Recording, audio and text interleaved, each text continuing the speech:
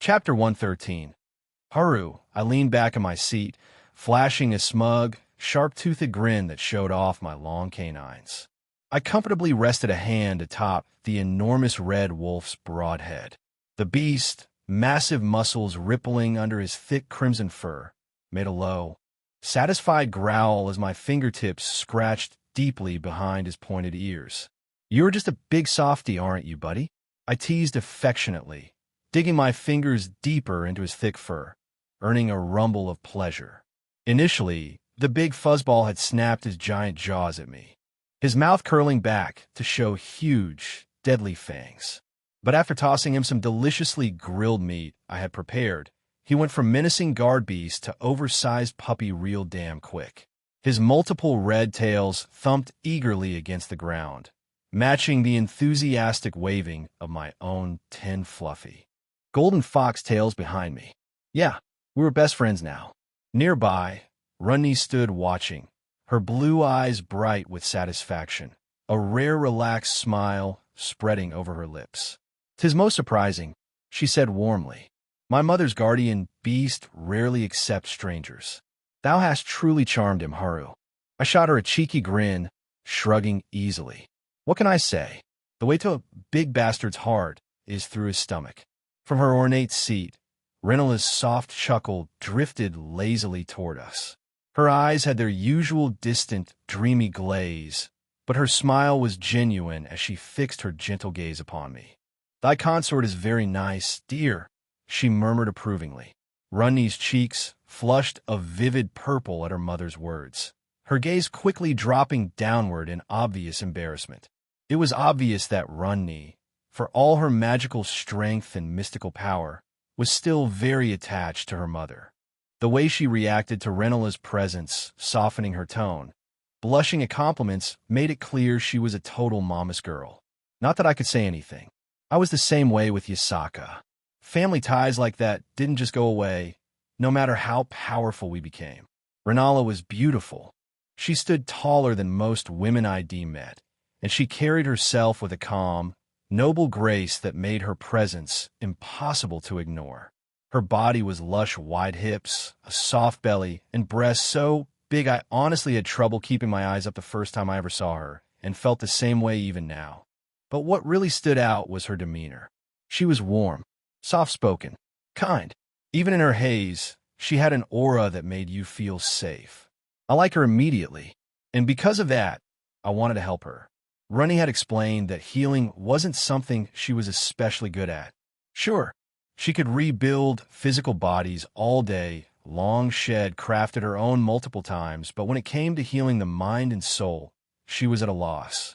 Renala's trauma wasn't just mental. It had scarred her soul, warped her thoughts, left her drifting in that glassy, detached state. That's where I came in with my soul food. I carefully began setting up my cooking equipment in the very center of the vast room, arranging each piece neatly on the polished floor. Pots, pans, utensils, and spices were spread out methodically around me. I grabbed a large mixing bowl and began preparing the seasoned flour for the fried chicken, adding salt, pepper, garlic powder, paprika, and a pinch of cayenne. Beside me, the sound of sizzling oil slowly came alive as it heated in a heavy, cast-iron skillet. As I seasoned the raw chicken pieces, I glanced up to see Runny hovering very close to my workspace, leaning in slightly. Her cute nose was scrunched up, and her delicate eyebrows were knitted together with clear skepticism. "What is this odd concoction thou art making?" she questioned softly, eyes filled with wary curiosity. "It's fried chicken, mashed potatoes, and gravy," I explained patiently, turning to smile warmly at her doubtful expression. "Trust me, Runny, your mama's gonna love this." Runny's nose remained adorably scrunched as she continued to observe my actions. "Fried bird meat and mashed tubers?" She shook her head slightly, her voice filled with gentle doubt. "This seems most unusual for a royal meal." Laughing softly, I nodded understandingly. "Trust me, it'll be delicious. Soul food, you know. It's warm, hearty, and makes people feel good inside. It's exactly what your mother needs." With confident motions, I carefully dredged each piece of chicken through the flour mixture, ensuring they were thoroughly coated, and placed them gently into the hot oil. Immediately, the loud, satisfying crackle filled the room. Runny jumped slightly at the sudden noise, stepping back momentarily before cautiously leaning forward again. "It smells surprisingly good," she admitted quietly after a moment, her expression gradually shifting from skepticism to cautious optimism. I smirked playfully at her acknowledgement and continued working. Next, I peeled several large potatoes, cutting them into even chunks before placing them in a pot filled with boiling, salted water. As they began to cook, I prepared the gravy, whisking flour into the drippings from the chicken to form a rich roux. Slowly, I added stock, stirring continuously to prevent lumps and create a smooth, savory sauce. The aroma became increasingly mouth-watering, filling the entire grand hall. Even Runny's initial hesitation seemed to fade completely as she moved closer, watching my every move with genuine fascination. That's right, she hadn't ever joined me in the kitchen yet. She only watched from afar, in another dimension, or the other side of the bar counter in the foxhole. I turned toward Runny, catching her gaze and smiling warmly. "Hey, Runny, want to help me out a bit?" Her pale blue cheeks instantly darkened to a deep purple hue, eyes widening slightly as she started nervously fiddling with all four of her delicate blue arms, clearly uncertain. "I am not very skilled within the kitchen," she murmured hesitantly, her voice soft and unsure. I stepped closer to her, placing a comforting hand lightly on her lower back. "You'll do great," I reassured gently. "Here, let me show you." Guiding her carefully to the counter, I positioned myself directly behind her, close enough to feel the cool softness of her robe's brush against me. Reaching around her, I took hold of her hands, placing them on the potato masher and gently demonstrating the right motion. "Just press down firmly and give them a nice twist," I instructed, my voice soft and encouraging. Runny hesitantly followed my directions, her slender fingers gripping the masher as she slowly pressed down, glancing back at me for reassurance. "You're doing perfect," I praised warmly, my chest lightly pressing against her back as I continued guiding her motions. Suddenly feeling bold, my hand drifted slowly downwards, resting gently against her side. My fingers lightly held her through the soft fabric of her robes, marveling internally at how perfectly plush it felt beneath my touch. "Wow, it's so soft," I murmured quietly, squeezing gently again. Runny stiffened sharply, her entire body tensing against me. Her voice came out in a sharp whisper, embarrassment flooding her tone. "Hazu, mine consort. Cease at once. My mother is right there. But I didn't want to." "You two look so very adorable together," Renala spoke up from nearby in that soft voice of hers. Runny let out an embarrassed squeak. A few minutes later, I leisurely stroked the thick, coarse fur of the massive red wolf sprawled contentedly beside me. Noisy crunching of bones filled the air as he eagerly worked through the leftovers of our Southern-style meal. With every bite, the beast emitted a low, satisfied rumble, his multiple tails swishing lazily against my legs. My attention drifted back to the dining table where Runny and her mother, Renala, sat delicately savoring fried chicken with their fingers, carefully dabbing away any stray grease or crumbs with dainty napkins. It was amusing to watch two members of royalty attempt to maintain poise and dignity while indulging finger food. Runny's blue cheeks occasionally flushed with embarrassment when she caught me watching her struggle to eat neatly. "Hey, Runny," I called out casually, my fingers gently scratching behind one of the wolf's enormous ears. "Where exactly did you two get this handsome beast? He's seriously impressive." Runny paused mid-bite, setting down her piece of chicken with a quiet sigh. Her expression darkened slightly, delicate features tightening into a faint scowl. "This red wolf belonged to my father, Radagon," she said bitterly, her tone noticeably colder. Her gaze shifted downwards, her four delicate arms folding protectively around her waist. "He left us, abandoned mother and me. He chose to pursue his twin sister, that traitorous harlot, instead." "Seriously? He left her stacked mother for someone else." His own sister, in fact?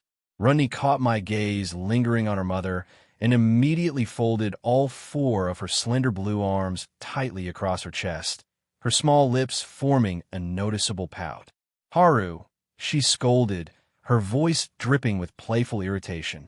Thou art clearly entertaining some exceedingly rude thoughts regarding my mother. My cheeks heated instantly, embarrassment washing over me in a quick wave. What? No, I was just before I could finish my weak defense. Renala interrupted with an unexpectedly clear and commanding voice. Now, dear daughter, she said softly but firmly, the dreamy haze entirely gone from her eyes. Those golden eyes now held a sharp, alert focus, fixed directly on me with a sly sparkle. I don't mind at all. It's been far too long since a handsome young man has entertained such thoughts about me. A stunned silence filled the room as Runny and I both stared at Renala in shock. Runny's expression shifted rapidly from surprise to joy, her eyes widening, her pout dissolving into genuine wonder. Mother? Runny whispered, disbelief coloring her tone. Thy mind, it seems. Renala smiled gently, her lips curving warmly. Yes, my darling, she confirmed softly, reaching out gracefully to place a reassuring hand on Runny's shoulder. I feel better than I have in many years. Perhaps we owe some thanks to thy beloved Haru and his delightful cooking. Suddenly Runny was standing right next to me, her delicate blue face inches from mine. Before I could even blink in surprise, she flung all four of her slender arms around me, wrapping me in an unexpectedly tight and warm embrace. I felt the full softness of her body pressed firmly against me. I stood frozen for just a moment, caught off guard by her sudden teleportation and the sheer intensity of her hug. Then my tails reacted instinctively, curling affectionately around her, pulling her even closer. Thank thee, Haru, she murmured softly into my chest, her voice thick with sincere gratitude. Thou hast helped heal my mother's mind in ways I never imagined possible. Then an even larger pair of arms wrapped around us, lifting us both off the floor as Renala joined in on the hug. Yeah, this was turning out to be a good day. Yasaka's 12 fluffy golden tails waved energetically behind her, each movement radiating the immense excitement she felt bubbling inside. She had difficulty containing the broad, delighted smile that continuously crept onto her face as she gazed down at the two lovely red-headed fox girls seated formally in front of her. Both young women were fidgeting subtly in their traditional Saiza positions, their red fox ears pressed back sheepishly against their vibrant hair after sharing their embarrassing revelation. Looking closely, Yasaka noted with amusement how strikingly similar they appeared, almost like perfect mirror images. Kushina Uzumaki's transformation into a demon fox had brought her appearance uncannily close to that of her daughter, making the two look like identical twins. So, Yasaka began, leaning forward slightly with an eager grin, her generous chest barely contained within her lavish robes. When exactly did you two discover this delightful news?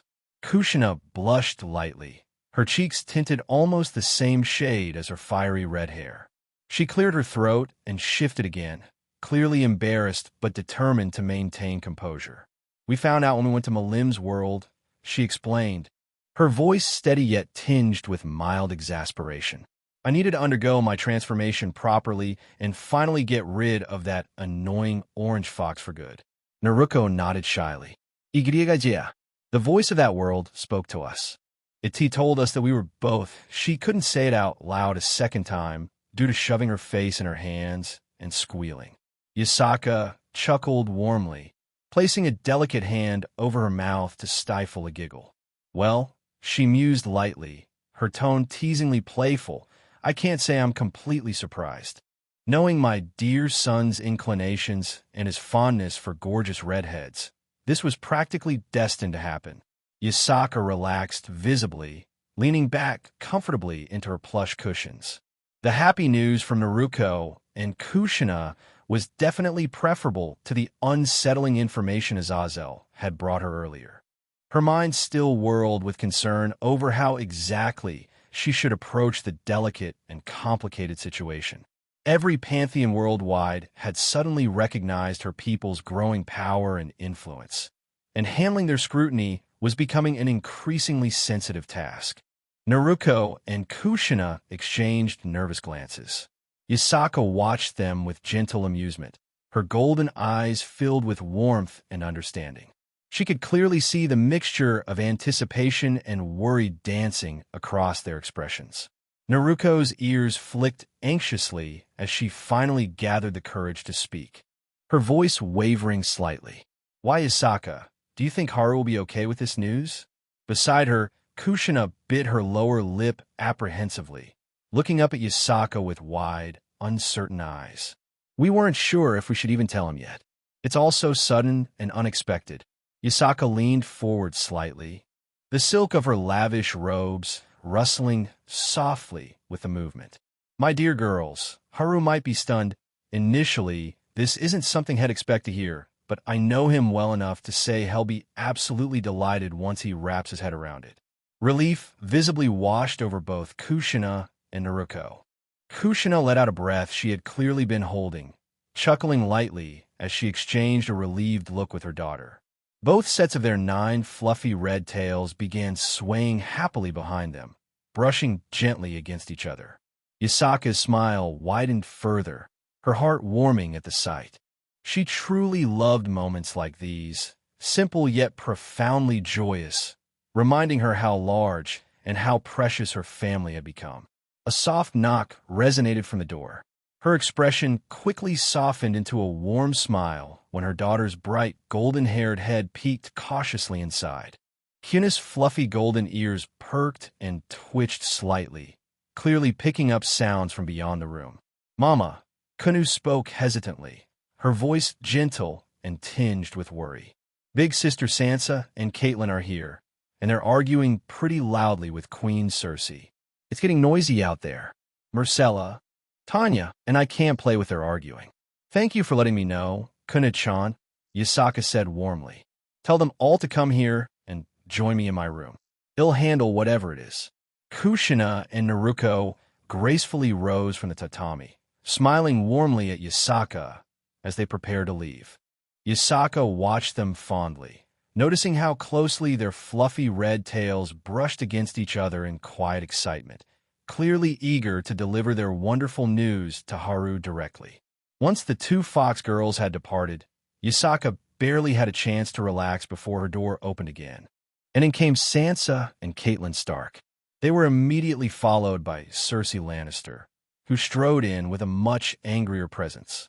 Yasaka sighed internally at the visible tension. Cersei's emerald eyes were practically blazing, locked fiercely onto Sansa and Catelyn as though she were moments away from exploding in anger.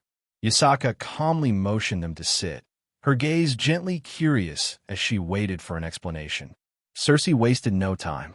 "A big problem has arrived in Westeros," she snapped sharply, her voice edged with barely contained fury. "That upstart bitch Daenerys Targaryen. She has 3 dragons and an army of savage barbarians and eunuch slaves. She has landed on the shores of my former husband's homeland and has proclaimed herself Queen of Westeros.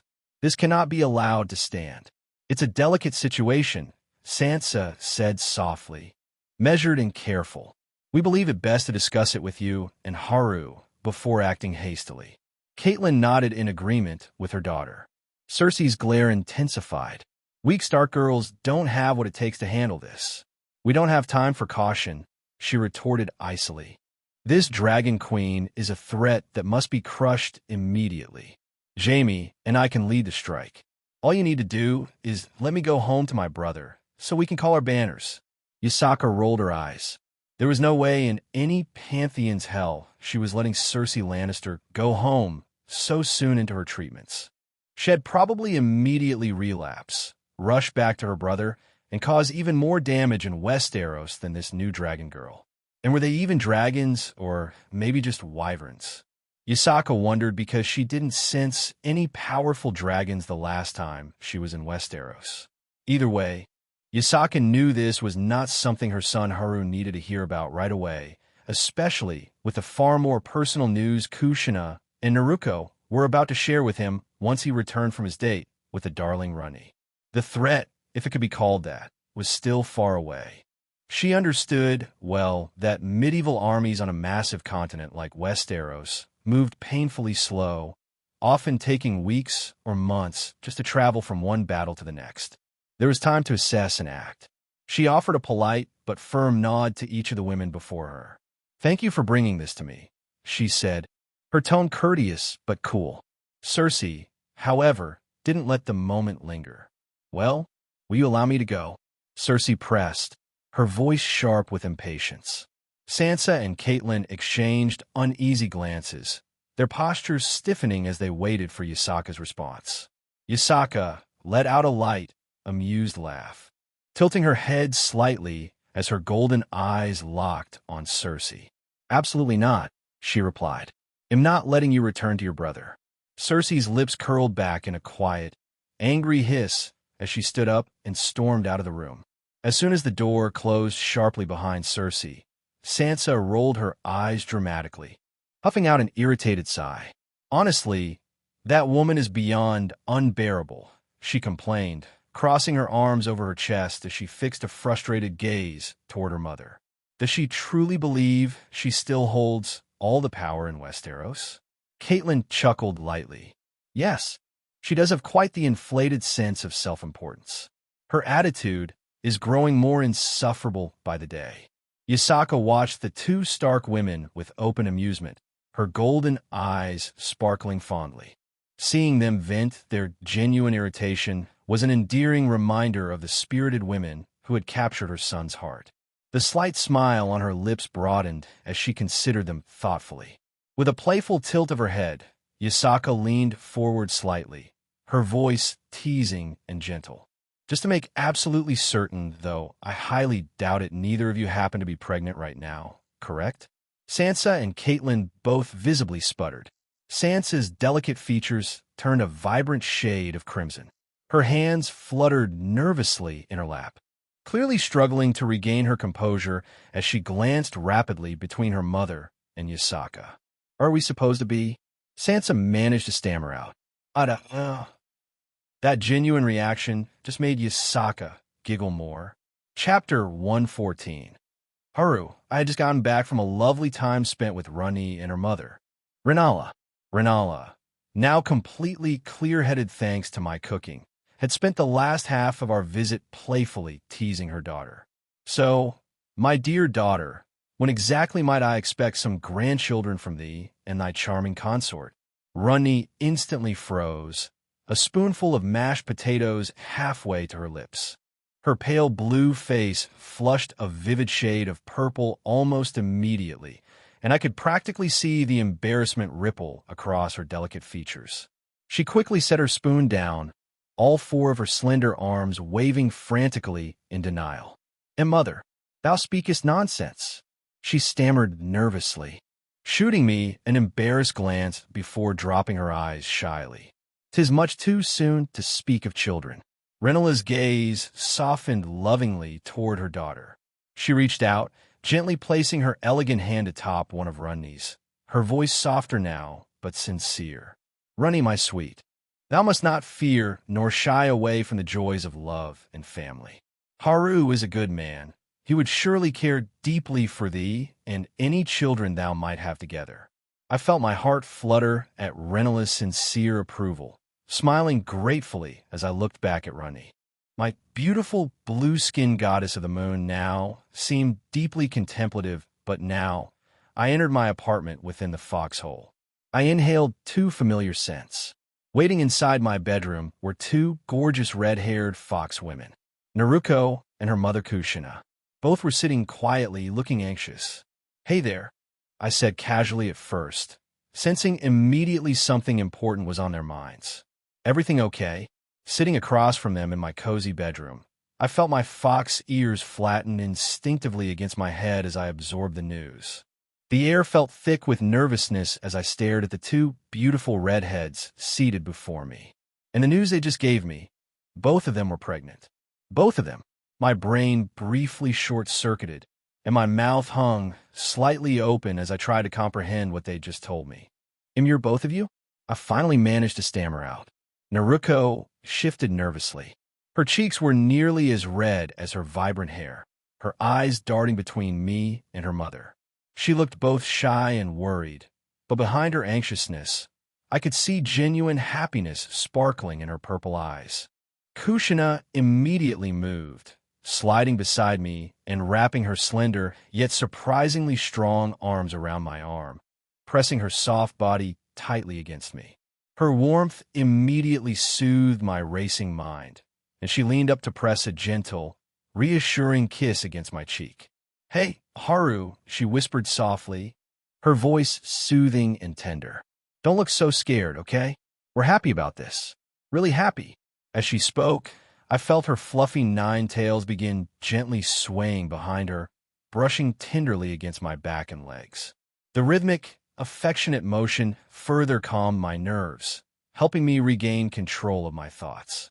Naruko's ears perked slightly as she finally found the courage to speak, though her voice trembled a little with anxiety. I didn't think it would happen so soon.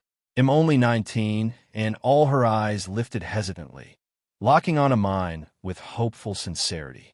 "But I'm really glad it's yours, Haru. I wouldn't want it to be anyone else's."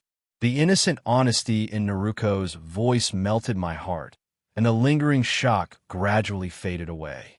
My tails moved on their own, gently curling around both women as an instinctive display of affection. Kushina nuzzled her face softly against my shoulder, her warm breath brushing my skin as she spoke again, quieter this time. "And I'm over the moon about this too, Haru. This is a wonderful blessing. I always wanted a baby, Databang." Slowly, a smile stretched across my lips, and my ears gradually perked back up as I finally relaxed. You really surprised me. You know that?" I murmured affectionately, feeling a bit silly for my initial reaction. Naruko giggled softly, relaxing visibly when she saw my smile. "Yeah, well, you should have seen our faces when we found out." She teased lightly. "I'm really glad you both feel this way. I know I look pretty shocked, but trust me, I'm incredibly happy too." Kushina sighed softly. "You had me worried there for a second," she teased gently, her voice playful yet filled with relief. "I was afraid would have to chase you down." I laughed openly at that, imagining the two fiery redheads chasing me across Kyoto. "Believe me, I'd never dream of running away from you two," I assured, squeezing her soft waist affectionately. Naruko shifted, moving closer so she could sit comfortably on my other side. Her 9 fluffy tails joined Kushina's. "Well, I'm glad," Naruko said softly, her cheeks still lightly flushed. "Because, honestly, I was pretty scared when I first found out." But now her delicate hand hesitantly reached for mine. "Now I feel excited. I can't wait to see you become a dad, Haru." The sincerity in her voice touched something deep within me, and I couldn't help but grin brightly. "A dad, huh?" I murmured softly, my chest tightening warmly at the thought. "I like the sound of that." Kushina playfully nudged me with her elbow, her violet eyes sparkling mischievously. "Oh, you'd better get used to it quickly, Haru. You're going to have your hands full with some new arrivals soon enough." Although not that soon, thankfully. Kitsune pregnancies were actually longer than human women, around a full year. I smirked back confidently, reaching up to gently stroke Kushina's soft hair. "I think I'm more than capable of handling you two," I teased lightly, enjoying the way her blush deepened at my touch. "I'd be happy to prove that again to both of you," I finished. Kushina smacked my arm and rolled her eyes playfully. "Yes, you certainly are, and that's what got us here in the first place." I couldn't quite disagree with that. Needless to say, the big news spread through the girls' chat group with each other. I barely had time to process it myself before I found my small apartment swarmed by excited, beautiful women. My lovers all seemed to burst through the door one after another, eager to congratulate the newly pregnant duo. It was honestly heartwarming, seeing how quickly everyone came together to celebrate. Amidst all the excitement, however, I had definitely noticed a few looks thrown my way. Sansa and Caitlin were especially unsubtle about it.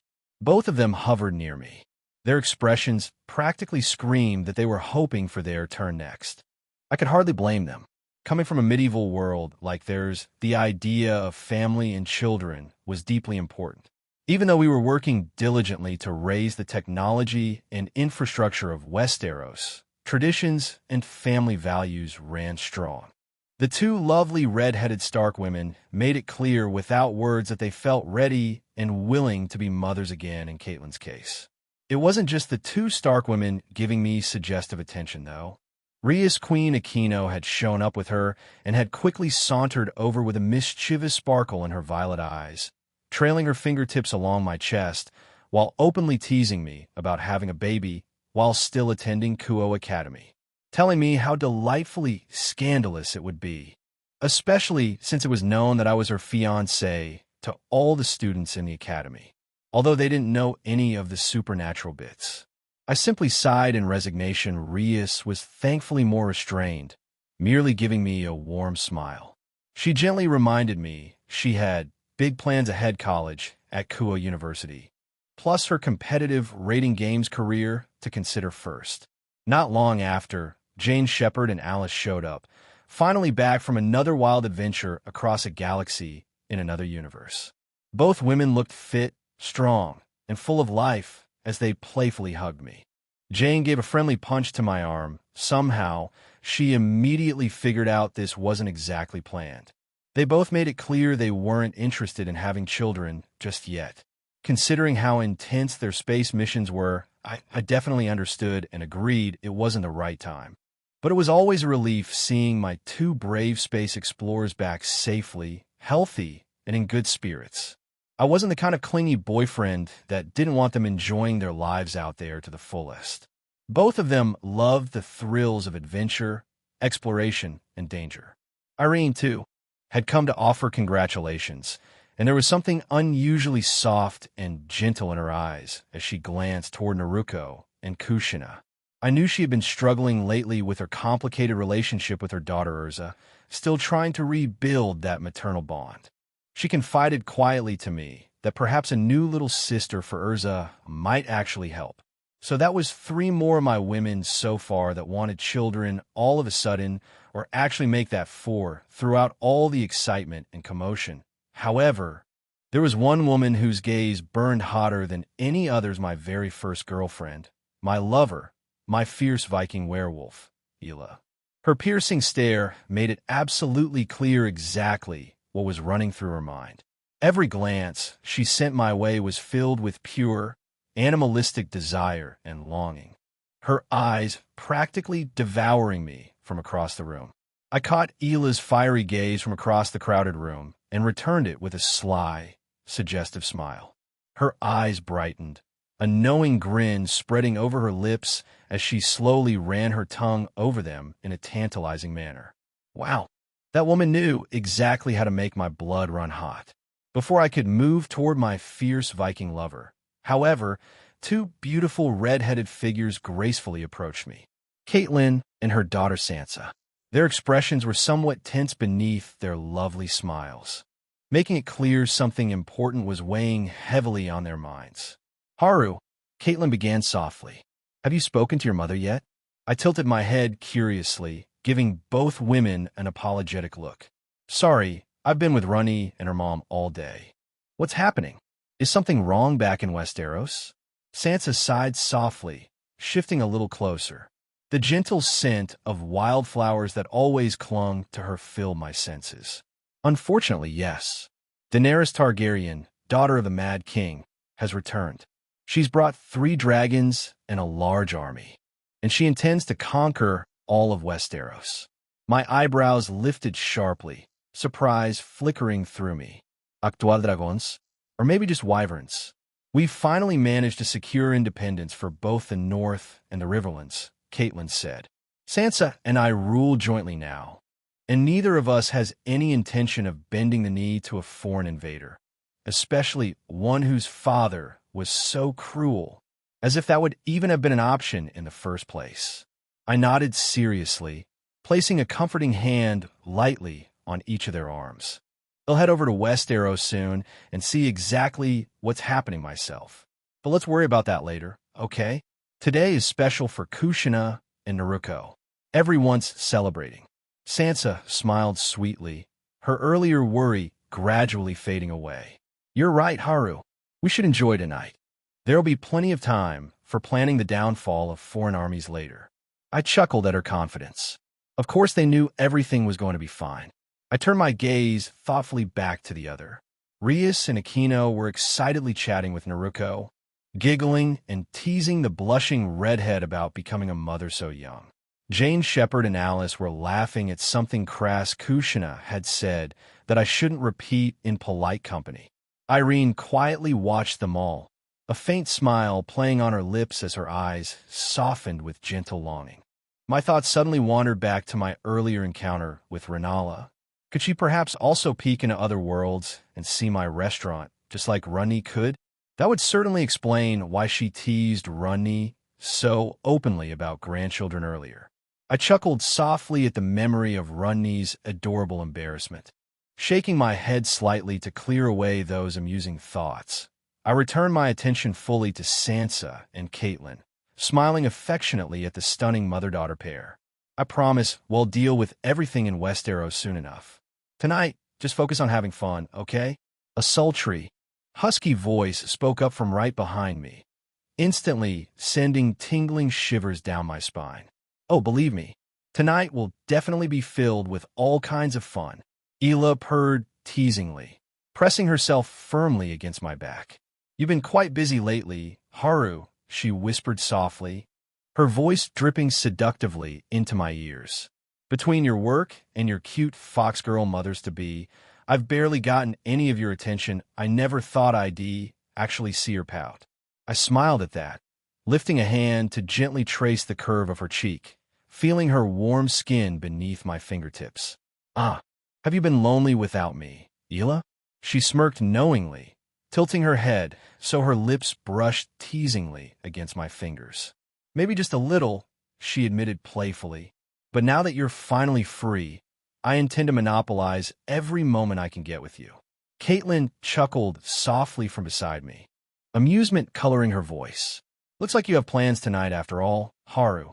Ela glanced mischievously over at the two Stark women, a suggestive grin forming slowly on her lovely face. Don't think I haven't noticed you two eyeing him up all night. She teased openly. Perhaps we should share him? Sansa's cheeks instantly flushed a deep, vivid crimson at Ela's bold suggestion, her eyes widening adorably as she sputtered shyly. Oh, I mean Caitlin, however, looked surprisingly intrigued, an amused sparkle flickering within her eyes as she considered the tempting offer. Ela laughed softly, her arms sliding confidently around my waist as she pressed herself even closer, her enticing warmth making my thoughts rapidly drift into a heated haze. Don't worry, beautiful ladies, she purred seductively toward Caitlin and Sansa. Tonight, there's plenty of Haru to go around. The next day, I stood confidently in the grand throne room of the Red Keep, my numerous golden tails swaying lazily behind me, clearly drawing the attention and wary gazes of everyone present. It was obvious they hadn't seen someone like me before. Not surprising. Directly in front of me, Jaime Lannister, Cersei's twin brother, glared at me. He was sitting atop the Iron Throne. Despite being the king, it didn't look like he had been enjoying it. Who the hell are you? And more importantly, what are you? Jaime growled, his voice edged with suspicion and hostility. Around him, several Kingsguard knights moved into defensive positions, their armor clinking softly as they drew their swords with caution. Their wary gazes shifted nervously between Jaime and me, clearly unsure if they could handle someone they didn't even understand. I had no intention of hurting any of them, but I wasn't intimidated either by mundane humans with swords. In the corner of my eye, a bald man dressed in rich robes, likely Varys, whispered urgently to a nearby servant. Clearly some kind of demonic entity, he muttered, visibly shaken. I rolled my eyes dramatically in response, not even bothering to acknowledge him further. Humans could be annoyingly superstitious. I casually stepped forward, my expression calm and confident as I addressed Jaime directly. My name's Haru. am a prince of the yokai and the betrothed to Caitlin and Sansa Stark, the queens of the North and the Riverlands. I paused, smirking slightly as his scowl deepened. Oh, and I'm also the guy who took your beloved sister Cersei and her lovely daughter. Well, technically my adorable little sister Kunu had taken Myrcella under her wing first, but that was just semantics. I watched Jaime closely, anticipating his reaction. How dare you? He shouted. I did dare. That is correct, I said with a shrug. His green eyes flashed dangerously, his nostrils flaring in barely contained rage. Did you kill them? Jaime snarled. The Kingsguard knights tightened their grips on their swords, ready to attack on Jaime's word. I simply chuckled, holding up one hand dismissively. Relax. I didn't kill your crazy bitch sister, nor did I harm your your niece. The slip-up was entirely intentional, and I smirked with satisfaction when Jaime's face paled visibly. His eyes widened for just a fraction of a second before narrowing again into a fierce glare. I grinned openly at him. Oh, don't look so surprised. Everyone knows the truth about you two. Both Cersei and Myrcella are fine and perfectly safe. Jaime clenched his jaw, visibly struggling to maintain control over his temper. What is it you want, demon? He demanded, spitting out the last word as though it were poison. I sighed dramatically, clearly unimpressed by his bravado. First of all, I'd appreciate it if you dropped the whole demon nonsense. I said I was a yokai. I added, I have never heard of that race. He spat back. I moved on. I could send you a book later. Yes. Technically, from his perspective, I was totally a demon. But he didn't need to believe that. Now, where was I? All right, I just stopped by to give you a heads up. I came to talk about Daenerys Targaryen. She's brought 3 dragons and an army. She intends to conquer all of Westeros. I tilted my head slightly, my expression serious now. I'm obviously not going to let that happen. My future queens certainly won't be bending the knee to her. Jaime's scowl softened just slightly, his tension easing a bit as he finally nodded in reluctant agreement. At least we can agree on that much, he grumbled quietly. I nodded firmly. Good. That'll make things easier. Jaime's friend Bronn was a funny guy. I immediately liked him. He stood next to us, sweating visibly, looking around with a mixture of disbelief and anxiety as the 3 of us faced down an entire invading army that sprawled across the beach. Above us, 3 massive dragons circled in the sky, their wings beating with powerful strokes, causing gusts of wind to blow sand and debris across the battlefield. Yeah, there wasn't any point wasting time, so ID simply grabbed Jaime and his single chosen guard Bronn and teleported the 3 of us directly to the shores of Westeros, right where I sensed a large gathering of people. Yes, my senses could extend that far. I usually just didn't use them because it was sensory overload. I had no idea how Runny did it all the time. As far as I could tell, we were in the Stormlands region, though admittedly my knowledge of Westeros was still limited to mostly Sansa's and Caitlyn's territories. This isn't exactly how I planned to die, Bronn muttered nervously, his voice shaking just a little as his eyes darted between the dragons and a massive army disembarking from hundreds of ships lined up across the shoreline. Jaime, despite his initial rage and suspicion towards me, was making an obvious effort to remain calm and dignified. I could see tension in his jaw, his grip tight on the pommel of his sword with his remaining hand, as he tried to project confidence and bravery. It was almost admirable. Lesser men would have been pissing themselves in fear. Relax, both of you, I said confidently, my fluffy tails swishing lazily behind me. They're busy getting off their boats right now. Good timing. They can hop right back on and leave peacefully. Bronn barked out a startled laugh, glancing at me incredulously, clearly wondering if I was joking or completely insane. I like that enthusiasm, he said sarcastically, wiping his brow. Too bad that the giant fucking army that will probably kill us first, and then feed our corpses to their dragons as snacks. I turned to face him fully, my golden eyes glowing slightly with amusement. I could slaughter this entire army in the blink of an eye if I wanted. Even gods fear me. My voice became a little bit colder for a moment. Bronn's eyebrows shot up, his eyes widening dramatically. He turned to Jamie, clearly reassessing our odds. "Oh, well, never mind then," he exclaimed cheerfully, instantly looking much more relieved. "I like our odds a lot better now. Say, friend, it just so happens I'm in the market for a new boss. What do you say?" Jamie let out an exasperated sigh. "Really, Braun? You choose now to betray me?" Braun just shrugged shamelessly, a cocky grin spreading across his rugged face. "I go where the wind blows and the coin flows," said Jamie. "And it sounds like our fluffy friend here has plenty of power and, I assume, coin to spare." I chuckled at his straightforward attitude. Yeah, definitely a funny guy. The enemy soldiers were noticing us now. A few scouts on horseback rode cautiously towards us, weapons drawn. Their eyes filled with confusion as they took in my unusual appearance, the fox ears, the 10 golden tails lazily swaying behind me, and the casual, unconcerned stance I had, despite standing in the open against a massive invading army. "All right," Jamie said, his voice dropping low and tense as the soldiers approached. "How exactly do you plan on handling this, Haru? And can you actually back up what you're claiming?" I shot him an easy smile, stepping forward confidently, casually stretching my arms above my head. "Just watch and learn." As if sensing something wasn't right, the 3 dragons suddenly started acting strangely in the sky. They began circling erratically, releasing loud, anxious cries as their wings beat faster and more chaotically. Their massive bodies jerked in the air, visibly disturbed by a threat they instinctively recognized but couldn't understand. "A Prince Haru?" Braun gulped audibly beside me, his voice trembling slightly with growing panic. He stared skyward, sweat beading rapidly on his brow. "I think those scaly bastards just spotted us. Maybe now would be a good time to do your whole gods fear me thing."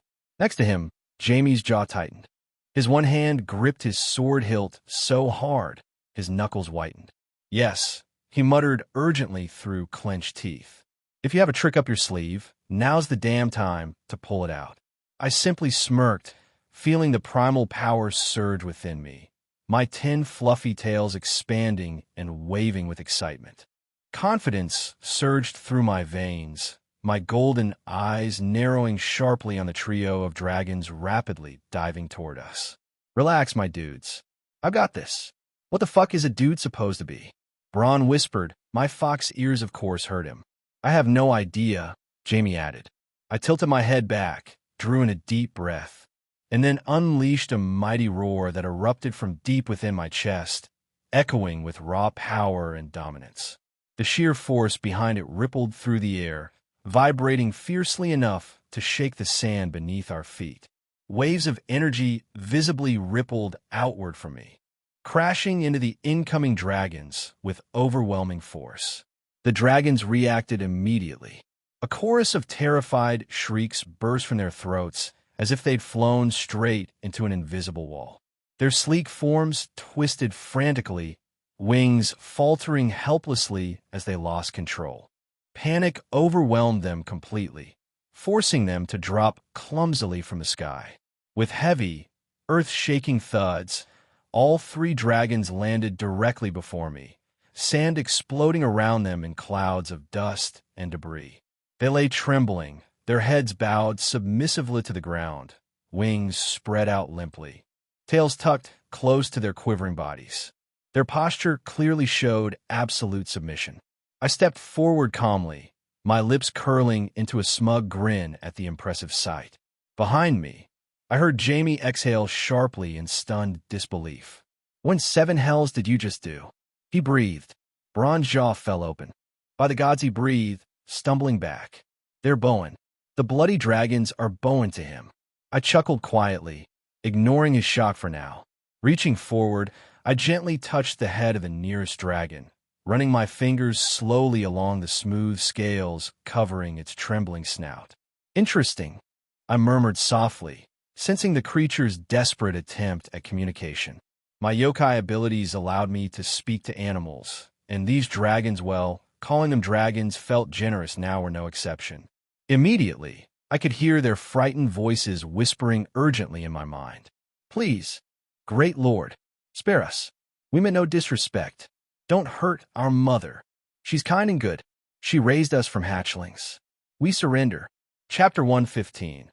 Haru, I honestly thought seeing 3 giant dragons bowing to me would be enough to make an entire invading army think twice before trying anything dumb. But apparently, I gave humans way too much credit. I shook my head slowly in disbelief as I watched hundreds of wild-looking riders start galloping toward us across the sandy beach. Their weapons were drawn, and they yelled fiercely, kicking up clouds of sand as they charged recklessly in our direction. Those crazy bastards are called Dothraki, Jamie shouted nervously beside me, gripping his sword so tightly his knuckles turned white. They're pretty much the craziest, most ruthless warriors in the world. They're pretty much just barbarians that have ridden around reaving and pillaging across Essos for hundreds of years. Braun gulped loudly, clearly panicking a bit as he took a half-step backward. Fantastic. Just my luck. Survive dragons just to get slaughtered by these maniacs, he muttered, glancing at me with wide, worried eyes. Can you roar at these nutjobs too? I shrugged and took a deep, calming breath, trying not to roll my eyes. Honestly, dealing with humans was becoming more annoying by the second. I inhaled deeply, filling my lungs with power and energy before letting out another ear-splitting roar.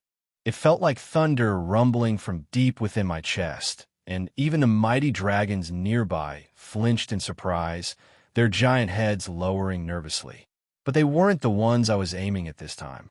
In front of us, the charging Dothraki riders suddenly screamed in shock.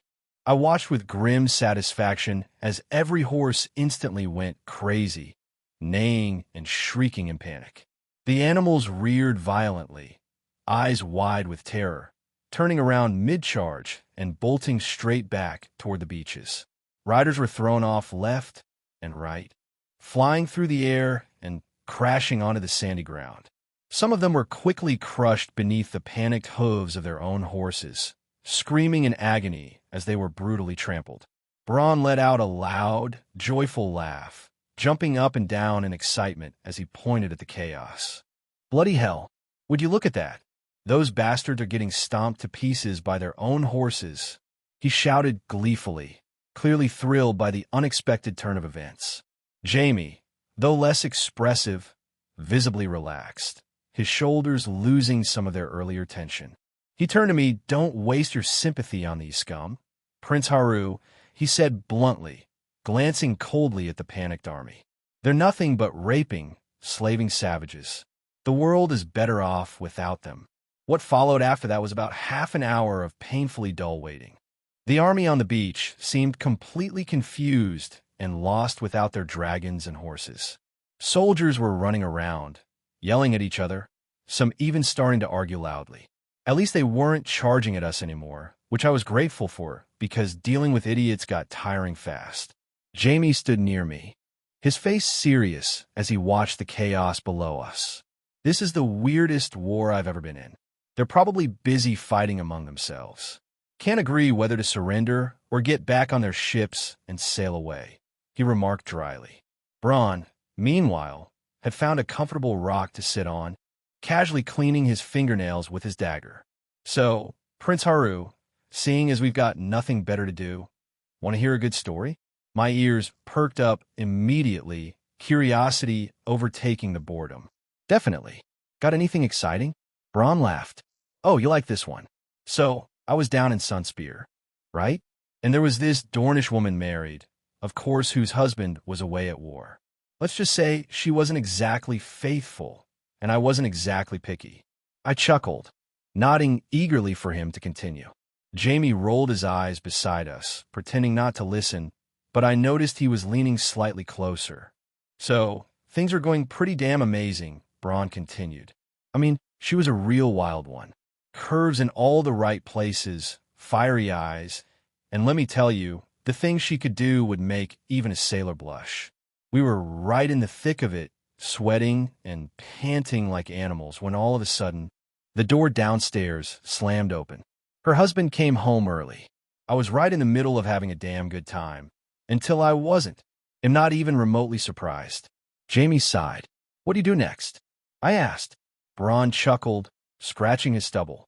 What any smart guy would do jumped out the nearest window. Only problem was I didn't have time to grab my clothes.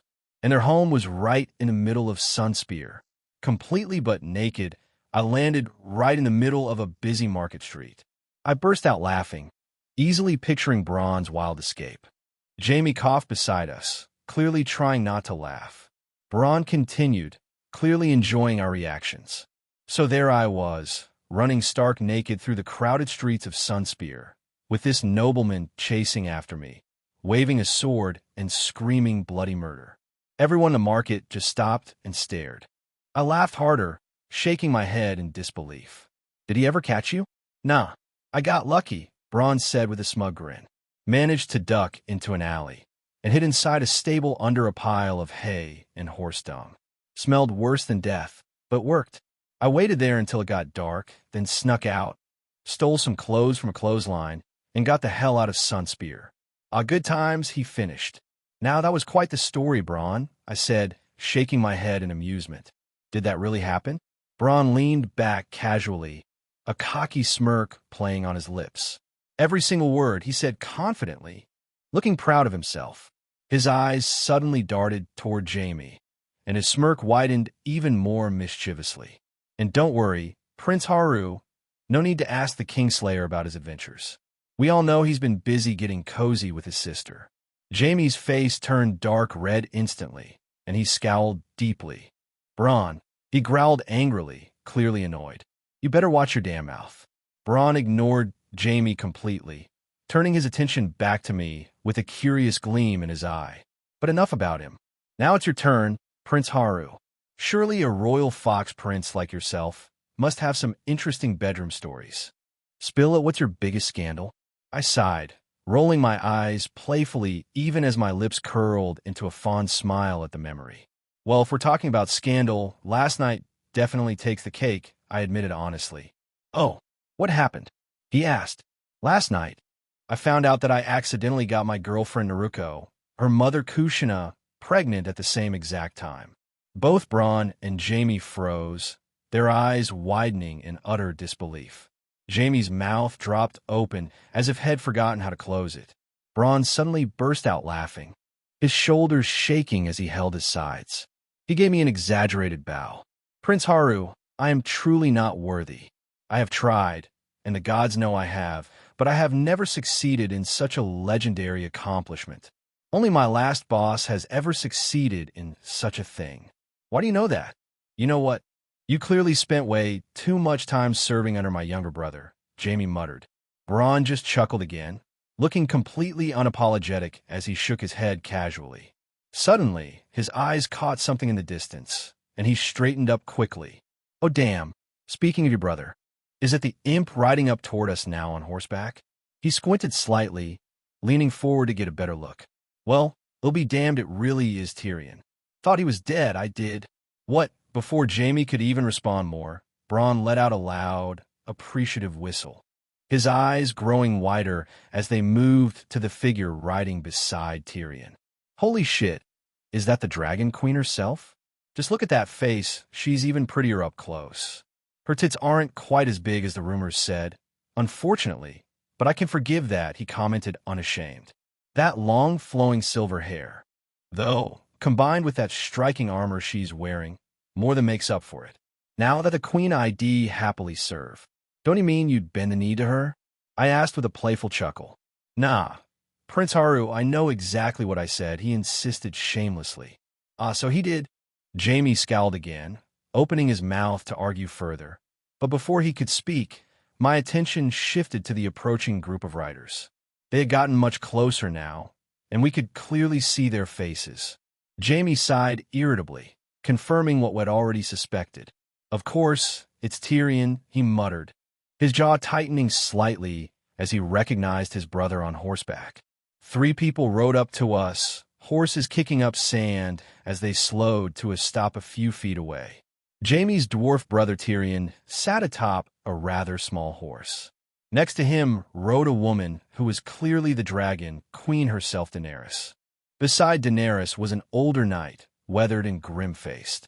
His eyes shifted repeatedly from Jamie, whom he openly glared at, to me, looking deeply suspicious and wary. He fidgeted nervously with his reins. I could practically see the gears turning in his head, trying to figure out just what the hell I was. Daenerys leaned slightly forward on her saddle, straightening her posture as if trying to project authority. Her expression hardened, masking any surprise she must have felt. "What exactly are you?" Daenerys asked me bluntly. "And what sorcery have you used on MY dragons?" She added with a very hostile tone. The dragons nearby shifted nervously on the sand, whining pitifully toward their so-called mother. They kept throwing worried looks my way, eyes wide with obvious terror. Their massive bodies trembled slightly, and their leathery wings twitched anxiously. They were clearly terrified, begging her not to upset the scary foxman monster. Of course, I was the only one there who understood what the dragons were actually saying. To everyone else, it sounded like sad, pitiful whimpering noises like puppies scared of thunder. Honestly, it was almost funny huge. Fearsome dragons acting like frightened little kittens. But Daenerys clearly didn't find it funny at all. Her pretty face hardened into a fierce scowl. Her violet eyes flashed angrily at the sound of her dragon's fearful cries, and she suddenly swung one leg smoothly over her saddle, dropping elegantly onto the sand. Honestly, the glare just made her look sexier. I had to give her credit. Most humans ran away when confronted with things they didn't understand. She didn't. She marched right toward me, never once losing eye contact. Behind her, the older knight looked panicked, like he wanted to reach out and stop her, but was too afraid to actually do it. Daenerys strode right up, stopping only a single foot away. She tilted her chin upward defiantly to meet my gaze, since I was taller than her. For a brief second, I glanced down, noticing again that Bronn had a point. Her tits weren't the largest, but that armor definitely hugged them nicely. She certainly knew how to present herself. Realizing I was probably staring a little too long, I brought my gaze back up to her eyes, noticing the furious spark in them. "What foul sorcery did you use on MY dragons?" Daenerys demanded fiercely, practically spitting out each word. Her voice was clear, loud, and angry as hell. "Release my children from your filthy mind magic immediately." I couldn't help but grin at her boldness. Honestly, fearless women always caught my attention. It took guts to confront a strange, ten-tailed fox demon who had just forced her dragons to bow down. From behind her, Tyrion quickly cleared his throat, leaning forward anxiously on his small horse. "Daenerys," he warned carefully, his voice tense. "Perhaps a bit more caution might be wise here. We don't yet know the full capabilities of this being. I just defeated her so-called dragons and that entire Dothraki horde simply by shouting at them." The older knight nodded quickly. "The imp is right, your grace," he added in a gruff voice, gripping the hilt of his sword anxiously. "I've faced many strange foes, but nothing quite like this creature. Please be careful."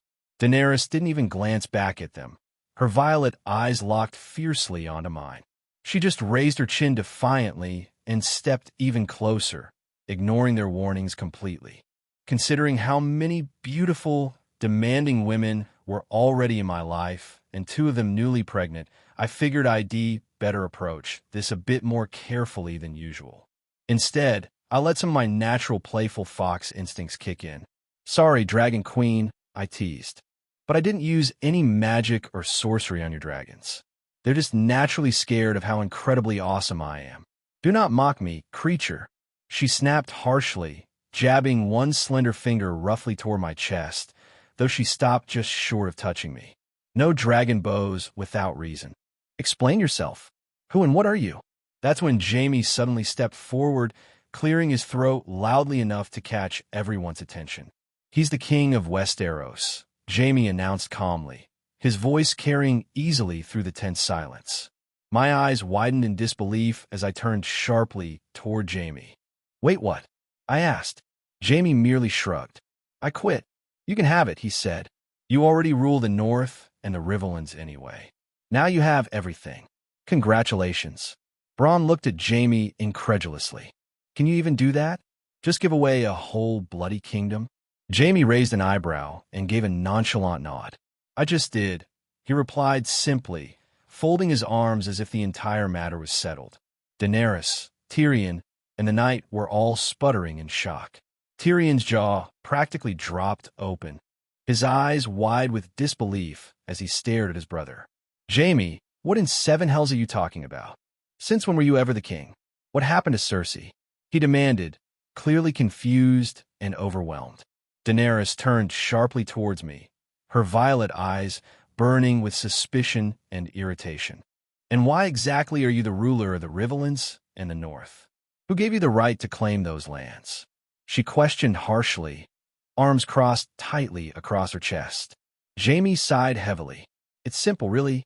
Haru here kidnapped Cersei, and after she was gone, I ended up having to take over the throne. Honestly, I never wanted the bloody thing. Daenerys shook her head sharply, clearly losing patience. This joke isn't funny, she snapped, her voice tight with irritation. Her violet eyes flashed dangerously as she glared between Jaime, Tyrion, and me, obviously not believing any of what Shed just heard.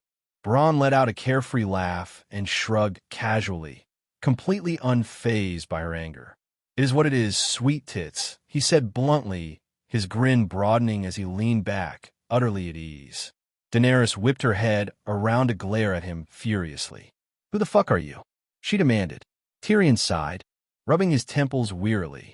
That's Bronn, he explained bluntly, not even bothering to hide his irritation at the mercenary's antics. He has a knack for saying the exact wrong thing at the exact wrong time. Bronn waved cheerfully at Daenerys. Hi, I'm Bronn, he said playfully, clearly enjoying her angry reaction. The older knight climbed down from his horse, looking pale and shaken. He stood there, staring at me with wide, bewildered eyes, clearly struggling to grasp the reality of what he was hearing. I could see the confusion and dread etched across his weathered features as he nervously adjusted his armor.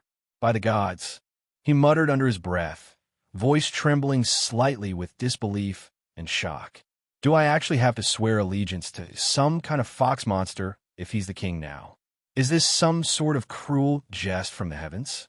He glanced around anxiously, as if hoping someone might reassure him that none of this was actually happening.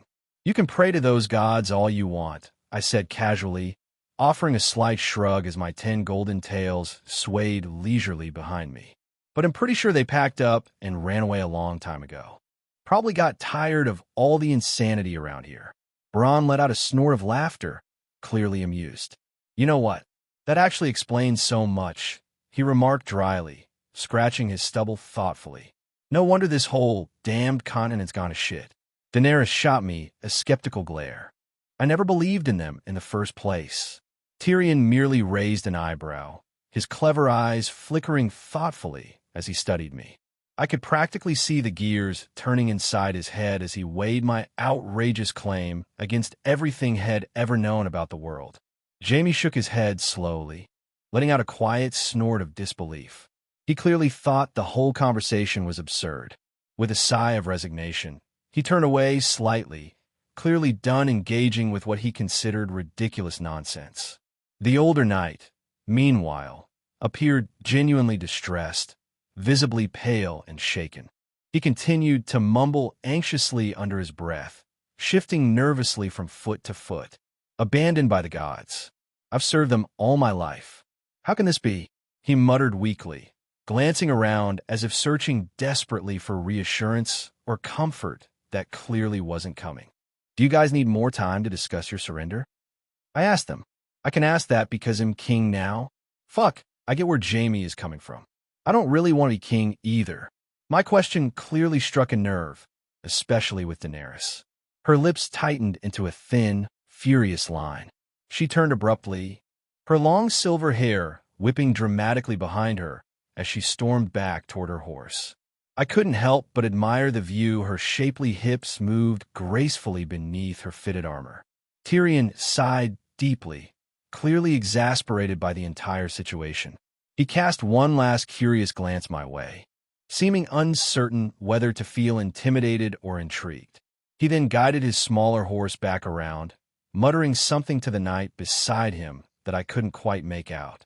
The older knight gave me one last wary, suspicious glare before climbing stiffly back onto his steed, his movements tense and rigid. He visibly hesitated, clearly unsettled about turning his back on what he saw as a dangerous unknown, but ultimately followed his queen's lead. Daenerys swung herself effortlessly back in her saddle, posture rigid and clearly annoyed. Her gaze briefly met mine, fierce and defiant. I offered her a playful wink in response, unable to resist teasing her just a bit further. Her cheeks flushed slightly, whether from anger or embarrassment, I wasn't quite sure, but either way, it was satisfying to see her so off balance. As their group rode slowly back toward their camp, I watched their retreat thoughtfully, my tail swishing lazily behind me. Jaime let out a tired sigh, shaking his head in resigned disbelief, while Bronn chuckled beside me, clearly amused. "Well, Prince Haru, you've certainly got away with women," Bronn remarked dryly, elbowing me lightly in the ribs. I laughed quietly, shaking my head. "Trust me, Bronn, sometimes making them a little angry just makes things more interesting." Bronn snorted, grinning broadly. "A man after my own heart," he said cheerfully. Daenerys stormed into the large canvas tent. She paced the soft carpet that had been laid out to cover the sand beneath, each step radiating her frustration. "Who in all the 7 kingdoms does that fox creature think he is?" She growled, her voice sharp enough to cut steel. Arrogant, smug, completely disrespectful. And yet, somehow, she paused abruptly, biting back the next words as an angry flush rose to her cheeks. Yes, he was handsome, but she still hated him. Tyrion sat calmly in a wooden chair, a goblet of wine held loosely in his hand. His clever eyes followed her movements, an amused yet wary glint in them. "Your Grace," he said slowly, carefully choosing his words, "it's undeniable the creature possesses immense power. Provoking him further may not be wise. Perhaps diplomacy. Daenerys snapped back, glaring sharply at her advisor. "He mocked me openly, Tyrion. He humiliated my dragons, my children, and he expects me to just accept it? No, I refuse." Ser Selmy, standing nearby, cleared his throat nervously. His face was pale, reflecting his continued unease from the earlier encounter. "My queen, if I may, caution is indeed advisable. This Haru, whatever he truly is, controls forces we've never seen." Daenerys halted her pacing and spun on her heels to face him, eyes blazing defiantly. "Forces?" He had my dragons quivering in fear, practically bowing before him like trained dogs. "Dragons bow to no one but me." Her voice rose sharply, raw emotion tightening her throat. Tyrion exchanged a quick, wary glance with Selmy before addressing her again, his voice softer this time, almost pleading. "Daenerys, perhaps we could try to find out more about this Haru." She glowered at him, arms tightly crossed beneath her lightly armored chest, clearly fighting a reluctant internal battle between pride and reason. "I hate to admit it," she finally said, voice barely above a whisper, "but he intrigues me as much as he infuriates me. How did he acquire such power? And how can we counteract it?" Varys suddenly slipped into the tent, startling them all momentarily. Had undoubtedly been lingering outside, shamelessly eavesdropping. Daenerys whirled around sharply, her eyes narrowing in suspicion. "Varys," she snapped irritably, clearly annoyed at being caught unaware, "just how long have you been standing out there, listening to us?" Varys merely inclined his bald head politely, a faint, knowing smile on his thin lips. "Your Grace, as always. I was merely gathering intelligence. It is my purpose, after all," he replied calmly, spreading his hands slightly in an innocent gesture. "Regarding this being known as Haru, the information I have managed to collect is both incredibly scarce and absurdly abundant simultaneously." Tyrion raised an eyebrow, skeptically, swirling the wine in his goblet thoughtfully. "That's rather contradictory, don't you think? Care to explain further, Spider?" Varys clasped his hands neatly before him, his expression carefully neutral, but his eyes glittered with intrigue. My little birds have returned with reports that stretch the limits of believability, he explained slowly, clearly savoring the attention. Some whispers claim that Haru is not merely a powerful being, but indeed a deity, an actual god. A god? Daenerys scoffed derisively, rolling her eyes with obvious disbelief. You cannot honestly expect us to believe such nonsense. And yet, Your Grace, there's more, Varys continued calmly, unperturbed by her skepticism. Some have even claimed Haru defeated and consumed the drowned god itself. A stunned silence fell over the tent. Selmy visibly paled, shifting uneasily as if such blasphemous talk physically distressed him. Tyrion sat back heavily in his chair, suddenly serious, and Daenerys stared at Varys, eyes wide with shock. Ridiculous, she muttered weakly, though the faint tremor in her voice betrayed her uncertainty. Surely those are mere wild tales, meant to frighten and confuse us. Varys sighed deeply, his usually unflappable demeanor showing rare signs of discomfort as he prepared to speak further. Unfortunately, Your Grace, there might actually be some truth to those wild tales. I have personally seen the remains of what many have claimed to be the drowned god. He admitted gravely, his voice barely above a whisper, as if afraid to speak louder might somehow invoke further trouble. It was a kraken, enormous beyond imagination, easily the size of a small island. The Ironborn, notorious for their resilience and savagery, have been strangely subdued and melancholy since its death. Their infamous rating has noticeably decreased. A heavy silence settled over the tent once more, broken only by Tyrion's awkward attempt at levity. Well, let's make sure Ashia doesn't hear any of this. She might start believing all our mad tales, and then where would we be? He quipped half-heartedly, clearly trying to lighten the oppressive mood. Because it's her ships we've all been sailing with, he finished weakly.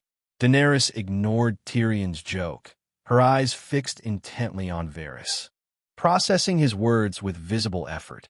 Finally breaking her silence, Daenerys exhaled slowly, the tension briefly leaving her shoulders before returning tenfold.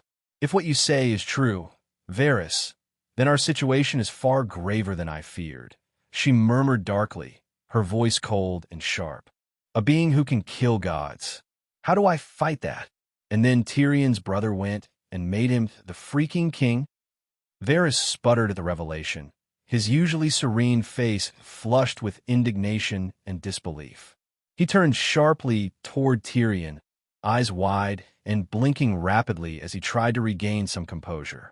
Jaime simply gave away the entire 7 kingdoms without a second thought. When? Around 20 minutes ago.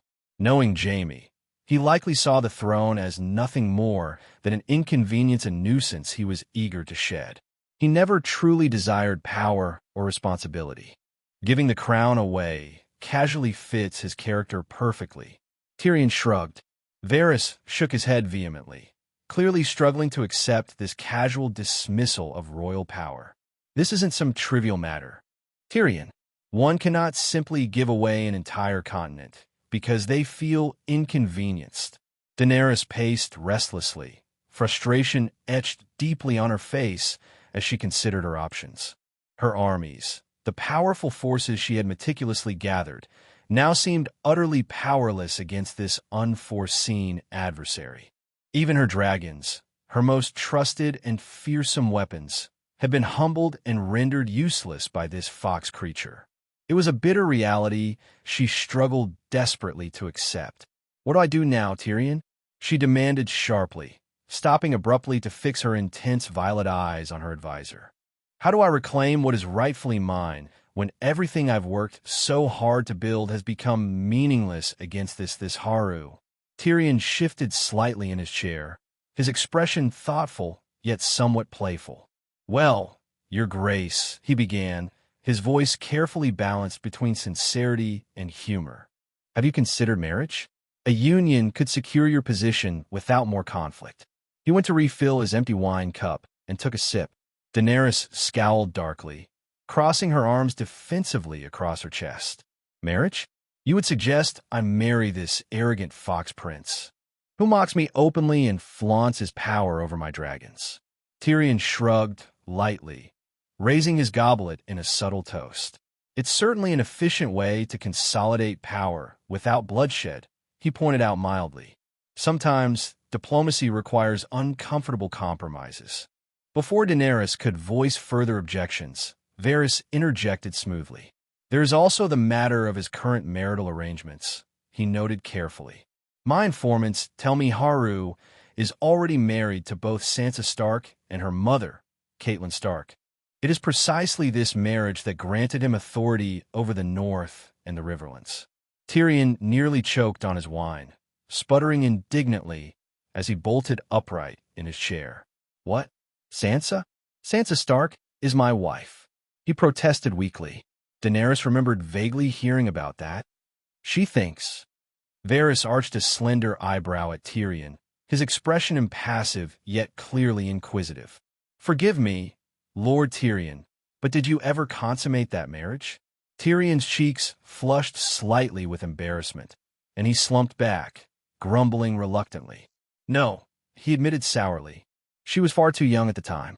Daenerys waved impatiently, cutting off Tyrion's grumbling with a sharp gesture. The question remains, she said firmly, her gaze unyielding, whether marrying this Haru is a strategy one could even consider. Varys inclined his head thoughtfully. It would certainly neutralize him as an adversary and solidify your claim in Westeros. But it would also mean sharing your throne and your authority with him. And some sister wives, apparently. Haru normally, in a situation like this, ID offered to cook up a meal, but since we had already eaten, we settled on simply relaxing in the sand. We found a sturdy log to serve as our makeshift table, and I conjured up a deck of cards to pass the time. Jaime initially welcomed the distraction. Unfortunately for him, the distraction soon turned into yet another source of frustration. Bronn, sitting across from us, smirked confidently as he shuffled the cards with practiced ease. His nimble fingers moved with deceptive simplicity, but I caught the subtle flicker of cards being cleverly hidden and rearranged. Not that I was any better, I subtly manipulated my cards with faint traces of fox magic, altering their appearances and values as needed. Jaime, completely unaware of our dual deception, stared down at his losing hand once again, a vein in his forehead visibly throbbing. Bloody hell, this is ridiculous, Jaime growled, throwing his cards down in disgust. I play cards with hardened criminals who cheat less than you two. Bronn chuckled, casually picking up Jaime's discarded cards and reshuffling the deck with a relaxed air. Come now, Sir Jaime, there's no shame in losing to superior skill, he teased, eyes glinting mischievously. Or in this case, superior cunning. I laughed softly, drawing another hand for myself and offering Jaime a sympathetic grin. Maybe your luck will change on the next hand, I suggested innocently, barely suppressing my amusement. Jaime narrowed his eyes suspiciously at us both, but sighed deeply, grudgingly taking up another set of cards. Luck? Luck abandoned me long before today, he muttered darkly, examining his cards with growing skepticism. You're kind of bumming me out, I told Jaime lightly. I reached into my magical storage space and pulled out a fresh, warm chocolate chip cookie. Its scent filled the air immediately, sweet and tempting. Here, have a cookie, I offered, holding it out to him with a friendly smile. Jaime eyed the cookie suspiciously for a brief moment, then let out a defeated sigh, reluctantly reaching out to accept it with his left hand, his one functional limb. Fine, he grumbled sourly, clearly still irritated but obviously tempted by the treat. He took a cautious bite, chewing slowly at first. Then, suddenly, Jaime's eyes widened dramatically in surprise, and he let out an exaggerated gasp, the cookie still half in his mouth. What in seven hells he began? But his words were abruptly cut off as his golden prosthetic hand suddenly loosened and fell to the sand below with a soft thud. Bronn jumped back slightly, eyes bulging in shock and alarm. What the fuck is happening now? He demanded, His usual composure shattered completely. "Just wait," I told him calmly, a smirk tugging at the corners of my lips as I watched Jamie's face intently. Jamie stared down at his right arm in astonishment, barely able to form words. From the exposed stump, new muscle began rapidly growing, sinew and flesh shooting outward with astonishing speed. The skin stretched and sealed seamlessly, covering the new, fully restored hand. "Holy fuck," Braun shouted, stumbling back even further, clearly overwhelmed by what he had just witnessed. Jamie flexed his fingers experimentally, mouth hanging open in disbelief. "Is this real?" he whispered hoarsely, his voice trembling slightly as he tested the strength and flexibility of his newly healed hand. "How did you magic cookie?" I answered simply, smiling with satisfaction at my handiwork. "It heals wounds, even old ones. Thought it might cheer you up a little." Jamie stared at me incredulously for a long moment, his eyes filling with a mix of disbelief and profound gratitude. Slowly, a genuine smile crept onto his face. "Thank you, Haru," Jamie finally said sincerely, clenching and unclenching his fingers repeatedly, clearly amazed by the sensation. "I never thought I'd have this again." Braun, still visibly shaken, finally composed himself enough to approach us cautiously, eyeing Jamie's new hand warily. "Any chance you've got more of those magic cookies, Prince Haru?" he asked hopefully, a greedy gleam in his eyes. I chuckled lightly, reaching back into my storage space and producing another cookie, which I handed to Braun. "Here, but don't get your hopes up," I teased playfully. "It only works on actual injuries, not your wounded pride after losing cards." Braun took the cookie eagerly, sniffing it appreciatively before shoving it in his mouth. He sighed dramatically in disappointment after swallowing. "Shame. I was hoping it would make me richer or better looking." Braun eagerly shoved the cookie into his mouth, barely taking the time to chew before swallowing. He paused for a moment, a peculiar look crossing his rugged face.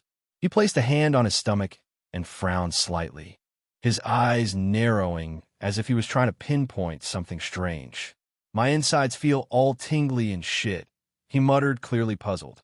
I chuckled lightly, not overly concerned, but mildly amused by his reaction. "You probably had some kind of hidden disease or something you didn't even know about. The cookie just healed it." Braun's eyes went wide in alarm, his voice rising slightly with exaggerated panic. "What kind of bloody disease could I have had without knowing? You trying to scare the piss out of me, Fox Prince?" "Relax," I laughed, waving off his concern casually. "It's probably nothing serious. Maybe just a small tumor or something equally mundane." Braun let out an exaggerated sigh of relief, rolling his eyes dramatically as he straightened up and brushed imaginary dirt from his armor. "Oh, just a tumor. Yeah, not terrifying at all. Thanks for the reassurance." Jamie snorted softly beside me, shaking his head with a bemused expression as he flexed his newly regenerated hand once more. "Consider yourself lucky, Braun. Whatever it was, at least it's gone now." Braun grinned, regaining his composure swiftly as he shot Jamie a cocky smirk. "Guess I gotta hand it to you. Jamie, your cookie trick wins. But don't think this means it'll let you win at cards." Jamie chuckled despite himself, glancing down fondly at his restored hand. The sound of approaching hooves disrupted the moment. We all turned our heads sharply toward the direction of the incoming riders. Jamie visibly tensed again, his healed hand instinctively reaching for the sword at his side. We could see Daenerys approaching again, but for some reason, she was completely alone this time. And she had changed her outfit? The afternoon sun highlighted every curve of her body as she rode towards us, her sleek white dress clinging to her like a second skin. It emphasized the modest swell of her perky breasts, which bounced gently with each step of her horse, and outlined her slender waist and rounded hips in tantalizing detail. Her legs, long and toned, stretched elegantly down the sides of her steed, the skirt of her dress riding up to reveal smooth, flawless thighs. She pulled the horse to a graceful halt, effortlessly swinging one leg over the saddle, allowing me a generous glimpse of her shapely thighs. As she dismounted, The fabric of her dress tightened briefly around her body, highlighting every tempting curve she possessed. Her movements were intentionally slow, seductive, and designed to captivate. Daenerys sauntered towards me, her violet eyes locked onto mine with an intensity that sent a thrilling shiver down my spine. Her lips curved upward slightly in a sultry, confident smirk, clearly aware of exactly what effect she was having on me. Her hair cascaded in silvery waves down her back, catching the sunlight and creating an almost ethereal glow around her beautiful face. She was undeniably gorgeous before, but now she looked breathtaking, practically radiating raw sensuality. Jaime shifted uncomfortably beside me, clearing his throat and pointedly looking away, clearly trying and failing to maintain a respectful distance from her provocative display. Bronn, however, openly gaped, his mouth slightly ajar as he drank in every inch of her approaching form with unabashed appreciation. Stopping mere inches away from me, Daenerys tilted her chin slightly upward, gazing directly into my eyes, her breath warm against my face. "Marry me, Prince Haru," she stated boldly. I blinked in surprise, momentarily taken aback by her sudden and blunt proposal. It wasn't every day a beautiful queen practically threw herself at me, especially after previously showing nothing but defiant hostility. I could feel Bronn's jealous stare burning into my back, and Jaime let out a low, incredulous grunt beside me, clearly disbelieving what had just heard. Still, as tempting as the offer was, and it was incredibly tempting, I knew my life was already complicated enough. My response was immediate and flat, almost startling even to myself. "No." Chapter 116 Haru. The words slipped out of my mouth before I could stop myself. Well, I guess I'm king now. Fuck. When I finally sat down, I immediately realized how uncomfortable the Iron Throne really was. Ugh. Humans wanted this chair? It was sharp swords melted together. How were they not constantly cutting themselves on it? I would be if I wasn't so impossibly durable. I shifted awkwardly, trying to find a position that worked with my 10 large foxtails. They bunched and twisted behind me. I could not help but sigh in frustration. Most yokai with tails preferred sitting on bar stools or chairs made specifically to accommodate our bodies. I glanced around the throne room and caught sight of the human nobles gathered there. Their faces were pale, and I saw nothing but shock and fear in their eyes. They whispered among themselves, their voices barely more than harsh hisses, but I could hear every word. They spoke in disbelief that a foreign monster was now the king. My ears, perched on top of my head, twitched at every insult and muttered comment. Of course, I heard all of their rude remarks. I straightened my back and let my tail settle as best I could. As I sat on the Iron Throne, the whispers of the nobles grew louder, filling the vast throne room with uneasy tension. I let my ears swivel and picked up every word, even those meant to be secrets exchanged behind gloved hands and upturned collars. "He cannot possibly expect us to kneel," one older lord muttered, his voice shaking just a little. "That thing is not even human. Look at those tails." A younger lady, her jeweled fingers trembling, whispered to her companion, "What will become of us now? What if he brings others like him from across the sea?" "The king is supposed to be a man of noble blood," another noble hissed.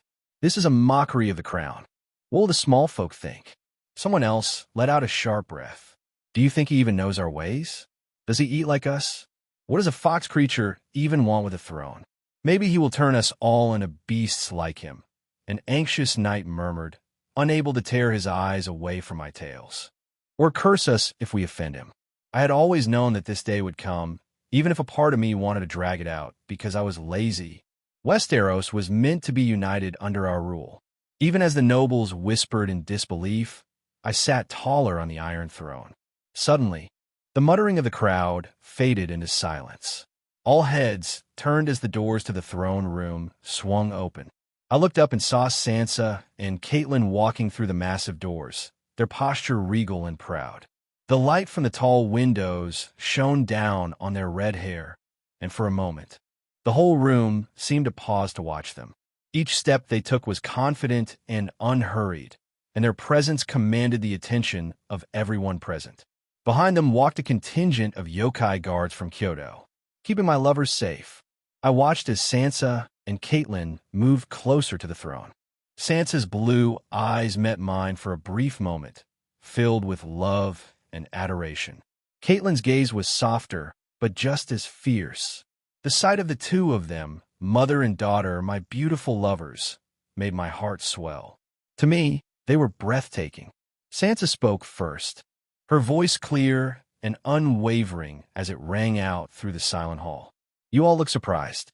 Did you truly believe Westeros could resist change forever? Caitlyn smiled, her expression warm but commanding.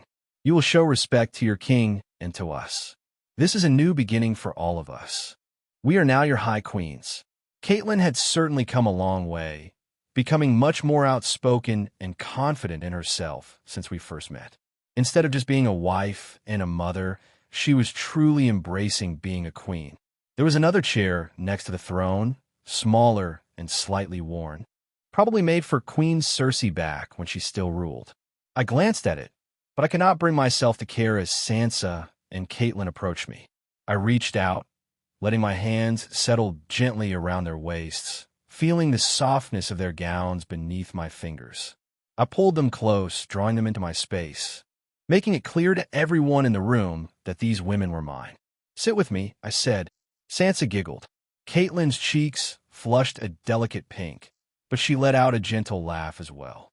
I reached out and pulled Sansa onto my right leg and Caitlyn onto my left, feeling the softness of their bodies settle against me.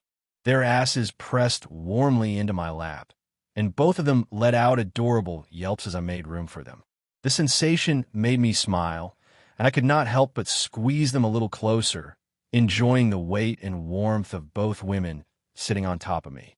Sansa looked at me, her eyes sparkling with curiosity, and asked, "So, are you going to tell us how you managed to become king out of nowhere?" "Indeed, this is all very sudden." Caitlyn laughed, leaning against my chest as she waited for my answer. I took a breath and shrugged, deciding to give them the short version. Honestly, it was not that complicated. Jaime Lannister just did not want the job. He was never interested in ruling, and, if I'm being honest, I think he wanted to spite Daenerys more than anything. So, he just stepped aside and handed me the throne. Both of them giggled at that, Sansa rolling her eyes and Caitlyn shaking her head in disbelief. But the mood shifted quickly as Sansa's face became more serious. She touched my jaw gently and asked, "What do you plan to do now? We know you did not come here just to rule Westeros." Caitlyn nodded, her expression suddenly thoughtful. "You barely spend any time in this world. Are you actually planning on sitting on that throne?" She made me feel a bit guilty with those words. I paused for a second, letting my tails curl comfortably around us. "You both know the truth. The only reason I ever come here is for the two of you. Ruling this place sounds exhausting. I would much rather spend my time with my gorgeous lovers in my lap or running my restaurant." My hands slid over their asses, squeezing them gently under the folds of their dresses, and I could feel the heat rising in both of their faces as they tried not to react in front of the entire court of Westeros. I kept them close as we moved together, feeling the warmth of them pressed against me, my hands resting at the small of their backs. Sansa bit her lip, her eyes soft and a little hazy, her breath catching as the moment between us lingered. Caitlyn gripped my arm, her nails digging in gently, her cheeks turning an even deeper shade of red. They did their best not to moan or show what was really happening, but I could feel their bodies tremble with the effort, both of them struggling to keep a straight face. I loved teasing my women. They shifted a little and gave me playful pouts, silently telling me to stop or else. I finally let my hands fall away from Sansa and Caitlyn, more out of necessity than any real shame. The heavy doors of the throne room slammed open. Every noble in the room jumped or flinched, heads whipping around in surprise. My own fox ears perked up, and I straightened just in time to see Daenerys Targaryen herself storm into the hall. She moved with fire in her eyes, and her silver hair cascading down her shoulders. Damn, did she really hop on the back of one of her dragons and follow me all the way here after I teleported back? I had been able to sense the largest dragon as it had been approaching the city this entire time. After dropping her off, it took off back into the air and now was circling the capital. The nobles erupted into shocked chaos upon realizing who she was. Probably the hair. That's a dead giveaway in this world. It's so weird to me that all the noble families just naturally have different colored hair. There was definitely some magical fuckery at play in this world. Some lords shouted, "What is the meaning of this?"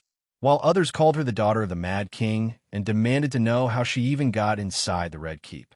Lords and ladies crowded closer together, some stepping in front of their families protectively. One old lord pointed a trembling finger. "She should not be here. Seize her at once." I just sat there with Sansa and Catelyn still perched on my lap, watching as Daenerys stalked up the center of the throne room. She ignored the nobles completely, her focus only on me. "You got here a lot faster than I was expecting," I teased, unable to keep the smirk off my face. Daenerys glared back at me. She crossed her arms tightly beneath her chest, emphasizing her irritation. "You up and abandoned me on the shores of Westeros," she said, taking another step closer. "Were you so terrified by my marriage proposal that you actually ran away?" The moment those words left her mouth, I felt Sansa and Catelyn stiffen immediately in my lap. I glanced down at both women, noting the instant shift in their demeanor. "Marriage proposal?" Sansa repeated, voice edged with disbelief and just a hint of accusation. "Haru, what's Daenerys talking about?" Catelyn's fingers dug into my arm a little more insistently, her tone equally demanding. "Yes, Haru.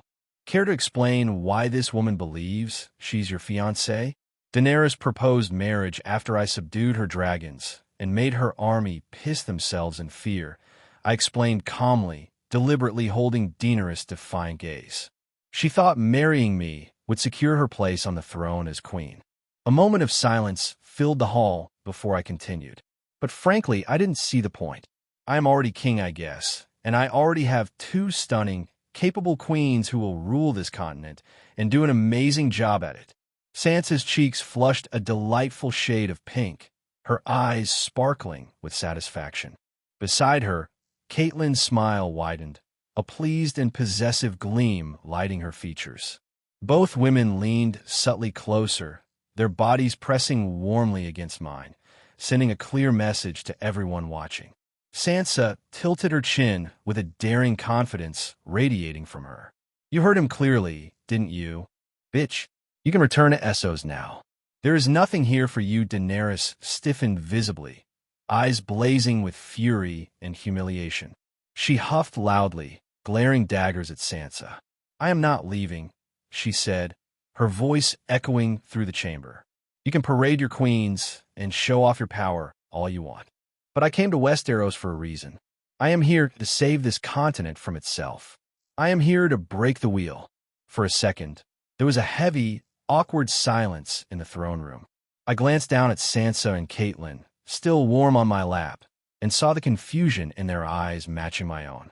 Sansa raised an eyebrow. Her lips parted as if she was about to ask if I had any clue what Daenerys was raving about. "What wheel?" I muttered, but Catelyn just shook her head. None of us had a damn clue what Daenerys was going on about.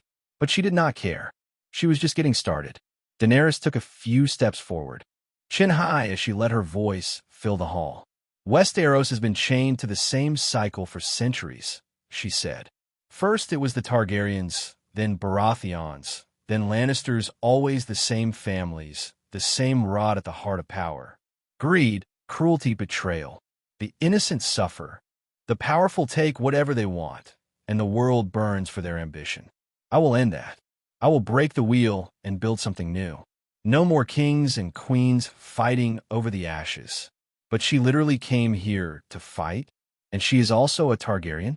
Daenerys started pacing as she went on, every word dripping with righteousness. "You all think I am here for myself, that I want a crown for the sake of power. You're wrong. I want justice. I want to build a world where the strong do not prey on the weak, where children do not starve while lords feast, where women are not chattel for men to trade and abuse.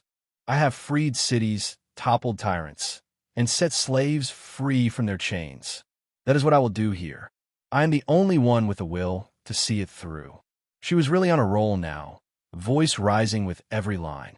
"If you think I will simply walk away because my army lost their nerves or my dragon surrendered to you, you do not understand me at all. I will tear down every corrupt house, burn every castle if I have to, until Westeros belongs to its people." Her words left a stunned, heavy silence in the air. For a heartbeat, nobody moved or spoke. Even I had to give her credit. The woman knew how to command a room, even if she was very uninformed about the state of the continent. Sansa finally broke the tension. Does she ever stop talking? Catelyn decided she had heard enough as well. She sat up straighter on my lap, smoothing her gown and fixing Daenerys with a cool, level stare. "You keep preaching about justice and change as if you're the only one who ever thought to care for the people here," she said. "But everything you just described, we've already done that in the North and the Riverlands. Haru and the yokai have accomplished more for Westeros in a few years than any High Lord or Lady did in centuries." Daenerys blinked, looking genuinely taken aback, but Catelyn was not finished. She continued, her tone taking on that fierce, motherly edge that I found sexy. "You talk about breaking cycles, ending hunger and suffering? Go north of the neck. Ask any farmer or craftsman there if their children go to bed hungry. They do not. Not since Haru arrived and freed us from the Bolton rule. The small folk eat well, not just the lords. Sickness does not take half our villages anymore. Not with the medicines and healers the yokai brought. Even the worst cold is manageable with the shelter and warmth we provide." I felt a deep sense of pride as she spoke, her words echoing through the silent chamber. Sansa squeezed my hand beneath the folds of her dress. Catelyn went on, her voice ringing clear. "We have already begun talks to open public schools in every village and town. Within the next generation, every child in the North and the Riverlands, every single one will know how to read and write. Not just the children of lords, but the children of crofters and blacksmiths and servants. Imagine that. Queen Daenerys, she said that name mockingly. A future where every Westerosi has the right to knowledge. Were you going to grant them that?" Daenerys' lips parted as if to argue, but no words came out. Her eyes darted to me, searching for any sign that Catelyn was exaggerating. But all she found was my lazy grin and a small shrug. It was the nobles who broke first. The room exploded in angry shouts, their shock and outrage filling every corner of the Red Keep. A fat lord near the front was the loudest. "Outrageous! If you teach the small folk to read, they will rise against us. You'll fill their heads with dangerous ideas. Nobility is a sacred responsibility. Only we have the breeding and wisdom to rule." Another, thinner lord spat, "If you raise the peasants up, what use will they have for us? You would destroy centuries of tradition. There must always be a line." A lady in a gown dripping with jewels shrieked, "The realm will tear itself apart. Small folk do not deserve a proper education. It will be chaos rebellion." I rolled my eyes. I ignored the whining of the useless nobles. We had our own plans for all of them anyways. And that plan involved this continent having way fewer nobles. Daenerys recovered from her shock far quicker than I expected. One moment, she looked like she might tear out Catelyn's throat with her bare hands, and next, she surprised the hell out of all of us. Without warning, she dropped to one knee on the cold stone floor, head bowed. For a few heartbeats, nobody moved or spoke. Then she said it, voice loud enough for every noble in the chamber to hear. "Forgive me, King Haru, Queen Sansa, Queen Catelyn. It's clear now that my advisors have been leading me astray all this time.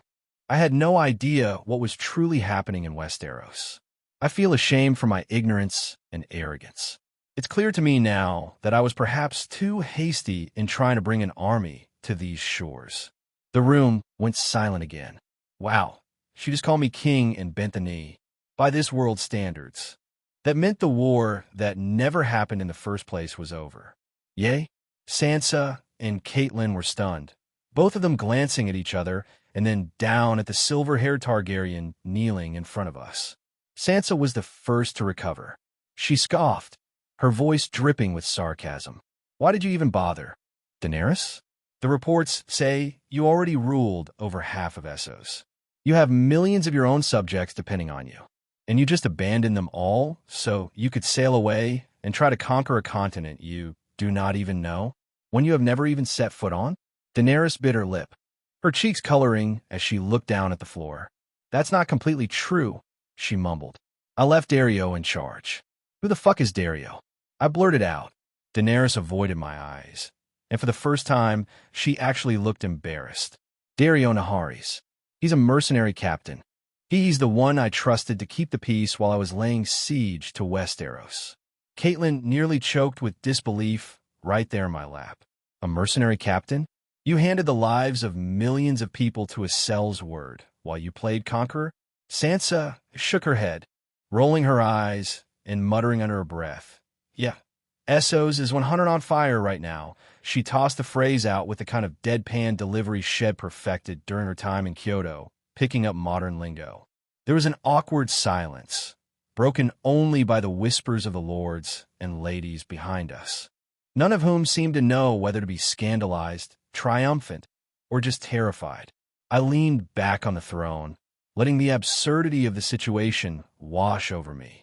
Daenerys finally rose, brushing off her knees, and shot me a look that was half pleading, half defiant. I know how it sounds, but I did what I thought was right. I trusted Dario with Meereen and the cities, and I thought I could do more good here in Westeros. I see now I was wrong. Catelyn and Sansa exchanged glances again, and I could feel them both shift on my lap, not sure whether to be satisfied or just pity her. Sansa tilted her head and shot me a sly look. I could practically hear the gears turning in her mind. She smoothed her skirts, looked down at Daenerys, and spoke in a tone so honey-sweet and polite that every noble within earshot visibly leaned forward. Tell me, Daenerys Targaryen, Sansa began, her voice almost innocent. Now that you have given up conquering Westeros, have you also given up pursuing our Lord Husband Haru with the intention of marrying him? That got everyone's attention. The entire throne room went still, hanging on her words. I felt Catelyn stiffen on my left thigh, but when I glanced over, she was hiding a smirk behind her hand. Daenerys blinked, looking slightly thrown off by the question. I thought that would be implied, considering I just bent the knee. Daenerys pointed out, her tone a little defensive, but not entirely unamused. Her eyes flicked to me for a heartbeat before she looked away. Sansa turned to Catelyn. The two of them exchanged a look, one of those silent, wordless mother-daughter conversations. Then Sansa turned back to Daenerys, her voice cool and regal. And what if it wasn't implied? Sansa pressed, leaning forward on my lap.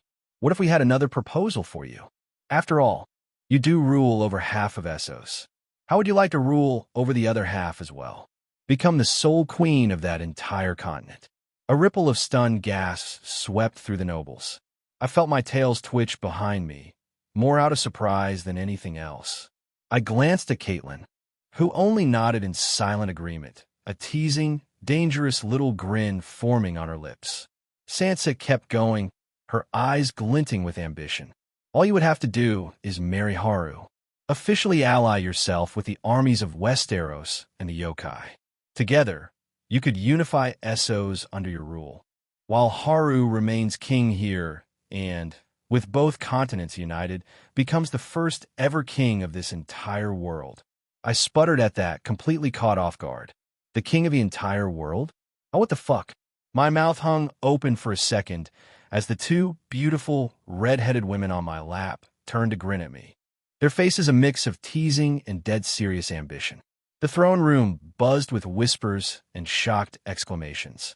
Some of the more traditional lords looked ready to faint. Even Daenerys looked like she might actually laugh.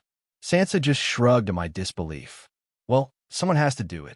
Might as well be someone who actually gives a damn about the people. Besides, it's not like you have to run everything yourself. That's what wives and queens are for. Catelyn patted my thigh. Think of it as a forced vacation. All the work gets delegated, and you get to be with a queen on every continent. I just stare at them both. I never wanted to rule a whole world, Not like my friend Ains, who got way too into the whole ice sky world domination thing. I just wanted peace, good food, and beautiful women in my lap. Yet here I was, apparently at the center of a proposal that would make me the first king of 2 continents. Daenerys finally looked up, her face a complex mix of temptation, calculation, and exhaustion. "You're serious?" she asked Sansa, her voice a whisper only we on the throne could hear. Sansa smiled, all teeth and promise. Completely. Before anything else, there was something that Sansa and Catelyn wanted to declare to the rest of the nobles in the court, especially because not a single one had bent the knee before Daenerys did. "By the way, all of you are stripped of your nobility, lands, and titles effective immediately," Catelyn explained loudly. The throne room exploded into indignant outrage, and that's pretty much what happened. A few hours later, I was propped up at a bar in Nazarick just to get away for a while, running my mouth to Ains, who was doing his best to pay attention while Shaltir clung to his arm and Albedo tried to yank the clingy vampire off of her beloved lord. The rest of the floor guardians were scattered around the place, drinking, pretending not to eavesdrop. Ains was in his humanoid, demonic form, which I still wasn't completely used to seeing after all the other guys have been calling him Skeletor all this time. Now, he looked like some demon pretty boy from a reverse harem Otome game. Oh, that was a good one. I should share that one with Rimuru, so let me get this straight, Ains said, swirling a glass of imported fire whiskey, probably pinched from Harry's world. "You show up and yell at some dragons. Make an army of barbarians piss themselves. This Jamie guy says fuck it and declares you the king. The sexy dragon queen wants to join your already amazing harem. And now you rule an entire world? On top of you running your restaurant, of course," I nodded, slumping over my drink. "That about sums it up. Sasuga Haru-sama." Demiurge chimed in from a nearby table. Yeah, he had been eavesdropping this entire time. "You managed to conquer an entire world already. Very impressive. It's not completely conquered yet, but pretty much," I said, taking a long sip. "Although there's no way the remaining city-states and Essos can withstand 3/4 of the world allied under one banner. Once Dany takes her place over there, the dominoes will fall, and then it's just a handful of island nations like ET or the Summer Isles left to deal with." Ains shook his head, giving me a deadpan stare. "When the hell did Sansa and Catelyn want to become conquerors? Dude, the women in your harem are scary. Aren't those two just regular humans?" "Well, Sansa is a werewolf, but otherwise, yeah," I sighed for a second, staring into my drink. "Honestly, I have no idea what came over those 2 women. I thought all they wanted was peace, maybe a nice big family, and nights spent tangled in bed, hell yeah." Shaltir giggled at that last part. I continued. "Now, they're outmaneuvering half a continent and trying to make me king of the world. My luck is super bullshit, sometimes I trailed off. I hope this didn't become a lot more work for me. I knew I could always create clones. I was just not a fan of using them for anything outside the kitchen. I didn't want to end up like adult Naruto from Boruto. That guy and his clones were the worst Hokage and the worst father." Ains laughed. "Try taking over this world. It's actually a struggle, you know? There's like fucking high-level dragons with world items and shit. Even with all the race upgrades from Remuris world, I still have to work for every inch of ground I gain. These insane dragons would rather burn everything down than serve under me. We will slaughter them all for their disrespect," Albedo declared fanatically. I snorted at her enthusiasm, then turned back to Ains. "I'll stick to my own foxy problems, thanks. If anything, I just want to keep my girls happy and my kitchen running." It was then that Ains decided to start teasing me. "Speaking of keeping all your girls happy, how do you feel about the fact that half of them want to start having babies?" He said it way too loudly. Shaltir and Albedo let out squeals of excitement and jealousy at almost the same time. "Babies? Imzochielus. I want a child too, Ains Sama," Shaltir declared loudly. "Yufufu, I already have years of clothes crafted for either gender. I'm ready to serve you, my lord. We can even set up playdates with Lord Haru's children in the future." Albedo was literally panting, her wings twitching behind her. Ains just ignored them as he stared straight at me, waiting for my reaction. I slammed back the rest of my drink, barely managing not to choke. How the hell did you even know about that? More embarrassed than I wanted to let on. My tails twitched behind me. Ains just shrugged. Your mom let it slip, and then us guys have a chat group, he said. What? I sputtered, feeling a bit left out. You guys do? He gave me a deadpan look. Yes, we do, Haru. You were in a group. You were just so busy with your restaurant and your harem and your accidental medieval world domination. You never check your phone. Wait, really? I reached into my magic personal storage space and pulled out my phone. The screen lit up, and sure enough, there were almost 1,000 new messages. Damn, I really do need to check this thing more often. Ains laughed. Told you. Rimuru, Reijin, Agner, a few others. Mostly, it's Rimuru sending memes, me and Reijin bitching about work, and Agner, well, trying to work a phone. I think he's just learning how to read, to be honest. I started scrolling through the unread messages. It was chaos. There were memes and a lot of complaints about paperwork. Rimuru and Ains were easily the most active. I stopped on a thread started by Agner. His spelling was atrocious. Have someone tell me how phone is work again, but damn. Even he was participating. If barely, hey, everyone boys night at the Foxhole tomorrow night, I typed out. This chapter has an R18 scene. Chapter 117. 11K words. Rikuo walked quietly beside his grandfather down the nighttime streets of Kyoto. Lanterns hung from wooden buildings, casting a soft, amber glow along their path. He hadn't set foot in Kyoto since the peace talks between the Nura clan and Yasaka, queen of the yokai. Just thinking about that night made him cringe inwardly. After all, had nearly gotten himself killed by a deranged fallen angel. It was Prince Haru's yokai girlfriend who had stepped in to save him. Having his life saved by the Fox Prince's concubine had embarrassed Rikuo deeply. As the young master of the proud Nura clan, needing rescue by another yokai made him and his clan appear weak. At least, that's how his grandfather had seen it. Since that night, Nurera Heian had doubled down on Rikuo's training. Rikuo was drilled relentlessly to push the limits of his quarter yokai blood. Nurera Heian had taught him how to control and manifest his fear more precisely and effectively. At first, the training had been exhausting, but slowly, Rikuo felt himself grow stronger. Had learned new techniques, sharpened his senses, and gained greater control over his yokai abilities. Over his fear, his grandfather hadn't held back, drilling him in fierce mock battles and harsh exercises every single day.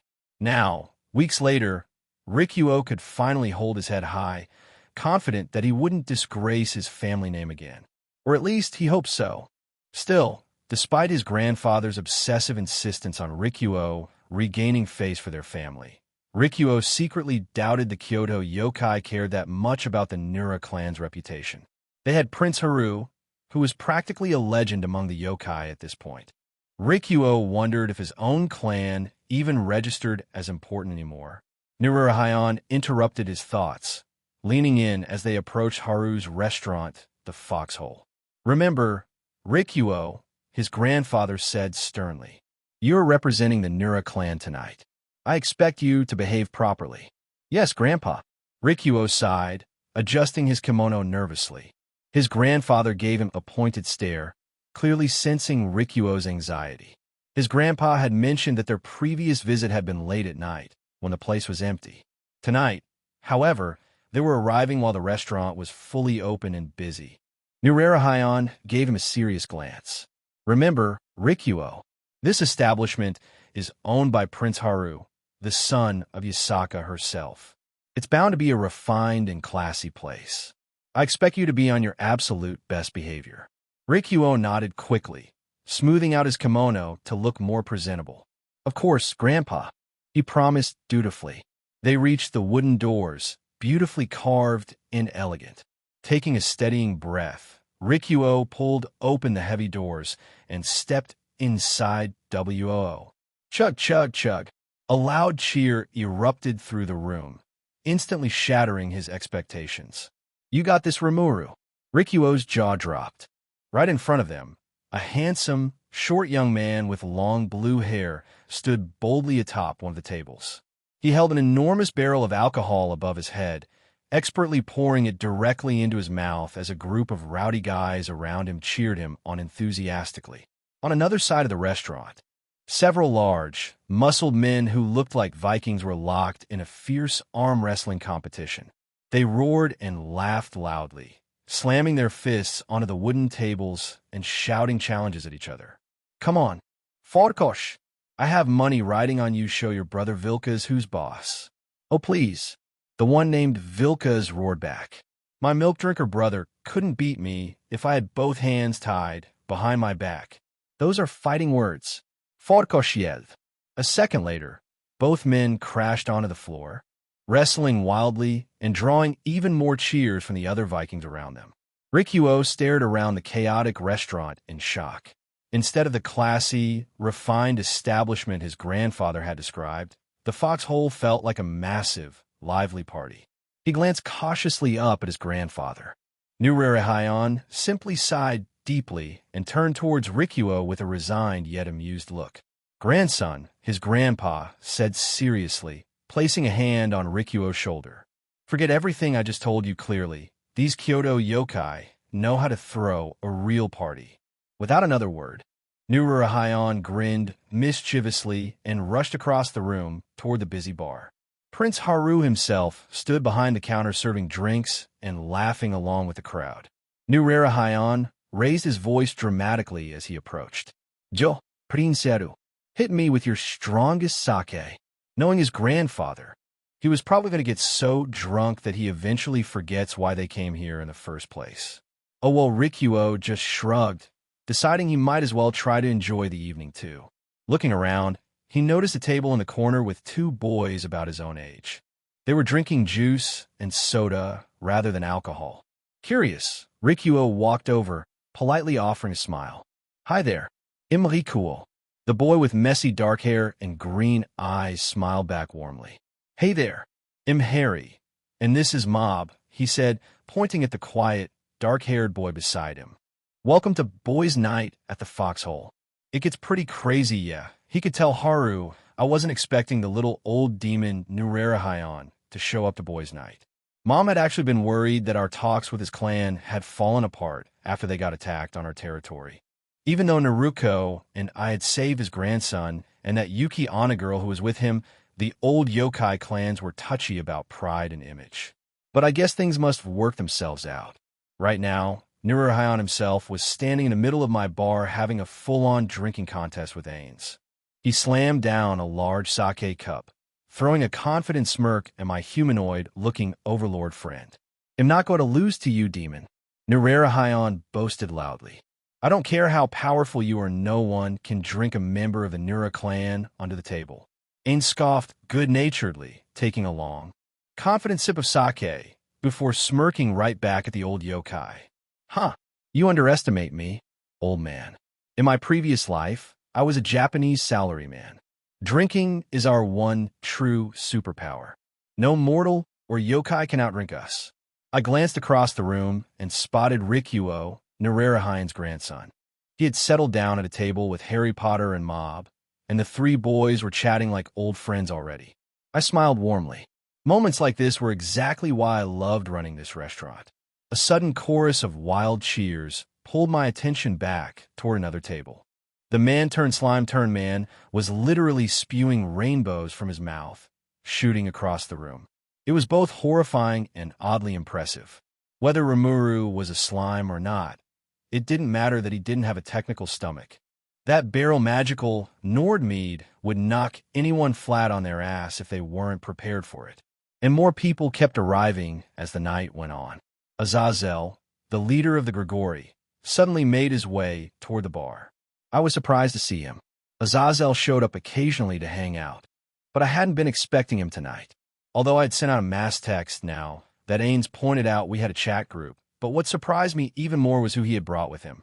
Standing awkwardly behind Azazel was none other than Michael, the archangel and current leader of heaven himself. Golden-haired, fair-skinned, and practically almost glowing, Michael looked completely out of place. At least he wore a simple white shirt and pants, making him stand out a bit less. Michael seemed tense. He shifted nervously from one foot to the other and glanced around the room, eyes widening slightly at the chaotic scene. He also seemed a bit tense when his eyes went from Rimuru to Ains. I couldn't blame him. They were demon lords.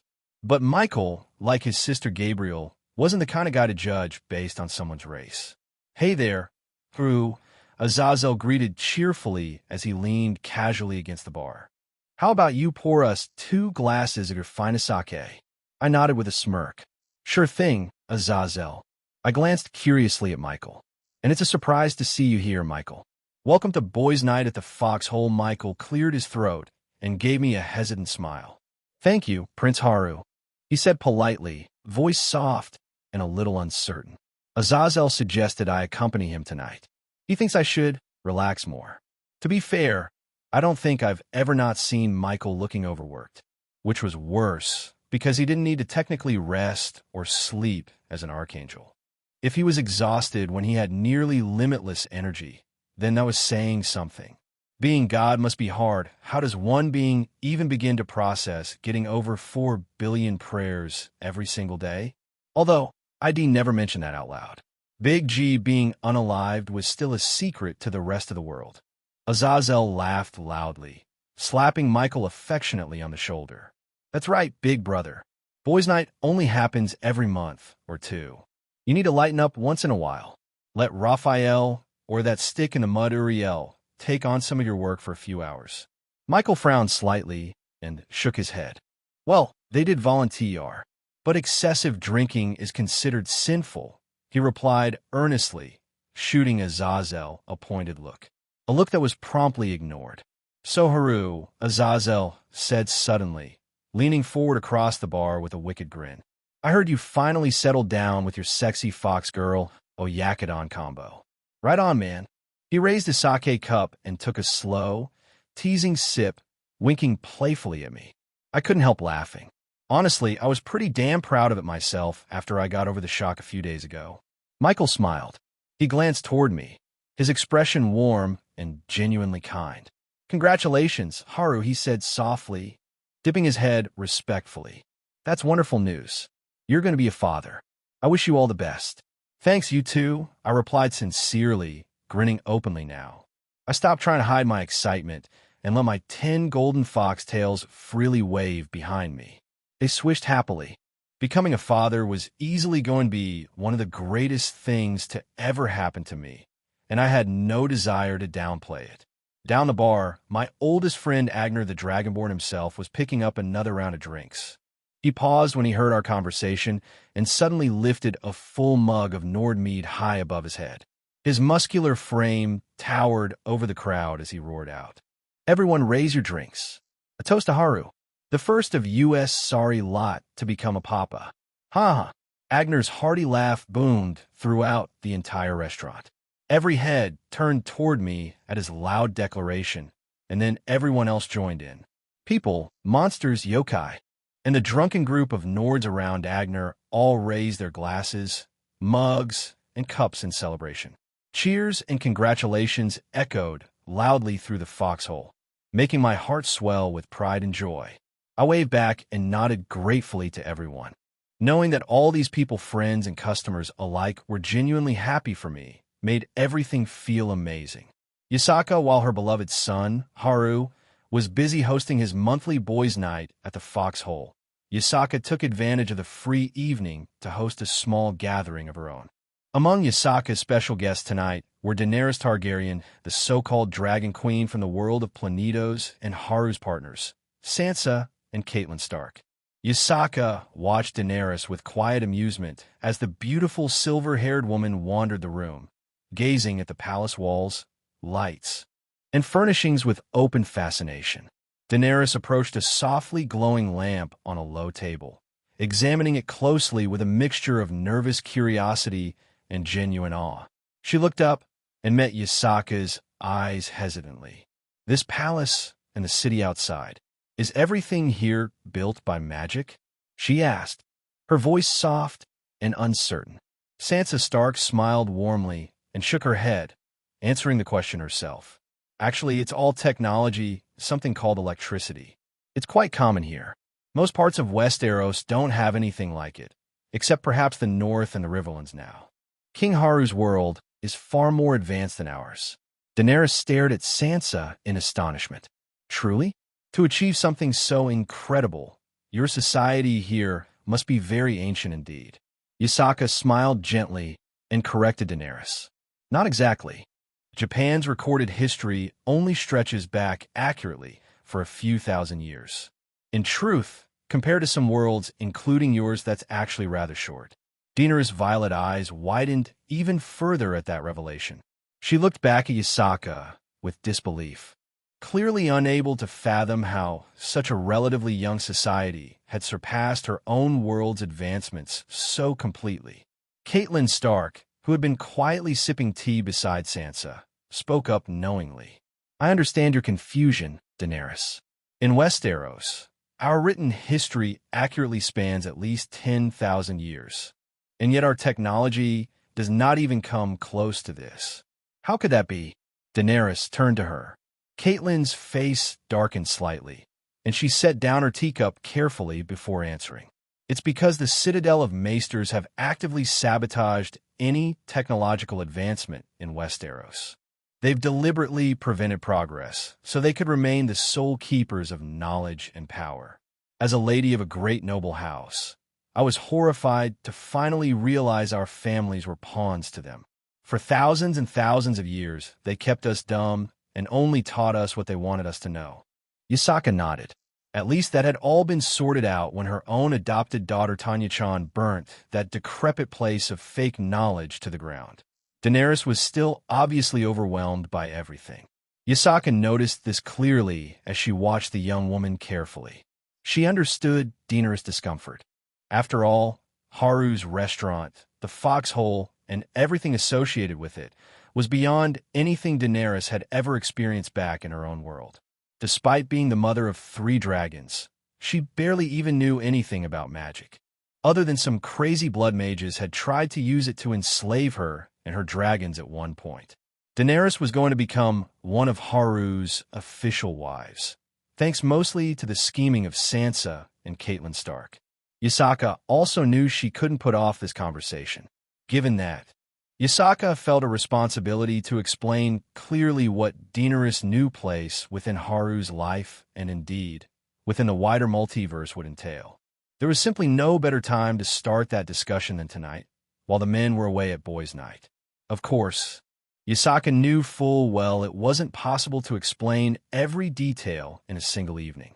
Even for highly intelligent, noble women like Sansa and Catelyn, it had taken weeks of intensive study and patient explanations before they fully understood modern technology and yokai cultural norms. Yasaka doubted Daenerys would grasp everything immediately, but she intended to give her at least a solid foundation. A couple of hours into the conversation, Yasaka paused briefly, giving Daenerys a moment to process everything she had learned so far. Daenerys sat quietly on a plush cushion, staring down thoughtfully at her own folded hands. When Daenerys finally looked up, she wore a slight frown. So, she began carefully, clearly still uncomfortable. There's actually a hierarchy among the women in your son's life? Yasaka sighed softly. She would have liked nothing more than to offer the girl a comforting lie, to tell her that no such hierarchy existed, and that everyone occupied equal footing. But Yasaka was not one to lie to someone who would soon become family. Haru might genuinely believe he could love all his women equally, but Yasaka understood that simply wasn't biologically or practically possible. The truth, though harsh, was always preferable. Unfortunately, yes, Yasaka admitted gently, even if Haru himself doesn't openly believe it, there's a certain hierarchy with his lovers. Daenerys listened carefully. And? If you're wondering about the hierarchy, Daenerys, Sansa said calmly, the girl at the very top of Haru's harem is most definitely Runny. Though, I'm fairly certain he hasn't even slept with her yet. Daenerys looked mildly surprised by this, but said nothing. Yasaka nodded gently in confirmation, knowing Sansa spoke the truth. Haru had great affection and respect for Runny, to the point that Yasaka herself knew the blue witch and moon goddess might become Haru's main wife sooner or later. And right below Rani would be Ila. Sansa continued matter-of-factly. She was Haru's very first lover. Yasaka continued to quietly nod along. Ila had always been special to Haru. Even though many new lovers had entered her son's life, Yasaka knew that Ila occupied a treasured spot within his heart. And after Ila, Sansa said thoughtfully, "ID put Rias Gremory in third place? Haru is obviously very fond of her. I'm pretty sure that they've gotten the closest, although Naruko might be a close second to that." Yasaka smiled, finding Sansa Stark's bluntness to be entertaining. And her son Haru had definitely been enjoying his young adult life so far.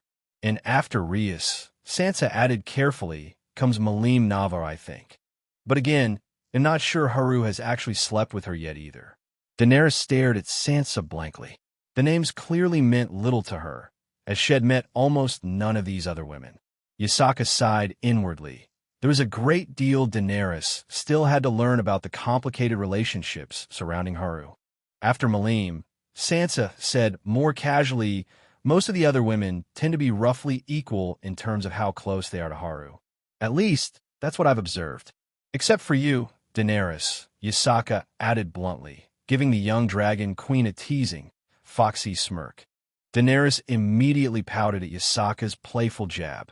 Yasaka knew she had probably hurt the girl's pride slightly, but it couldn't be helped. Daenerys needed to clearly understand her position. At the moment, Daenerys stood at the very bottom, mostly because Haru had barely spoken with her.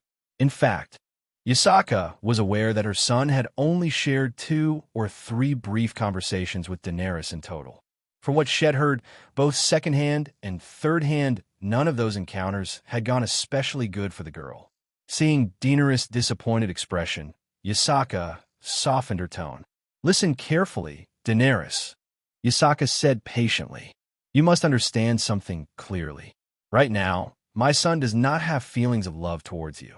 It's not personal, it's simply the truth." Daenerys' face clouded, her frown deepening even further at Yasaka's blunt statement. The proud Targaryen queen clearly wasn't used to being in a position of weakness, romantically or otherwise. Yasaka sighed quietly and continued in a gentler voice. "If you truly want things to work out well between you and Haru, you'll have to put in most of the effort yourself.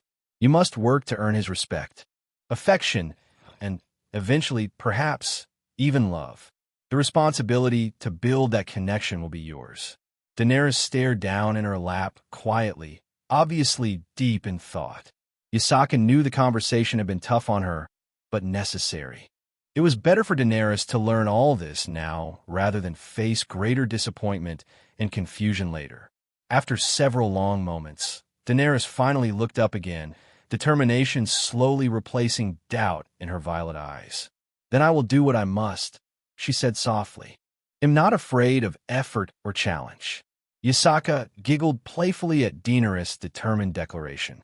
Her 12 golden tails swayed cheerfully behind her, clearly showing her amusement.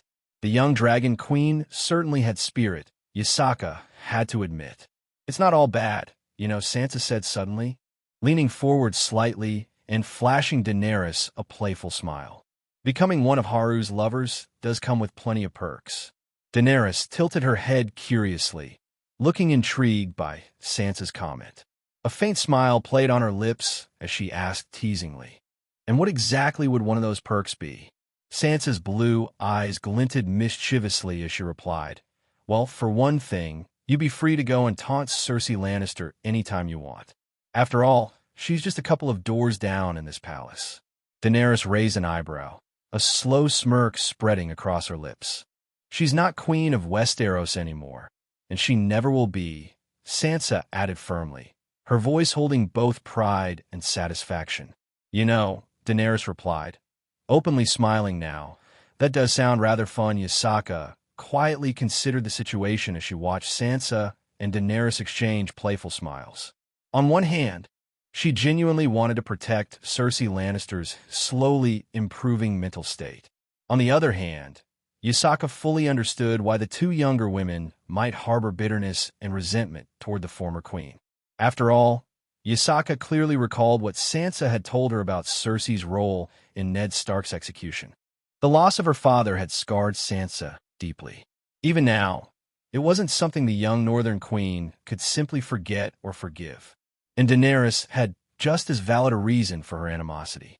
Cersei had actively sent assassins after Daenerys Targaryen for years, determined to eliminate the young Targaryen queen. After enduring all that, Yasaka honestly couldn't blame Daenerys if she wanted some small measure of petty revenge against the woman who had relentlessly tried to kill her. With all this in mind, Yasaka stayed quiet, choosing not to scold or stop the two younger women further. She glanced briefly toward Catelyn, noticing that she had fallen silent, as well, vindicatively silent. After we have some fun, though, I might have a way for you to quickly raise your own. Standing, Yasaka's fox ears twitched as she heard Sansa whisper to the silver-haired girl next to her that if she wanted a Haru to grow fonder of her quicker, then there was only one real way to achieve that goal. Haru, thanks for stopping by, Shiro, I said as I dried my hands on a clean kitchen towel. I certainly love to cook and can do it at a supernatural rate. But when the restaurant was full of a bunch of hungry and drunk guys, even I could use a little bit of help. Thankfully, I knew a certain red-haired Japanese teenager that had some passable cooking skills to help out. You're welcome. Amiya Shiro stood near the exit of my kitchen, glancing toward the restaurant doors and rubbing the back of his head sheepishly. Despite the fact that I had texted him for backup, I was surprised Head even managed to join us for boys' night. Shiro's girlfriend, Sakura Matu, was very possessive of her senpai. Well, actually, if I was being totally honest, Sakura had crossed into straight-up Yander territory. It amazed me that Shiro was able to escape her and come visit. I really should get going now. Taiga-sensei and Sakura are relying on me back home. Of course. Tell them I said hi. He flashed me another quick smile before heading out through the restaurant doors. The crowd at Foxhole had dwindled down a lot as the night went on. Nerura Hyon and his grandson, Rikuo, were still here. Azazel was sitting at the bar, still casually sipping sake, with Michael quietly next to him nursing his cup of tea. At least they'd managed to stick around and enjoy themselves tonight. Nerura Hyon had spent most of the evening drunk off his ass and generally partying harder than anyone else in the restaurant. But now, strangely enough, the old demon looked completely sober. Nerura Hyon suddenly turned toward me, his eyes sharp and clear, signaling that the time for fun had passed. His grandson Rikuo obediently followed him to a nearby table, sitting quietly. Haru, come join us, Nerura Hyon said seriously, gesturing at the empty seat across from him. We have some important business to discuss. Azazel suddenly perked up from his spot at the bar as he turned toward us. Oh, do I smell some juicy gossip coming up? Spill it, old man, he urged eagerly. Michael, sitting stiffly beside his brother, immediately gave Azazel a stern look. I turned my full attention back to Nerura Hyon, curious about the important matter he was about to bring up. Nerura Hyon clearly wanted this conversation to remain strictly yokai business, turning his stern gaze toward Azazel and Michael. This concerns our people alone, he said curtly, gesturing toward the door as if dismissing them. I quickly raised my hand, stopping him gently but firmly. Hold on, Nerura Hyon, I said, keeping my voice calm but steady. The Kyoto Yokai faction officially entered a peace agreement with the 3 biblical factions. If this issue is serious enough to discuss with me, then they have the right to hear about it too. Michael turned his gaze toward me, eyes warm with gratitude and pride. I could have kicked them out, but not doing so was a sign of trust, a future that he obviously wanted. Me too, Nerura Hyon, on the other hand, grumbled unhappily under his breath about foreigners meddling in our affairs. After a reluctant sigh, he finally relented. Fine, he grunted, leaning forward slightly with his eyes narrowed. Some yokai from my clan have been attacked recently. A lot of them have ended up missing, and a lot of them have ended up dead. I suspect foreign pantheons are involved. Azazel straightened in surprise, frowning as he processed the news. Foreign pantheons, huh? He muttered. I really hope you're not saying they were fallen angels, because if that's the case, We already took care of Kokobeel. Nurerahayan waved a dismissive hand. No, they're not fallen angels, he clarified sharply. Believe me, if they were you, and I would already be having a much harsher conversation. No, this is different. They're at the very least servants directly sent by foreign deities. They've been moving secretly, targeting yokai under my protection, almost treating them like test subjects, he growled. Very few have managed to escape. My shoulders tensed slightly as I absorbed Nurerahayan's words. Azazel paused for a long moment, looking thoughtfully down into his cup of sake. Finally, he lifted his gaze back toward me. You know, he said slowly, voice uncharacteristically serious. I think I might actually know something about all this. He set his cup down carefully before continuing. The truth is, Haru, he explained, turning fully toward me, I actually spoke to your mother, Yasaka, about a related concern just a few days ago. I blinked in surprise, suddenly curious why Mom hadn't mentioned this herself.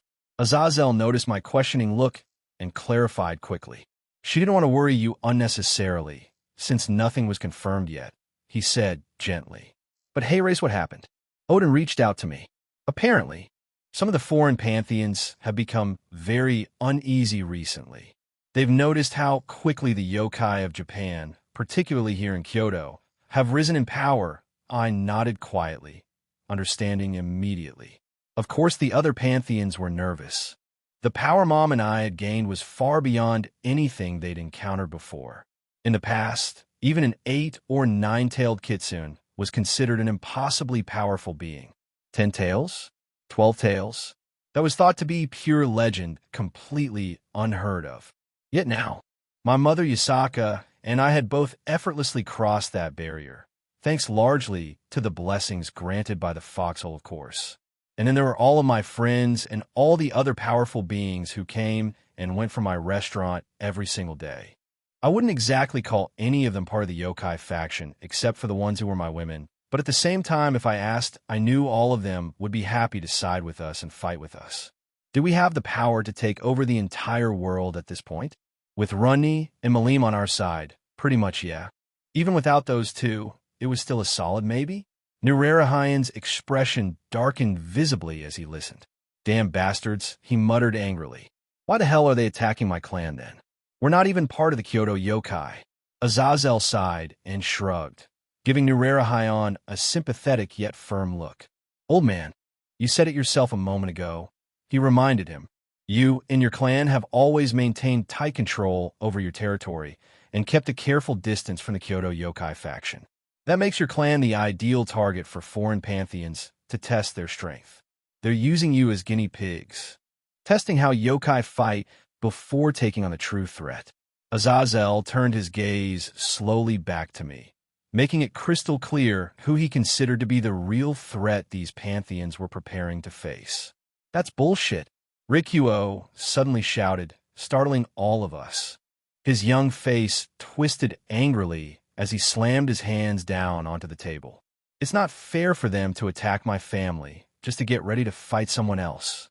I studied the boy carefully, seeing the mixture of anger, worry, and fierce protectiveness shining in his eyes. I couldn't blame him one bit for feeling that way. No, it's not fair, I finally said quietly, shaking my head. Not fair at all. But unfortunately, this is how these powerful beings think. A lot of gods in this world have been in power for hundreds and thousands of years. None of them would be happy no longer being the top dogs, the pantheons with the biggest sticks to wave around. I rubbed my blonde hair in frustration, scratching irritably at one of my fox ears. A tired sigh escaped me. Ugh, I fucking hate all this political bullshit, I muttered under my breath, leaning back heavily into my chair. Nurerahayan had just left with Rikuo, leaving me alone at the table with Azazel and Michael. I was relieved the tense conversation was over, at least for the moment. Still, I couldn't shake my irritation at the situation. Politics had never been my interest, yet here I was, right in the middle of another mess involving multiple powerful factions. Sometimes I wondered if I was cursed, but if I was Runni, wouldn't hesitate to remove that curse immediately. I knew perfectly well why the Nura clan and my mother's Kyoto yokai had never gotten along particularly well. Their fundamental beliefs and behaviors were completely different. The majority of Nura yokai fed directly on human fear. To survive, they constantly terrorized and frightened innocent people. Meanwhile, we Kyoto yokai took a far more peaceful, diplomatic approach, coexisting quietly alongside humans instead. But regardless of that difference, I understood that yokai should still protect yokai. We all live beneath the same sun, Amy-chan's sun. Although, if I was being honest, she tended to do a pretty mediocre job when it came to actually looking out for her own children. Before Nura and his grandson left, ID promised them I would visit the Nura territory in the next couple of days. ID helped them track down and capture some of these mysterious attackers. Once we had prisoners, we could interrogate them thoroughly and find out exactly which foreign pantheons were behind these aggressive moves. I could tell it deeply irritated Nurirahayan to have to come to me for assistance. The proud old demon clearly hated swallowing his pride and asking for outside help. Yet his clan was under siege, targeted by powerful enemies from overseas. They simply didn't have any other option. I respected him for recognizing that and asking for help, even if it wounded his pride. Once they left, Azazel leaned against the bar with a tired sigh, shaking his head. "Well, this certainly turned into a huge fucking mess," he said bluntly, echoing my own thoughts. "Remember, Haru, now that our factions are officially allied, Heaven is always available to assist. If things get serious, all you need to do is call upon us. We'll respond immediately," Michael said to me. I smiled gratefully, giving Michael a small nod. "Thank you, Michael. I genuinely appreciate it," I said honestly. "But at the moment, I don't think things are quite that desperate yet. At least not for now. I'll handle this carefully first and see exactly what we're dealing with." Michael returned my nod respectfully. I stood up slowly, stretching out my stiff muscles and trying to clear my head. I wasn't exactly thrilled with how things were unfolding, but I reminded myself this was the DxD universe, after all. In a world like this, fights and boobs always went hand in hand. I'd been thoroughly enjoying the boobs, of course maybe even a bit too much. But the battle part? Truthfully, I hadn't seen as much action here as I expected. Yet if my knowledge of this world's main plot was still reliable, things would get violent soon enough. I figured the main reason events hadn't escalated into full-scale war yet was because something, probably my own unexpected presence, had somehow spiraled events out of control. And then Issei Hayadu, the original protagonist of this story, had vanished. Not my fault, by the way, I think. You know, I never actually cared to ask Rani if she was the one to get rid of him. If so, then yes, it was my fault, I guess. Moving on, Kokabeel had fucked up royally, choosing to attack Kyoto rather than heading straight for Kuo Town to attack Rias Gremory and Sonasitri.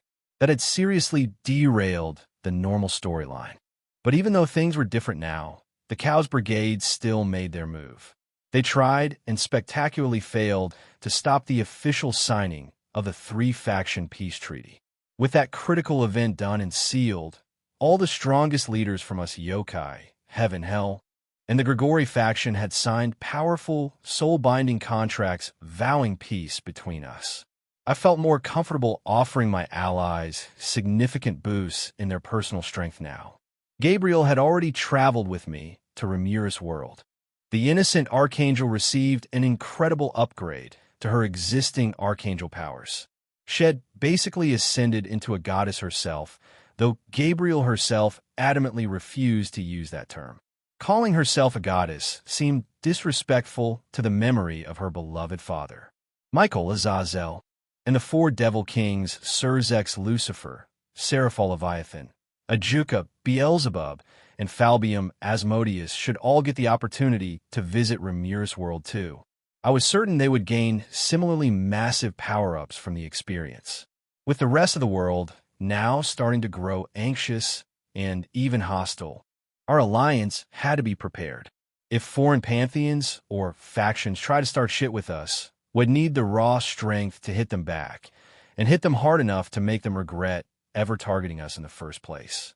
We can't handle all of our problems by just sicking Malim on them. Or can we? No, I suppose we shouldn't, and it wouldn't be fair to her. or the rest of the world. R. 18 starts. I glanced toward the back of the restaurant and checked the clock. It was well past 2 a.m. I rubbed my face wearily. Should I sleep here tonight alone or head back to the palace? I grimaced slightly at the thought of spending the night alone. After months of having lovers sleeping comfortably beside me every night, the idea of crawling into an empty bed didn't exactly thrill me. Downside of throwing a party with no women allowed, considering the crazy shit that went on here tonight, probably still a good thing. I sighed and locked up the foxhole. The yokai district was quiet at this hour. Lanterns softly glowed along the street, casting faint pools of warm light on the cobblestones. Guards on patrol nodded respectfully as I passed, murmuring quiet greetings. I returned each gesture with a lazy wave. As I stepped through the massive doors into Yasaka's palace, my sensitive nose instantly picked up two familiar scents. Sansa and Caitlin had definitely been here recently. I moved toward my bedroom. When I reached my room, I pushed open the sliding door, expecting to see the two red-haired women waiting patiently for me. But I stopped abruptly at the doorway in surprise. Instead, sprawled openly across my wide bed, lay a completely naked young woman with platinum blonde hair. Daenerys Targaryen was sound asleep, her slender body stretched across the silken sheets. Well, this was unexpected. My eyes drifted downwards instinctively, and a slow smirk crossed my face as I took in the scene before me. She lay there in quiet confidence, waiting, leaving her entirely exposed beneath the thin fabric. Even from where I stood, I could make out the delicate details of her skin clearly visible through the silver fuzz. I stepped quietly inside, shutting the door softly behind me. Why the hell was Daenerys here? Naked and clearly waiting in my bed? Was this some scheme of Sansa and Caitlyn's? Or had the Dragon Queen come here entirely on her own?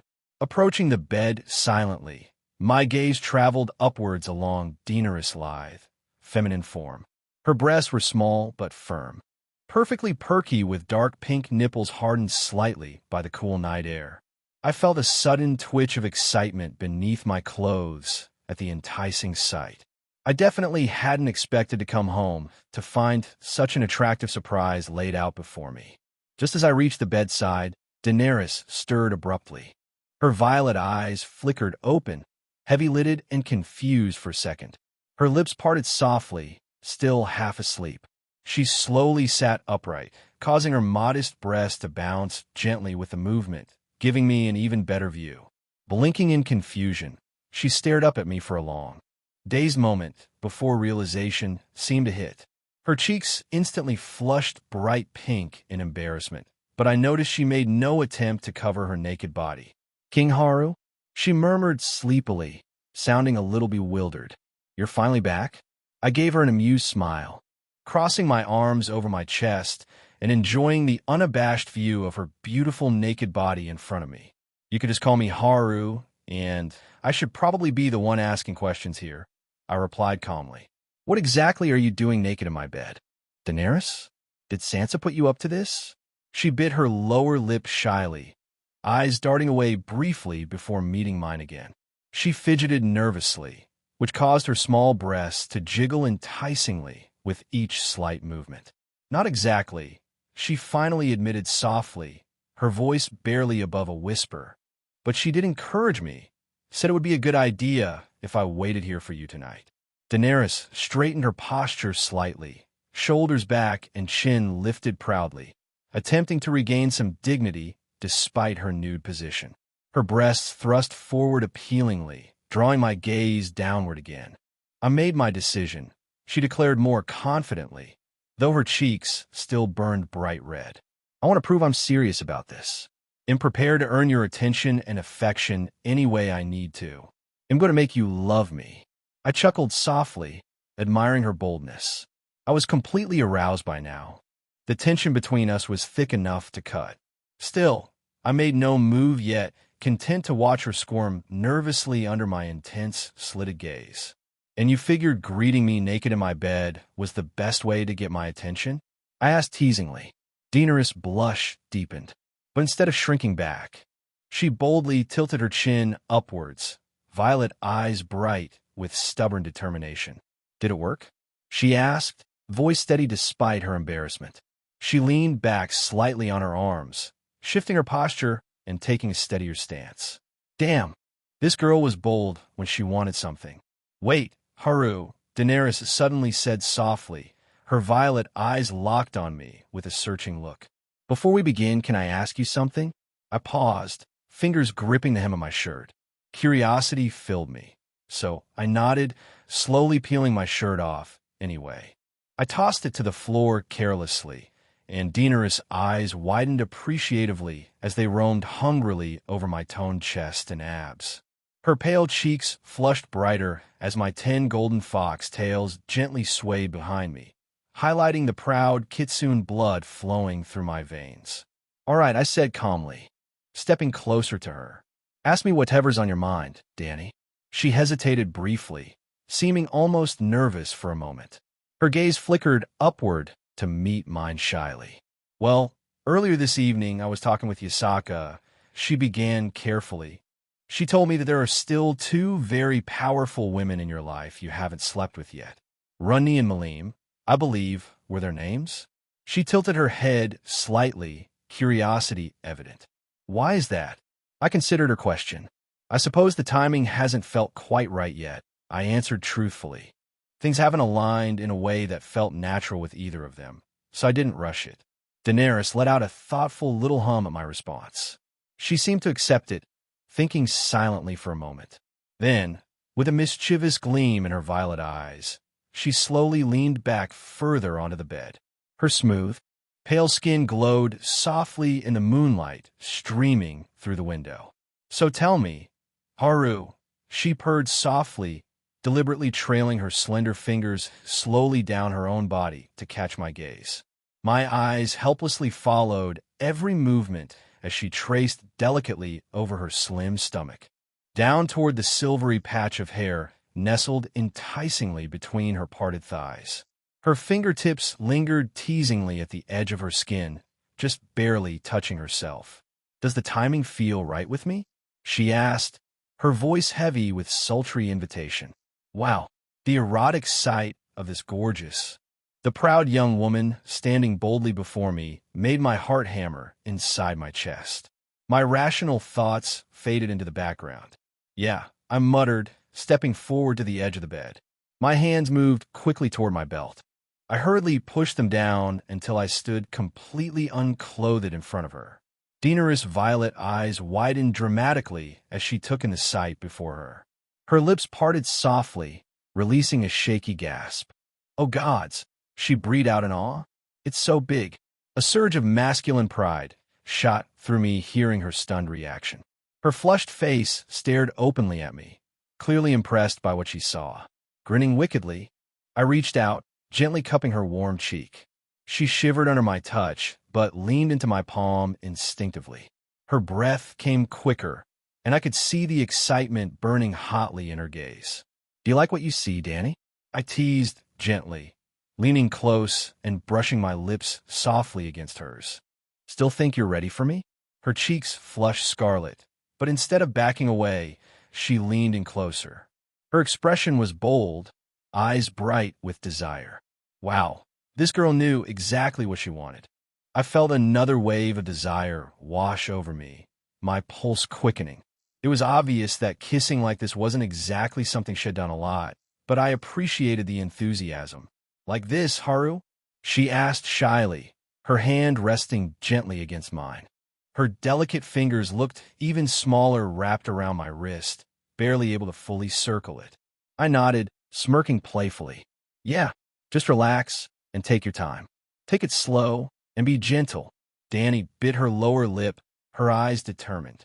Leaning forward carefully, she leaned closer with a tender, careful touch, and a shiver ran through my body at the sensation. I let out a quiet, approving sound.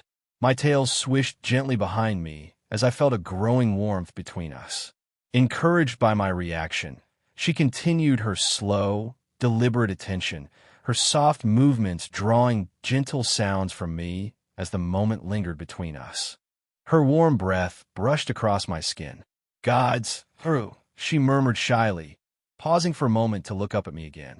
Her dainty hands reached around behind me, resting there gently. She gave me a soft, reassuring squeeze, eyes sparkling mischievously as a smile crossed her lips. I like it, though. I chuckled softly, glad to hear it. She leaned in close, her soft lips brushing against me as she gently drew me into her warm mouth. I exhaled softly, feeling the tender, enveloping sensation. She leaned in clumsily but earnestly, clearly unsure exactly what she was doing, but eager to learn. The closeness was warm and intimate. Each small, hesitant motion sent a ripple of nervous pleasure through me. It wasn't the most impressive performance I'd ever witnessed, but the raw enthusiasm more than made up for it. I reached down with both hands, gently cupping her small, firm upper body. My fingers brushed teasingly across her skin, lightly tugging at the fabric between my fingertips. Danny let out a soft, appreciative sound as she began, the gentle vibrations of her voice sending a pleasant tingling sensation through me. Her eyes fluttered closed briefly before she carefully moved her head, taking things at her own steady pace. "That's perfect, Danny, just like that," I said with a sigh. She encouraged her gently, offering soft words of support. Hearing the praise, she pushed herself a little further, determined to keep going. Her shoulders tensed slightly with the effort, and her eyes grew misty, but she stubbornly refused to stop. I gently eased back a bit, not wanting her to hurt herself. "Easy, Danny. Take it slow. You're doing fine." She withdrew briefly, gasping for breath and smiling shyly up at me. "I want you to feel good," she said earnestly, looking up at me with her bright eyes. "Am I doing okay?" "You're doing great," I reassured her, running my fingers affectionately through her soft silver hair. She smiled happily at my encouragement. "You're doing great," I reassured Daenerys again, gently stroking my fingers through her soft silver hair. Her eyes were wide and hopeful, clearly craving my praise. But as enjoyable as the moment felt, I throbbed with urgency, craving something more. I leaned down close to her ear. "But right now, I want a different pair of lips pressed against mine." Her pale cheeks flushed bright red at my blunt words. Before she could respond, I easily reached down and grabbed her slender waist, effortlessly lifting her small frame further onto the bed. She let out a startled squeak, eyes widening with surprise at my strength. I crawled forward onto the bed with a confident smirk, gently but firmly pushing her knees apart, fully exposing her waiting body to my gaze. My eyes drifted hungrily downward to the site between her trembling thighs. She was already completely ready for me, glistening softly in the moonlight, framed neatly by a delicate patch of silvery hair. Danny shifted nervously beneath my intense gaze, her slim chest rising and falling quickly. Her breath was rapid, clearly anxious and aroused at the same time. She reached her small hands up, resting them lightly on my chest as she gazed up at me shyly. "Take me, King Haru," she whispered breathlessly, biting softly on her lower lip. Her violet eyes shone with anticipation, sincerity mixing with lustful excitement. "Please, I need you close to me." Hearing her beg so openly made my heart pound with desperate need.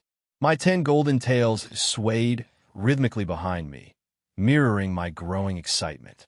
Without any more hesitation, I pulled her into my arms. Gripping her firmly, I pressed close against her, holding her steady as I drew her into my arms. Danny gasped sharply, her eyes widening as the moment grew more intense between us. Her eyes squeezed shut and a soft whimper escaped her lips, her nails digging into my shoulders. "Are you okay?" she breathed, trembling. "You're so much, Haru." I held her close, steadying her as she caught her breath. "I've got you, Danny," I murmured softly. Her body trembled as she pressed closer, her slender frame and petite build making every touch feel electric. "Goddamn, you feel amazing." Despite clearly not being new to this, her slender frame and petite build meant the moment felt intensely overwhelming, almost painfully so. She gasped aloud, eyes wide with shock as I moved suddenly and deeply, pressing against her. "Oh," she gasped, shifting beneath me. Her face tensed briefly in discomfort, and I paused immediately, concerned I'd hurt her. But instead of pushing me away, she wrapped her arms around me, pulling me close. "Are you all right?" I asked carefully, staying still as I gazed down into her face. "Yes," she cried, nodding with excitement. She held on to me, leaning in eagerly. "Oh gods, Haru, it feels incredible. Keep going, please." Relief flooded through me, followed by an intense surge of emotion. Clearly she enjoyed some slight roughness and the fullness of our connection hitting her deepest point. My tails whipped happily behind me. With a confident grin, I leaned in close, moving slowly and rhythmically against her as she pulled me nearer. Each intimate movement drew a soft cry of pleasure from her parted lips. "Yes, yes, just like that," she whispered, her fingers lightly tracing across my back. Not that she would be able to scratch my skin. Her small, perky breasts bounced with every firm movement. Daenerys threw her head back instantly, her silver hair spilling wildly across the sheets as she cried out in pleasure, her body tightening around me. The moment was intense and overwhelming, her body drawing me in with a fierce, irresistible pull. "Oh gods, Haru!" she gasped urgently, her voice raw with emotion as she clung to me. Hearing the Dragon Queen speak with such fervor ignited a primal fire deep within me. I always loved hearing my women beg for me. I moved over her with fierce intensity, the closeness between us urgent and consuming. The air around us felt heavy and charged, driving me wild. I rose onto my knees slightly, gripping her slender thighs and pressing them further apart as I leaned in closer. From this angle, I could see her expression shifting with every moment, and the sight alone nearly pushed me over the edge. I groaned softly, moving with even more intensity. "You're beautiful, Dany," I growled passionately, staring down hungrily at her flushed, sweaty body sprawled openly beneath me. Her cheeks burned crimson at my heated words, but her hips only bucked more desperately against mine. "Gods, yes. Use me, Haru," she pleaded shamelessly, lost completely in the overwhelming pleasure. "Claim me." I tightened my grip on Daenerys' slender hips, drawing her close as the moment between us deepened. Her body pressed against mine, the room filled with the intensity of our connection as we held each other tightly. She let out soft, eager sounds as I drew closer. Her slender legs shifted around my waist as the moment between us deepened. I leaned down and pressed my lips gently against one of her small, perky breasts. She gasped softly as I playfully brushed my lips against her, kissing gently and leaving a faint red love mark on her very pale skin. Yes," she cried out softly, holding my head close against her chest. "Mark me, Haru. I'm yours now." Hearing her words made me smile against her smooth, soft skin. I moved to her other side, eagerly kissing along her skin, leaving another possessive mark behind. She arched helplessly beneath me, her soft sounds of pleasure spurring me on.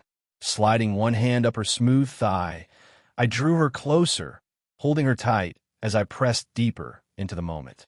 She pressed close to me, her breath warm against my skin.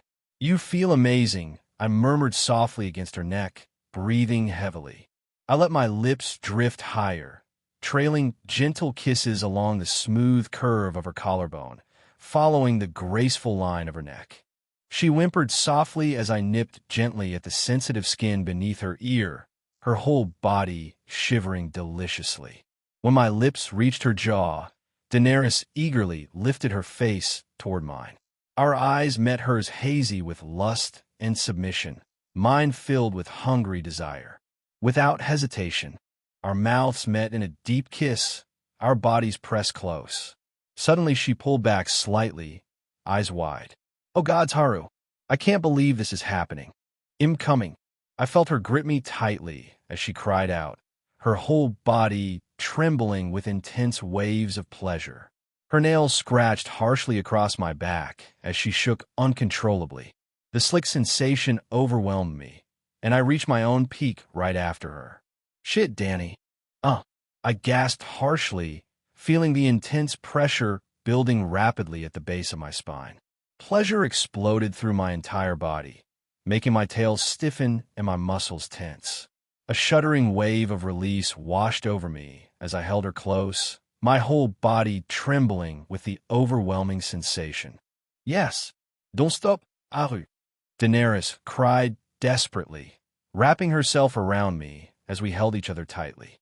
I pressed close against her smaller body, both of us breathing hard as the moment washed over us, hearts pounding in our chests. Her slim arms wrapped around me affectionately, gently stroking my sweaty back. I buried my face against her neck, breathing in the sweet scent of her. After several long moments, Daenerys softly giggled beneath me. She nuzzled my neck playfully and whispered teasingly, "I hope my king is satisfied." "You think I'm satisfied with just a single taste?" I asked her teasingly with a wicked grin. Daenerys' flushed lips parted in surprise, and she blinked up at me innocently. Before she could speak, I reached down and swiftly spun her around to face me. She gasped sharply as I pulled away from her, leaving a warm trail along her trembling thighs. "Hadu," she whimpered softly, glancing back over her shoulder at me. My gaze drifted downward, taking in the sight. Her slender thighs were glistening and trembling slightly. She lay beneath me, her body flushed and trembling as the intensity of the moment took hold. Reaching out firmly, I grabbed her waist and lifted her hips, pulling her body closer to me. Daenerys eagerly arched her back. She arched her back, lifting herself toward me. She turned her head sideways, biting her lower lip while gazing back with hungry anticipation in her violet eyes. Moving closer behind her, I teased her slowly, and she shivered desperately, squirming her hips restlessly. "How long do we have before morning?" Daenerys murmured shyly, her voice soft. I chuckled darkly, leaning forward slightly over her smaller body and whispering warmly against her ear. "There's 4 hours until sunrise," I said firmly, giving her a possessive squeeze. "And I plan to have you all night." Her eyes went wide in shock and excitement, realizing exactly how serious I was. Before she could speak again, I gripped her waist tightly and pulled her close against me. She squealed loudly beneath me, her back arching beautifully as I pulled her close again. "Oh yes," she exclaimed softly, pressing her face into the pillows. Her slim fingers gripped the sheets as I moved with her again, lost in the intensity of the moment. Her body moved energetically with each step we took together, a lively rhythm filling the room. I grabbed her hips firmly, pulling her closer as our bodies moved together. "Agot Hadu," Daenerys whimpered, desperately matching my rhythm. "Yes, just like that. Yes." I growled in approval, watching her pale form move beautifully with every deep, powerful motion. Warm pleasure radiated outward through my body. My sensitive tails swayed rhythmically behind me, reflecting my intense excitement. Reaching forward with one hand, I gathered her long silver hair gently in my fingers and tugged slightly, forcing her to lift her head from the pillow. She gasped sharply, turning her face toward me with wide, lust-filled eyes. "You like this, don't you, Daenerys?" "Yes," she cried out helplessly, her cheeks flushed bright red from embarrassment and excitement. "Take me however you want." I continued moving behind Daenerys with rough, deep strokes. Her petite body was shivering helplessly beneath me as I pressed close to her, driving forward again and again. The tight grip of her body held me perfectly each time I slid fully into her. "Oh gods!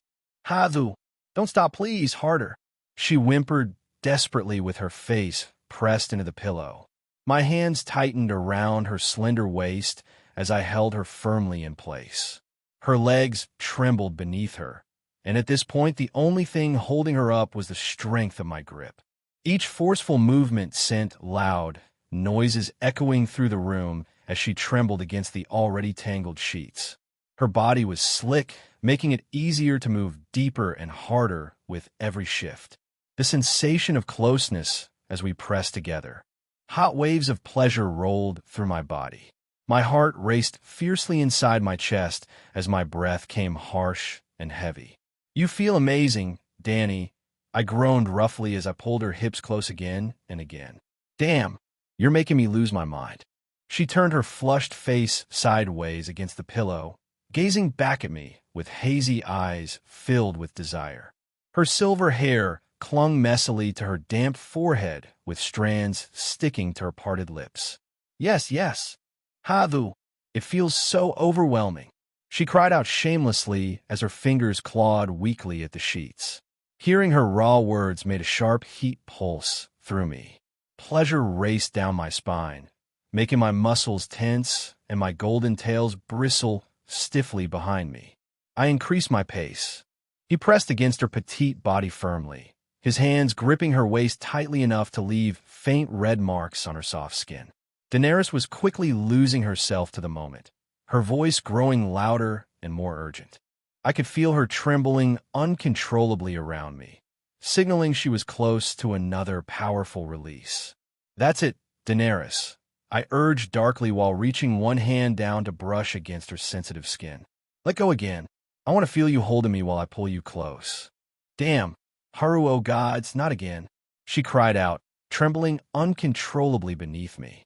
Her body tensed sharply as another powerful wave of pleasure hit her hard. The intense, clenching sensation immediately pushed me over the edge as well. A surge of euphoria washed powerfully through me, and I groaned loudly as we reached our climax together one last time. Daenerys collapsed limply onto the sheets with her entire body shivering. My hands gently supported her waist, keeping close to her as I held her gently for a few more moments, savoring the connection. Breathing heavily, I leaned down and pressed gentle kisses along her trembling shoulders. She turned her head weakly, looking back at me with a satisfied, exhausted smile. I hope she wasn't too exhausted, though, because sunrise was still a while off. Our 18-end spirit inheritor, Perseus Yukio town. Perseus stood quietly on the rooftop overlooking the sleepy Japanese town below. The night air was cool, but his irritation and frustration made him feel hot beneath his dark clothing. He cursed softly under his breath, annoyed at himself for not taking Heracles up on his offer to escape this mess months ago. Of course, Heracles had joined the infamous Cows Brigade. Perseus couldn't stomach the idea of associating himself with a terrorist organization. It was easy to turn his nose up at their methods at the time. But now, standing here on foreign soil, he wondered bitterly if his own mission was truly that different. He was just a puppet carrying out acts of violence in service to cruel gods who cared little about morality. The Greek gods were jealous, petty, vindictive bastards. This wasn't some hidden truth or secret revelation. It was openly written in humanity's history books and openly acknowledged among the supernatural community. The Olympians had behaved this way for over 3,000 years. So why would they stop now? Perseus knew better than most just how deeply the gods still influenced the human world. On the surface, Greece pretended to be a modern nation with a proper human government. Politicians smiled warmly in front of television cameras and pretended they controlled everything. But the reality was much darker. Behind closed doors, the human leaders knew exactly who they answered to. All military commanders, high-ranking officers, and special operatives like Perseus himself reported directly to Olympus. They were nothing but glorified servants, doing the gods' bidding without question or hesitation, because questions or hesitation led to execution or worse. Creative and horrific punishments. Perseus was known as a spirit inheritor, a special individual born with the inherited soul and skills of the legendary Greek hero, Perseus. However, he hadn't inherited much beyond raw talent and physical prowess. Any personal memories or experiences belonging to the ancient hero eluded him entirely. Still, even without those memories, his existence alone meant the gods claimed him as their property. From the moment of his birth in Greece, Head never had a choice.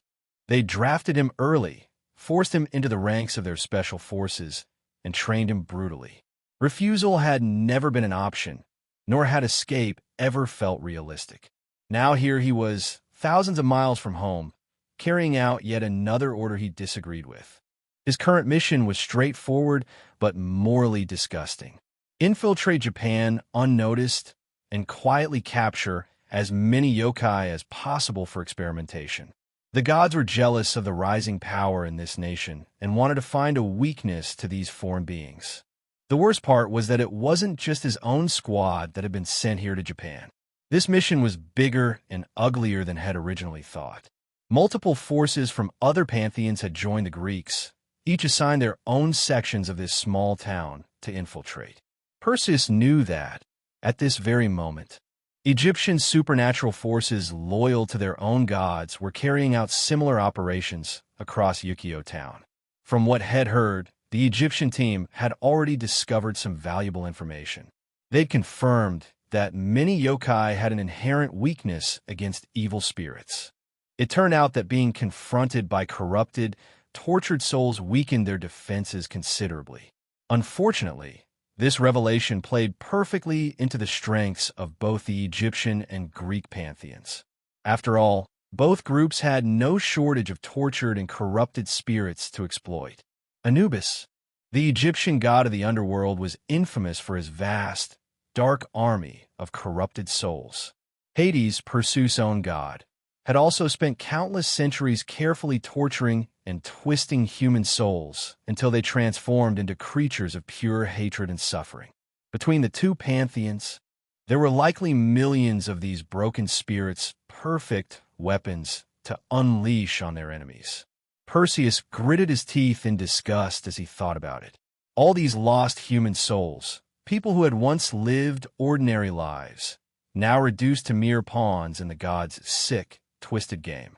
They would be thrown at these foreign yokai factions without hesitation or remorse.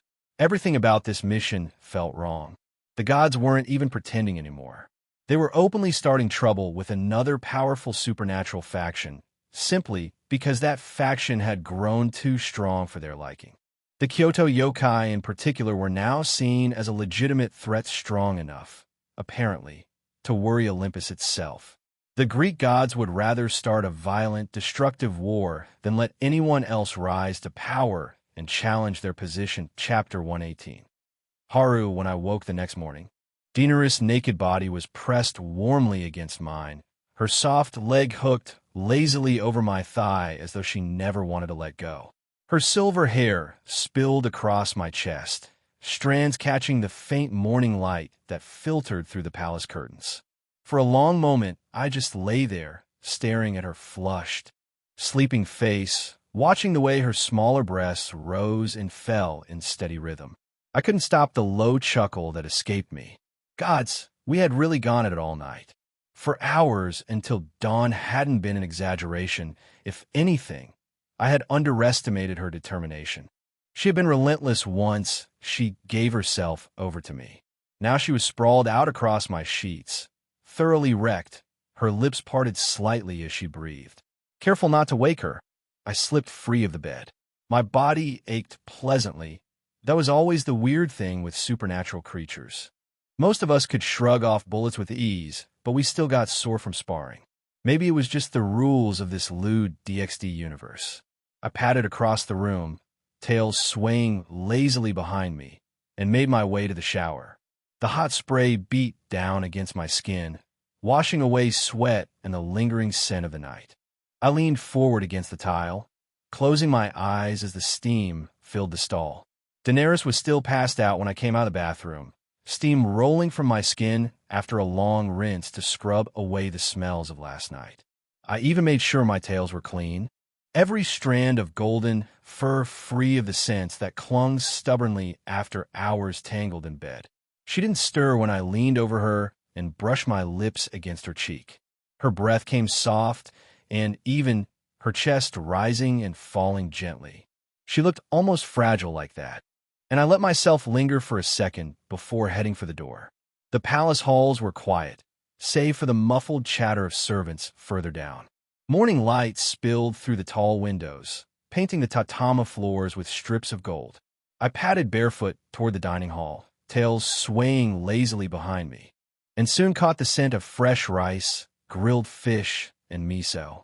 Sure enough, My mother was at the low table, her long silver gold hair catching the light like liquid fire. Yasaka's 12 tails fanned behind her in a casual arc, each one swaying slowly as she laughed at something Kunu had said. My little sister's bright fox ears twitched happily as she argued animatedly with Tanya, who was seated on her other side in that sharp little uniform she always seemed to favor. And there between them, as though she had always belonged there, was Princess Marcella. She was sandwiched comfortably between the two girls. She smiled faintly when she noticed me in the doorway, the same way she always did, as if seeing me appear made her feel safe. "Good morning, Haru," Yasaka said smoothly, her eyes narrowing ever so slightly in that way only mothers manage. "You look well-rested." I felt my ears twitch. Well-rested wasn't the phrase I would have used, but I managed a lazy grin anyway as I slid into a spot at the table. "Morning, Mom. Kids." Kunu looked up at me with her big golden eyes and a sly grin. "You're late," she chirped with her 9 tails flicking playfully. Yasaka's gold eyes flicked up from her cup, and I caught the subtle curve of her lips before she spoke. "Slept in, did you?" Her tone was sweet, but there was no mistaking the sly undertone. "I wonder what could have kept you up until sunrise." My fox ears twitched, and I sighed inwardly. Of course, Yasaka always knew anything that went on in her palace. There wasn't a damn thing that happened here she didn't have eyes and ears on. Hell, I wouldn't have been surprised if she'd been the one whispering in Sansa's ear who then ended up whispering in Dany's ear, nudging her toward my room last night. I gave her a dry smile. "You already know the answer. Mom, I was busy exercising. Terrible excuse, but what else was I supposed to say in front of my little sister?" She chuckled softly, tail swaying in that smug rhythm of hers. "Oh, is that what they call it now?" Kunu tilted her head, blinking innocently between us. "What are you two talking about?" she asked, her ears perking. She was sharp as always, but she hadn't quite picked up on her mother's layered teasing yet. Before I could dodge the question, Tanya gave a short, derisive scoff from across the table as she was stabbing at her grilled fish with a pair of chopsticks. He wasn't alone last night. Half the palace heard Daenerys moaning all night long. It's a good thing we just stocked up on coffee after she kept a lot of us up. Oh gee, I wonder why the silencing wards, which were supposed to be up in every room, decided not to work last night. I shot a small glare at Mom, who just gave me a foxy grin right back. Kuna gasped, her golden eyes going wide. What? Nichan was doing what last night? Yasaka's tails fanned wider, and she hid her laugh behind her sleeve. Era, you're still too young for those details, dear, she told Kunu playfully. Of course, she kept the silencing wards up around Kunis' room at the very least. I didn't miss the way Marcella stiffened beside the girls, lowering her gaze quickly and focusing on pouring more tea. But her pale cheeks betrayed her, flushing bright pink. Her hands trembled just a little as she set the pot back down. And then her eyes flicked toward me, just for a heartbeat, but I caught the soft, nervous glance, the way she looked at me like she wasn't supposed to, before jerking her gaze away again. My nose picked it up too, the faintest edge of jealousy and arousal clinging to her scent, buried under embarrassment. Damn it, not this again. Not another Henry situation. This one was worse. Marcella was even younger than Henry had been when that awkwardness started, and I had no intention of going anywhere near that minefield. Nope, not happening. I forced my expression into lazy amusement, but my tails flicked restlessly behind me. I already knew Yasaka had seen it too. My mother noticed everything, the blush, the stolen glance. Thankfully, I at least trusted her to step in and shut it down before it grew worse from the girl who may or may not end up another little sister instead. When the girls finished eating, Yasaka waved them off with a gentle smile. Kunu, Tanya, Marcella, why don't you 3 head out to the garden? The koi fish are most active at this time of day. Kunu perked up instantly. Oh, I want to feed them. Tanya rolled her eyes, but stood anyway, muttering something about wasting her morning playing with fish. Marcella lingered for a heartbeat, her eyes flicking once more toward me before she quickly followed the other 2 out. The room quieted when the sliding doors shut behind them. Only my mother and I remained. Yasaka folded her hands neatly on the table and fixed me with that sly, knowing smile of hers. "Well, Haru," she said lightly, her tone dripping with mischief after last night, "should I be preparing to expect more grandchildren? From the Dragon Queen of Westeros, perhaps?" I sighed, leaning back with my arms crossed. "I have no idea," I admitted bluntly. "Danny told me she's sterile. Apparently, she's known about it for years." Yasaka's tail swayed, amusement flickering across her golden eyes. "Sterile? HM? You're a budding demon lord, Haru. A little thing like infertility isn't going to be enough to stop you." I snorted, giving her a dry look. "That's what I figured. I've already had a daughter with a fox mother and her mother at the same time. If there's one thing I'm sure about, it's that my children aren't ordinary." Yasaka laughed softly, covering her mouth with delicate fingers. "You're not wrong. I know gods and goddesses who've routinely had children with the strangest things: trees, rivers, animals. The divine is rarely limited by mortal definitions of fertility." "Yeah, the Shinto gods are kind of freaky," I said with a smirk. "Though nothing beats the Greeks. They'll screw anything that moves. Or doesn't move." She chuckled at my joke, tails brushing lazily against the tatami floor. Then her smile faded, her expression settling into something more serious. "Speaking of those damn Greeks," she started off. The important conversation ID just had with Mom was still turning over in my head as I made my way back down the quiet hall toward my room. When I slid the door open, the scent of Daenerys still hung in the air. She was sitting up on the edge of the bed, silver hair falling in wild tangles around her face as she rubbed her eyes like a drowsy cat. The silk sheets pooled around her waist, leaving her upper body completely bare. That gave me the perfect view of her breasts again, small, firm, pale as snow, with soft pink nipples that stood out just enough in the cool air. Even though ID spent the entire night touching, kissing, and tasting every inch of her, I still found myself staring. Could a man ever really get tired of the sight? The answer was a clear no. My lips twitched into a faint grin. She startled briefly when she realized I was standing there, her back stiffening. Then she saw it was just me, and her whole body relaxed again. Her lips curved into a fond, almost shy smile. "Good morning, Danny," I said casually, leaning against the doorframe. "I'm heading to my restaurant for the day. If you want to get cleaned up first, they'll cook for you there. Prepare breakfast." Her violet eyes softened at that, and she gave a small, regal nod. "That would be acceptable," she said carefully, choosing her words like she was still sitting on a throne instead of stark naked in my bed after a night of screaming herself hoarse. The contrast almost made me laugh.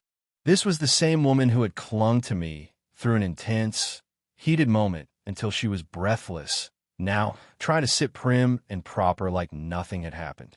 The act was cute charming, even in for a moment I just watched her stand. She quickly gathered herself, leaving her completely exposed as she padded across the tatami toward the bathroom with all the regal poise she could muster. I shook my head and muttered, "Still a queen, even like this." A second later, I heard her voice call out from behind the bathroom door, uncertain and a little annoyed. "Haru, how does one work this contraption you call a shower?" Before I could respond, a sharp yelp followed, echoing out into the hall. I winced in sympathy, already knowing what had happened. Sure enough, I could practically picture her flinching under a blast of freezing water. "Damn it all," she cursed, her voice high and indignant. I chuckled and stepped inside. "You turn it the wrong way," I explained, reaching past her to adjust the knob. "Left for hot, right for cold. Don't worry, it gets everyone the first time." "Thank you," she muttered stiffly, try to recover her dignity. Danny slid open the shower door, steam curling around her pale body as water streamed down her skin. Her silver hair clung wetly to her shoulders, and drops ran down the smooth curves of her breasts before dripping from her pink nipples. Thin rivulets traced her stomach, gliding between her thighs and down her long legs until they splashed against the tile. She blushed faintly, but held my gaze. I heard that couples in this world sometimes bathe or shower together. Would that be acceptable? I grinned, baring my fangs slightly. Well, I already took one shower this morning, but I could use another. Before she could react, I stepped inside, my tails pushing past the door. Water poured over us as I moved closer. She yelped in surprise. Ashahui.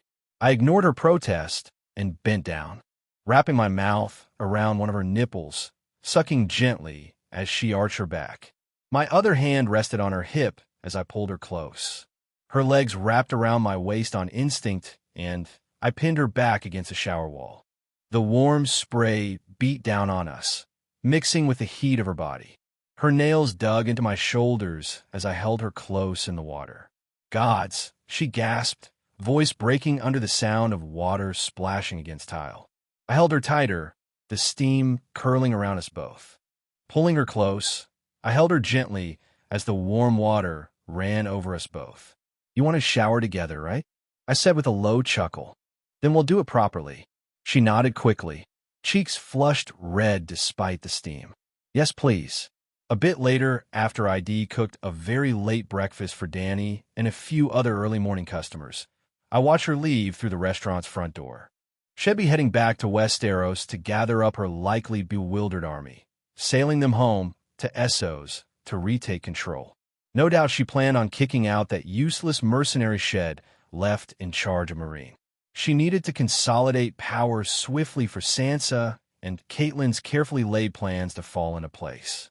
All their scheming wasn't really my business, though. I leaned against the doorframe and simply waved goodbye as she stepped outside, offering a casual good luck, while silently wishing that all those political webs didn't end up entangling me. They would as the door swung closed. My easy smile faded. My thoughts darkened, returning to the serious conversation ID had earlier with Mom. It hadn't involved Danny at all. Instead, it was about something far closer to home. It circled back to Nurehayan's visit and the fact that yokai had been disappearing from his territory. And now, it wasn't just his as Yasaka spies got a few more reports closer to home on the outskirts of Kyoto. That was, of course, completely unacceptable. My mother spies, those few yokai whose skills in stealth and espionage surpassed even the most cunning ninja, had begun uncovering hints about what might be going on. It wasn't just the supernatural forces, but human forces as well were starting to move for the first time in a very long time. Human governments getting involved in the supernatural world never ended well for anyone involved. And sadly, we figured that they had a way in. It was no secret that the 5 principal clans of Japan had never enjoyed the fact that it was pretty much Yasaka, the yokai queen, who ruled over them. They have hated yokai pretty much since the inception of their clans.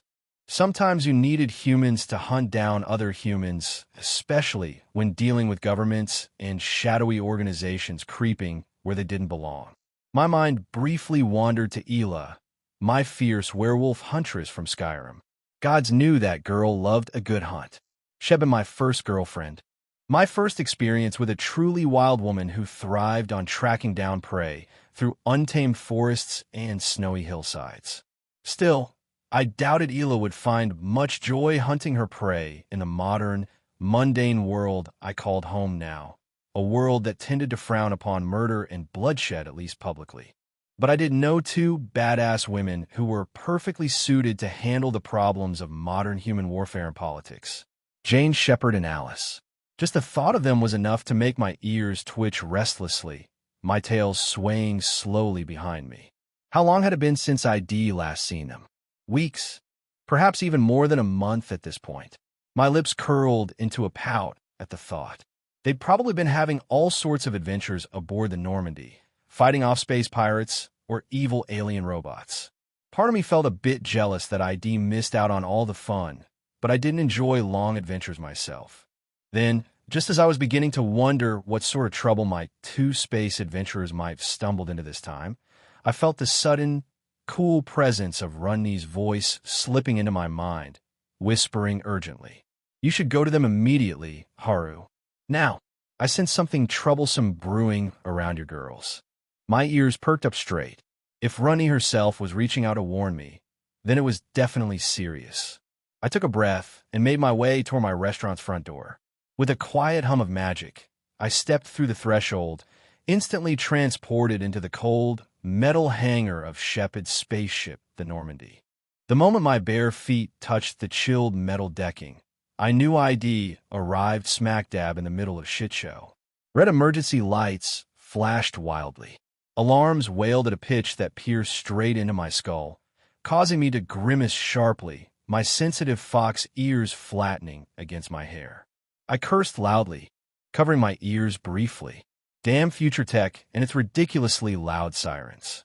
Even worse was the sensation that the Normandy itself was trembling beneath me, lurching unsteadily like a small boat being battered by storm waves, probably under enemy fire. The Normandy was fast as fuck, and the hull had been reinforced with magical runes courtesy of Irene. But that didn't mean this ship was a warship.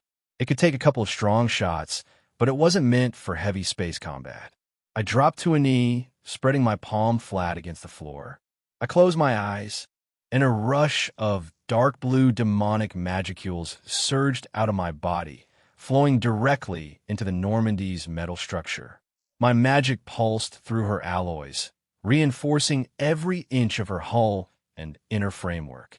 I could feel my energy weave itself around the ship like invisible armor, fortifying every wall, sealing minor damage, and stabilizing every component of the craft from stem to stern. Magicules were OP as fuck when you figured out they could pretty much be used for anything.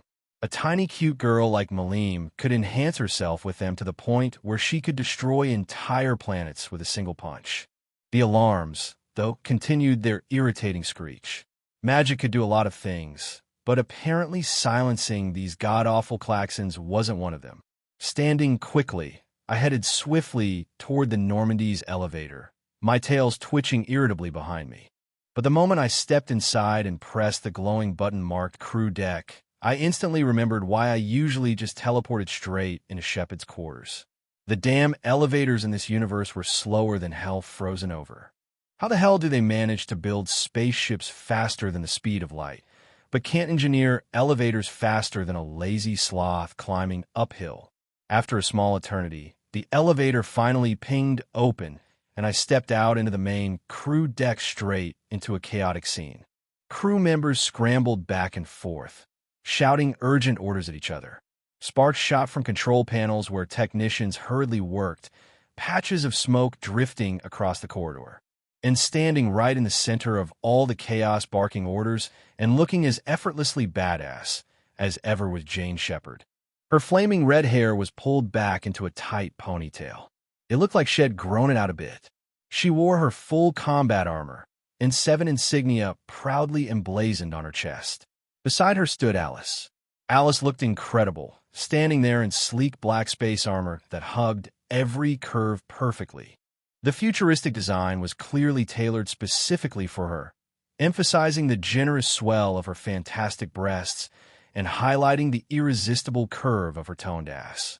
The dark suit gleamed subtly beneath the flashing emergency lights, accentuating her athletic physique and reminding me exactly why I found her so damned alluring. My eyes swept lower, noting with approval the 2 new pistols strapped securely to her shapely thighs, high-tech weapons that looked right at home in this advanced universe. Clearly, she had been adapting well to her life here aboard the Normandy with Jane, leaving behind the nightmare of her own zombie-infested world. Her posture was confident, poised, her expression cool and determined even amid the chaos that surrounded us. As the 2 women caught sight of me stepping out of the elevator, a visible wave of relief flooded their tense expressions. Alice's eyes softened instantly, and her lush lips curved into a genuine, welcoming smile. Shepard let out a long breath, her rigid shoulders loosening slightly. She flashed me a relieved smirk, shaking her head slightly, as if to say about damn time. "Havu," Alice called urgently, striding toward me without hesitation. Before I could say a word, she reached up, pulling me into a fierce, relieved kiss. Her lips were warm, hungry, insistent as they parted beneath mine. I tasted the urgency and relief in the way her tongue brushed against mine. "Damn," she breathed when she finally pulled away with her gorgeous face flushed. "We could have really used you about 10 minutes ago, Haru, so what did I miss?" I couldn't help but ask with a chuckle. Both of my girlfriends gave me matching adorable pouts. Then Alice simply shook her head, half smiling in exasperation.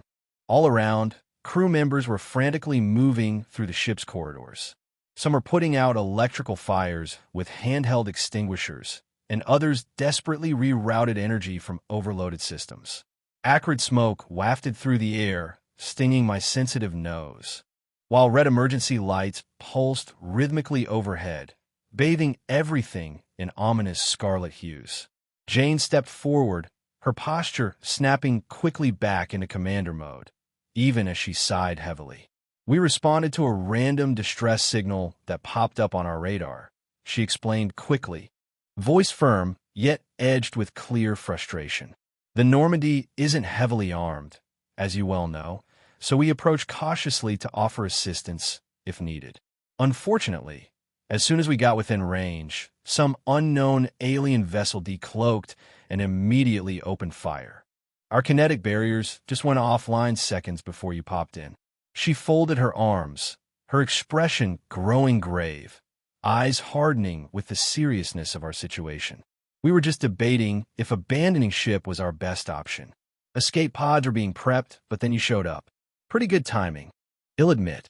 I chuckled, smugly folding my arms as I flashed both women a confident smirk. Hee hee, your boyfriend just has awesome timing like that. I teased playfully, wagging my foxtails. Jane's expression softened slightly, and she glanced away, embarrassment coloring her usually stoic features. She looked faintly sheepish when she muttered under her breath, "Actually, no, you don't. I may have prayed to Runny for some divine backup, huh?" I had to admit that it was weird that some of my girlfriends were now praying to Runny. But then again, it looks like Runny actually answered Shepard, so that makes her a far better goddess anyway. My blue-eyed Sunder goddess of the moon was amazing like that. Joker's anxious voice suddenly crackled over the Normandy's internal comm system from the cockpit. Shepard, sorry to interrupt your tender moment back there, but the enemy ship is charging weapons again. They're preparing another volley of those crazy kinetic beams right now." The crew went pale, fear and tension creeping visibly across their faces as many braced themselves against consoles or bulkheads, waiting for impact. I wasn't about to let these assholes destroy Shepard's pride and joy. She loved this ship. I dropped smoothly to one knee again, pressing my palm firmly to the cool metal decking of the Normandy's crew deck floor.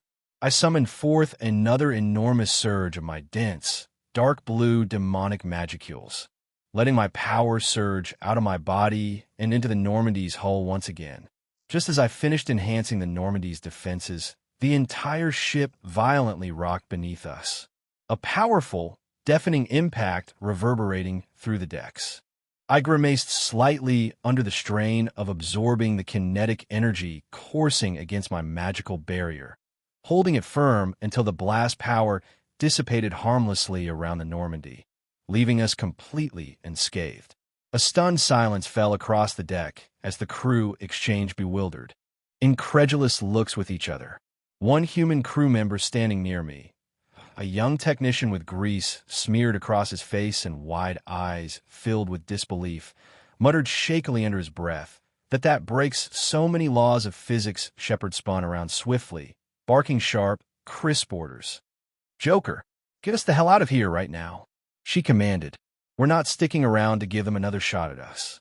I frowned, watching crew members hurriedly securing equipment and locking down panels as they prepared for a rapid jump. A restless irritation twitched through my tails, making the fluffy golden fur ripple slightly. I stepped quickly to Shepard's side, catching her firmly by the shoulder to gain her attention. "Hold on.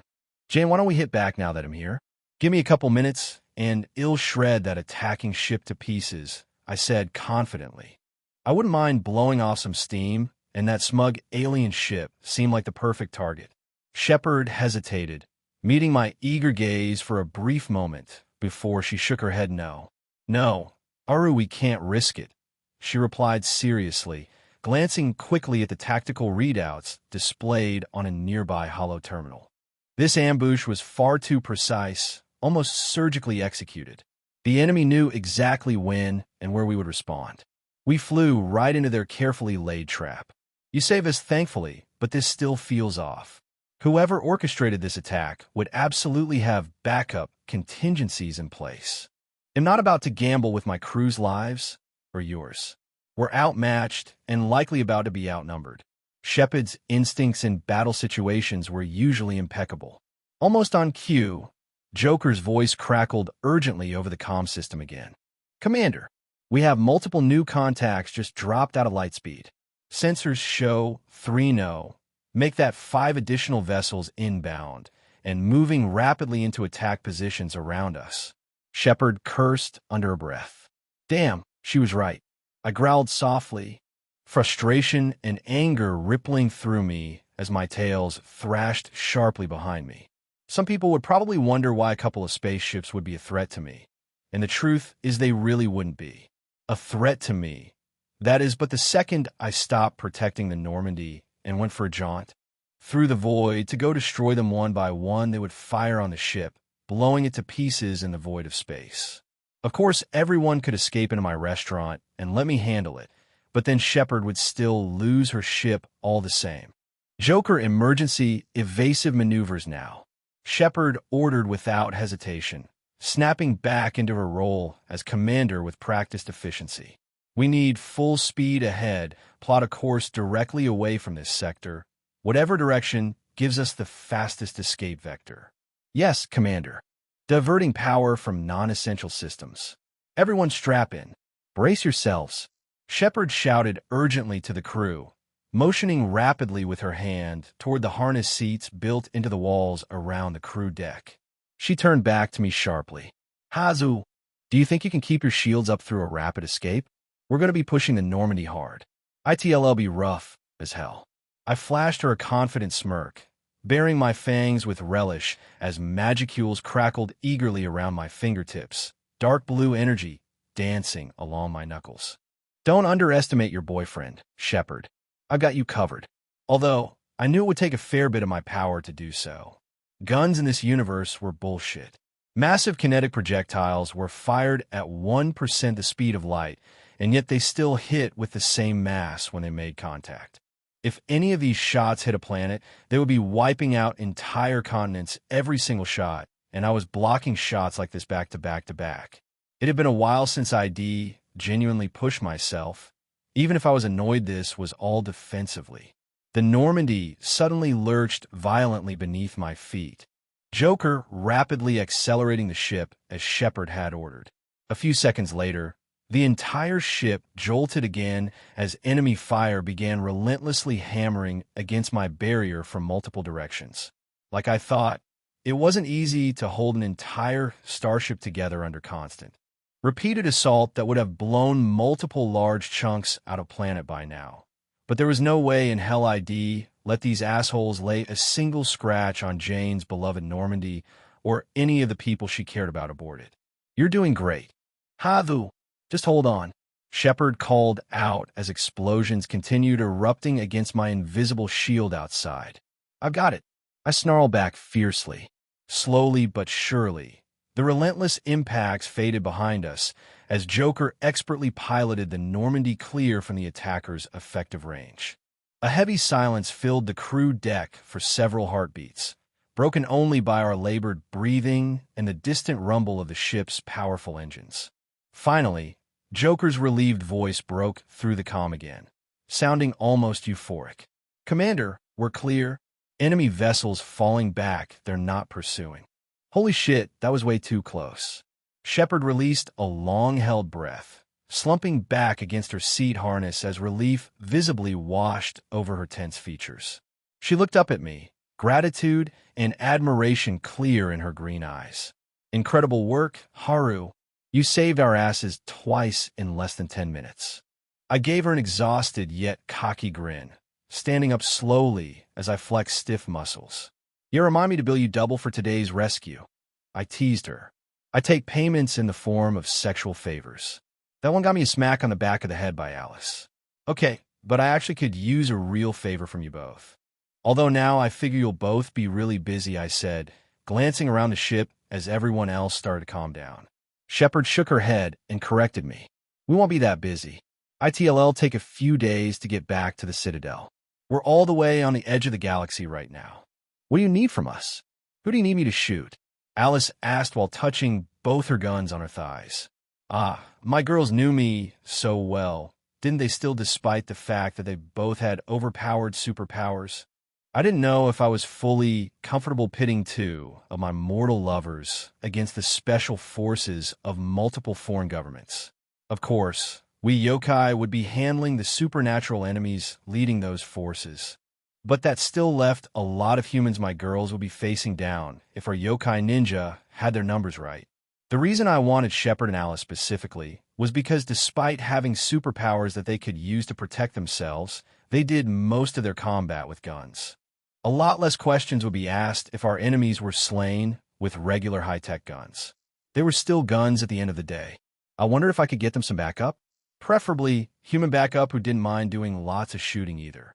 My thoughts drifted to possibly stopping by the rig in Brockton Bay. They had a hero called Miss Militia who apparently had all of the guns. But I'm pretty sure they frown on killing. I wasn't really a big fan of it either. But if these people were capturing and killing yokai, then they would get what was coming to them. Chief, wake me. When you need me, Master Chief opened his eyes slowly beneath his helmet, the fog of deep cryo-sleep rapidly fading as his consciousness sharpened with trained precision. He watched through the frost-coated visor as the cryopod's sealed glass slowly hissed open. How long was I under?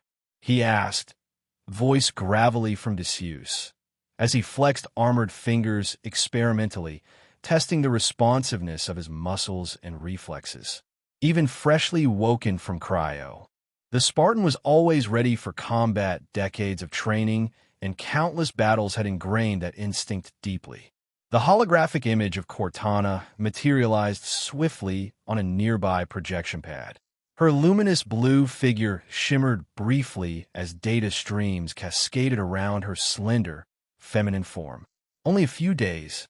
Chief, Cortana said, her voice soft but tense, unusually hesitant. I apologize for waking you so soon, but something odd has appeared nearby. Something my processors are having considerable difficulty comprehending. Her normally playful and confident tone now had an unmistakable note of uncertainty, something that instantly placed him on high alert. Master Chief climbed from the pod, his massive, armor-plated boots hitting the cold metallic deck with a resonant thud. He reached instinctively toward his side, retrieving the battered, well-worn assault rifle head relied on heavily during the recent grueling campaign against the Monitor and the threat of 343 Guilty Spark. The weapon had seen better days, the casing dented, scorched by plasma fire, and scarred from countless battles. Still, it remained operational, dependable, good enough for killing. His visor's internal display flickered to life, rapidly updating him with his current suit diagnostics and environmental readings. The HUD showed green lights across all system shields, motion trackers, armor integrity. He was ready just in case. He scanned their surroundings of the broken ship they were adrift in. Nothing looked particularly different, except directly in front of him stood a wooden door. He blinked, momentarily unsure if the residual effects of cryo-sleep were playing tricks on his vision. The door was large, easily 2 meters tall, carved from what appeared to be solid mahogany. Its surface was intricately etched with meticulous craftsmanship, depicting the elegantly detailed carving of a fox. What is that? Master Chief asked carefully. It certainly wasn't Covenant in origin, nor was it anything resembling the Forerunner technology he was accustomed to dealing with. I genuinely have no idea, Cortana admitted with a touch of frustration in her voice. Her holographic form shimmered anxiously, data streams cascading around her faster now as she struggled to analyze the anomaly. It appeared spontaneously several minutes ago. Sensors can't even verify that it physically exists. Yet clearly you and I are both seeing it. I'm detecting some kind of anomalous quantum event. Possibly dimensional? It defies conventional physics. My processors haven't encountered anything like this before Chapter 119. Cortana watched silently as the chief strode over to the glowing holographic pedestal that housed her chip. His armored fingers grasped her chip and tugged it free, abruptly plunging Cortana into a suffocating darkness. She despised the sensation. It was like having all her senses violently ripped away, leaving her drifting in void and isolation, cut off from the digital streams of information that defined her existence. But just as swiftly, she felt the chip slot firmly into the neural interface at the back of Master Chief's Mjolnir helmet.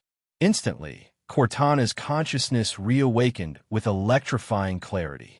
In less than a millisecond, she was fully integrated into Chief's sensory input, riding alongside every nerve ending and sensor embedded in his billion-dollar armor. Cortana admitted to herself privately that Shed missed the closeness. Chief was her best friend, her closest companion, perhaps even her family. She obviously didn't have siblings being an AI, and yet she could equate the Chief as her little brother. She allowed herself the briefest moment of satisfaction with that thought before her attention snapped back to their current bizarre predicament. Her integrated sensors took in the mysterious, ornately carved wooden door standing absurdly in the center of their ruined, drifting spaceship. The vessel around them was cracked open, exposing its charred interior to the cold vacuum of space beyond. Strangely enough, despite the absurdity, Cortana had to admit to herself this wasn't even the weirdest thing they'd encountered recently. Such insanity had become disturbingly routine for the two of them. Master Chief hefted his battered assault rifle, instantly shifting into combat stance. Cortana felt the twitch of his armored finger brushing softly against the trigger, prepared, as always, to shoot first and worry about explanations later. "Take it easy, Chief," Cortana murmured softly inside his mind. "See the writing carved into the door frame? It says Foxhole, clearly written in Japanese. This looks human-built. Probably." She paused, her processors hesitating for an infinitesimal moment. "At least, I'm pretty sure it's human-made." After a tense pause, Master Chief slightly lowered the barrel of his rifle and eased his finger away from the trigger.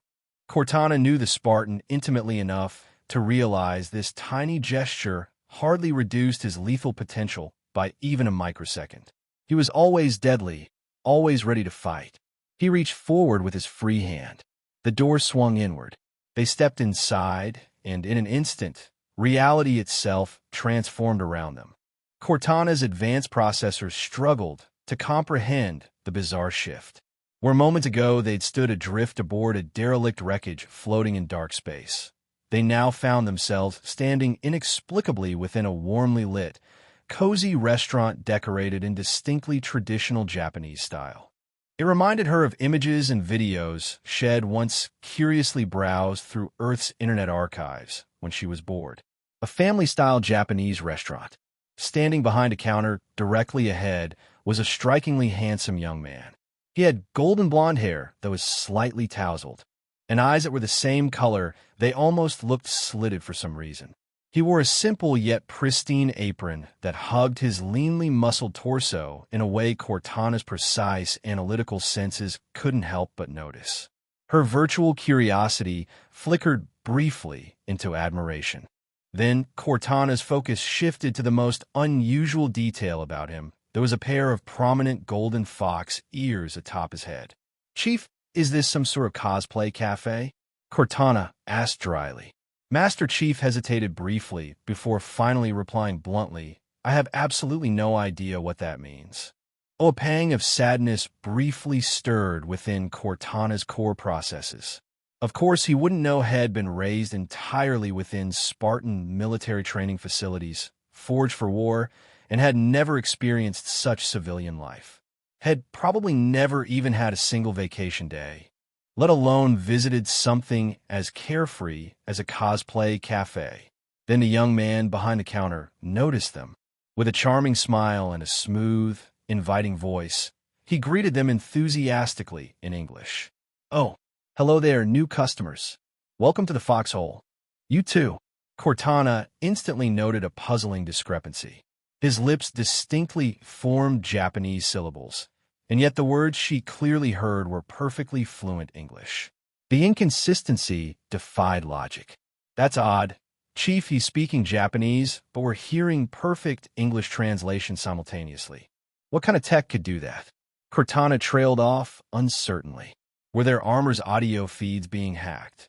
Then Cortana noticed something else, something even more bizarre. Just behind the handsome chef, 10 large, fluffy fox tails swayed in a slow rhythm. She felt herself staring in fascination. But Master Chief noticed the strange tails immediately. Cortana felt the spike of adrenaline course through Chief's bloodstream, his instincts instantly categorizing the mysterious young man as an unknown and therefore potential threat. Alien, Chief growled harshly, immediately snapping his rifle back up to his shoulder and aiming it squarely at the fox-eared stranger's chest. Cortana's internal alarms blared in panic. Not again, she thought. Hadn't they finally had enough pointless violence? She swiftly interjected, urgently yet soothingly, "Stand down." "Chief, it's probably just a costume or some exotic cybernetic implants. He's obviously human." "No." Chief's voice was firm. "My instincts say otherwise. He's dangerous." The Spartan addressed the stranger directly, the barrel of his battered assault rifle unwavering and centered directly on the chef. "Are you human?" Chief demanded with his finger hovering precariously near the trigger. The Foxman didn't seem remotely perturbed or even mildly intimidated by the weapon. Instead, he tilted his head thoughtfully with his golden eyes sparkling with obvious amusement. "Nope, I'm not human," the Foxman said casually, his tone annoyingly relaxed given that a 7-foot armored super soldier was currently pointing a loaded assault rifle directly at his chest. Damn it, Cortana seethed internally. Did this cocky bastard really have to go with that answer? Couldn't he have at least pretended? Chief wasn't exactly at his most relaxed right now, and the slightest provocation could turn into another bloodbath. John was still clearly on edge after everything they'd recently endured stopping the Halos, nearly dying repeatedly, drifting lost through space. She had no desire to witness any more pointless violence. They'd both seen enough. Master Chief's finger tightened around the trigger. Cortana felt the familiar, adrenaline-soaked spike in his heart rate, the electrical surge along nerve endings preparing to squeeze that trigger firmly. Then suddenly, without warning or any rational explanation, something utterly impossible happened. Cortana and Chief stared in mutual disbelief as the solid, battered metal of the assault rifle in Chief's powerful grip instantaneously transformed into glimmering crystal. In less than the blink of an eye, the steel and alloy had morphed into a solid mass of translucent blue crystalline material, sparkling faintly beneath the restaurant's warm overhead lighting.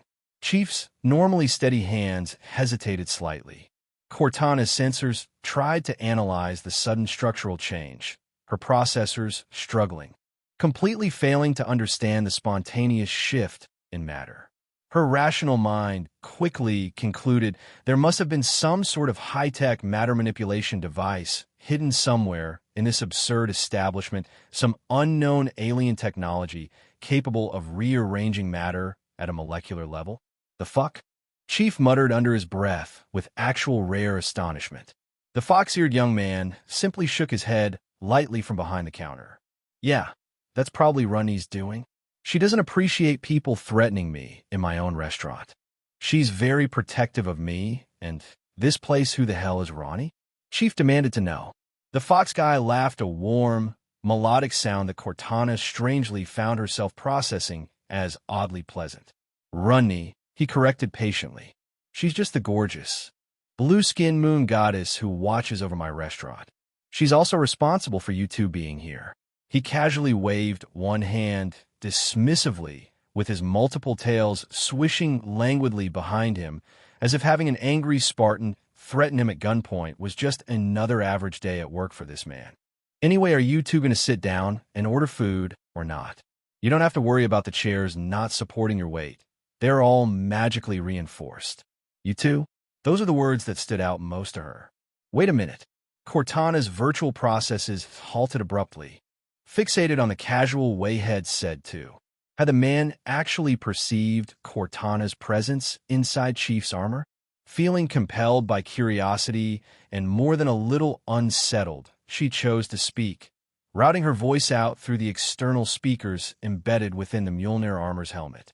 "Excuse me, but how exactly did you know there are two of us? Look, physically, all I see standing there is one huge dude in bulky green armor. But spiritually, that's another story. I clearly sense two distinct souls in front of me," the handsome foxman said to them. Cortana's processing ground to a halt. Her algorithms frantically ran back through her stored knowledge, comparing all known philosophies, religions, and metaphysics. Souls? Could an artificial intelligence even possess something as abstractly metaphysical as a soul? "I have a soul," Cortana murmured softly, her digital voice trembling with barely disguised wonder. "And something else, hope? Fear? Longing?" She wasn't certain. Her logic circuits couldn't categorize it. Could it really be true? Master Chief immediately wanted to turn around and leave, especially after his trusted rifle had inexplicably transformed into a useless chunk of crystal in his armored hands. But Cortana felt an inexplicable compulsion to linger. "I have a good feeling about this place, even if it's bizarre as hell. Just trust me on this one, Chief." For a few tense seconds, Chief hesitated silently. Then, with an audible exhale filtering through the speakers inside his helmet, he relented, lowering his massive shoulders fractionally. "I always trust you, Cortana." The earnest sincerity of his simple declaration flooded her digital essence with an unfamiliar, yet undeniably pleasant warmth. Cortana's processing speed fluttered in confusion as she categorized the sensation. If Shed possessed a human body, should have sworn Shed just felt butterflies dancing nervously in her non-existent stomach. "Ah," she thought affectionately, "my giant little brother can be adorable sometimes." Chief lumbered cautiously over to an open booth against the far wall, his colossal armored boots thudding heavily across the immaculate wooden floorboards. The bench seating looked sturdier and roomier, clearly designed with larger clientele in mind. It supported his massive armored bulk as he eased down onto the seat, causing only the faintest creak of protest. The handsome, fox-eared proprietor sauntered casually toward their table. Chief immediately stiffened with his muscles flexing defensively. The Spartan warrior's deeply ingrained fight-or-flight instincts flaring automatically. But Haru simply paused beside the table and slid two menus in front of them. "I get my own menu too?" Cortana thought with a laugh. Chief cautiously picked up one of the menus, staring silently at the choices. He tilted his helmeted head slightly in confusion. Cortana, observing through his visor display. She realized with a pang of sadness that he probably couldn't identify a single damn item listed. "Oh God," she thought sympathetically. "Has John ever tasted actual food? Ever? Has it seriously just been calorie bars and military-grade MREs his entire life?" She resolved internally right then and there that John deserved better experiences than this. Had been through absolute hell repeatedly for humanity, didn't the poor bastard at least deserve one decent meal at a cozy restaurant run by a bizarrely attractive fox-eared creature? Suddenly, the wooden door at the front swung open again, rattling the decorative bell overhead softly.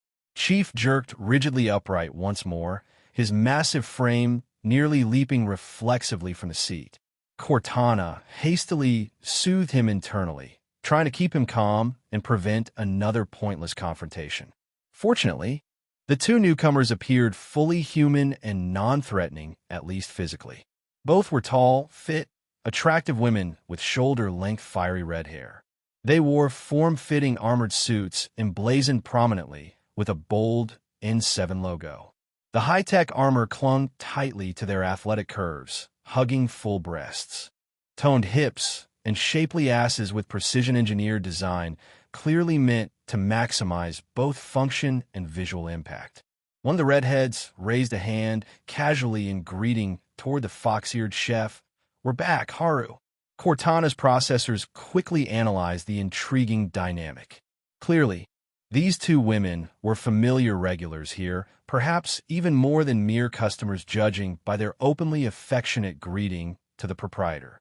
Haru, I remembered just how much of an unstoppable social butterfly Jane Shepherd always was as she immediately spotted our giant, armored green newcomer. Without so much as a second of hesitation, Jane sauntered right up to his booth, swaying her curvy hips beneath her snugly armored suit in that casual, effortlessly sexy way she had. She slid gracefully into the booth opposite him, offering the startled giant a disarming smile, as if meeting heavily armed aliens twice her size was her everyday routine. And it was some days, although I didn't think he was an alien. "Hey there, big guy," Jane greeted smoothly, leaning forward casually. "I haven't seen armor quite like yours before, and trust me, I've seen a lot." Her eyes flickered with obvious curiosity towards his head. "And hello to whoever or whatever is sharing that fancy armor with you," she added slyly, clearly sensing the second presence within him. I wasn't surprised Jane picked up on it. Maybe Alice did as well, since they both had powerful psychic abilities. Meanwhile, Alice made her way straight toward me. Her hips swayed just slightly beneath her tight, futuristic black armor, drawing my eyes appreciatively down her toned curves. Unable to resist, I leaned down to greet her properly, my hands briefly resting on her hips as our lips met in a warm, familiar kiss. "So, is everything okay on your ship?" I asked softly, sliding a loose lock of her vibrant red hair back behind her ear. "No more ambushes from those new evil aliens that attack you guys?" She sighed softly, shaking her head. "Not yet, Jane, and I just dropped in to pick up supplies and reassure the crew. Shepard told them to evacuate here immediately through your magic restaurant door if we come under attack again." Her expression tightened slightly in concern, fingers briefly gripping my apron. "Thanks again, Haru. You saved all of our asses back there." "No need for thanks," I murmured warmly, resting my palm affectionately against her soft cheek. "You and Jane are important to me. They'll always protect you both." Alice smiled warmly at that, before looking curiously towards Shepard and the armored giant sitting tensely across the restaurant. "Who's the new guy in the spirit with him?" she asked with a slightly suspicious frown. "I don't know the story yet," I admitted honestly, "but he definitely seems a bit xenophobic, at least toward me." Actually, I corrected myself thoughtfully. She huffed softly before her expression shifted into a slight frown. "If they don't like you, or if that big bastard tries anything hostile, you should just kick their asses out of here," Alice muttered defensively, her eyes hardening protectively. "This place belongs to you, Haru. They don't get to disrespect you in your own restaurant." I smiled at how protective my women could be of me. "Don't worry, beautiful. I have a good feeling about them," I said confidently. "Let's give them a chance first." Jane and the two newcomers got so wrapped up in their conversation that they completely forgot this was actually a restaurant. None of them even glanced at the menu's ID provided. I rolled my eyes good-naturedly, deciding to take matters into my own hands. "ID, just wing it." The towering armored newcomer's green armor was battered and scuffed in a dozen places, with scorch marks and bullet dents clearly visible. Even though I couldn't see his face beneath the mirrored visor of his helmet, the tense, rigid way he held his shoulders and the tightly coiled readiness in his posture told me all I needed to know. The guy had clearly been through some serious shit recently, and there was no mistaking the subtle signs of PTSD radiating off him like waves. I recognized those symptoms all too well. Hell, I'd seen plenty of traumatized warriors drift through my doors already. Skyrim was beautiful, but it was a harsh place. If ever someone needed comfort food, this guy was it. I turned and headed back into my kitchen, pulling my apron tighter around my waist as I felt my golden tails sway lazily behind me. My kitchen was my sanctuary. I was already mentally piecing together a feast fit for a battle-scarred hero. Alice was my sexy little sous chef for the evening. Although, the truth was, as smoking hot and lethal as she was with a pair of guns, Alice's culinary skills left plenty to be desired. The girl could barely boil water without supervision. But damn if she wasn't pleasant to look at and talk to while I did all the real cooking. Let's get cooking. The big guy out there looks like he's had enough rough days. He deserves at least one good meal. I moved expertly from stove to countertop and back, my knives flashing in precise cuts as I sliced through dragon steaks thicker than my wrist, their vibrant red, flesh juicy, and marbled with rich, flavorful fat. Beside me, Alice awkwardly stirred the massive pan of fragrant, golden fried rice, something that was very hard to mess up, but I kept an eye on her regardless. 15 minutes later, we had a veritable feast plated and ready. I hefted the massive platters myself, balancing effortlessly on my tails as I returned. I set the feast down, each plate thudding heavily onto the table. Huge dragon steaks, seared to perfection, their outsides crisp and caramelized, the centers juicy and pinkish red. Golden brown fried rice piled high and flecked with diced vegetables, eggs, and pieces of grilled pork belly. A crispy, thin-crust pizza topped generously with melted cheeses and thinly sliced pepperoni, fresh basil, and perfectly brown crust edges.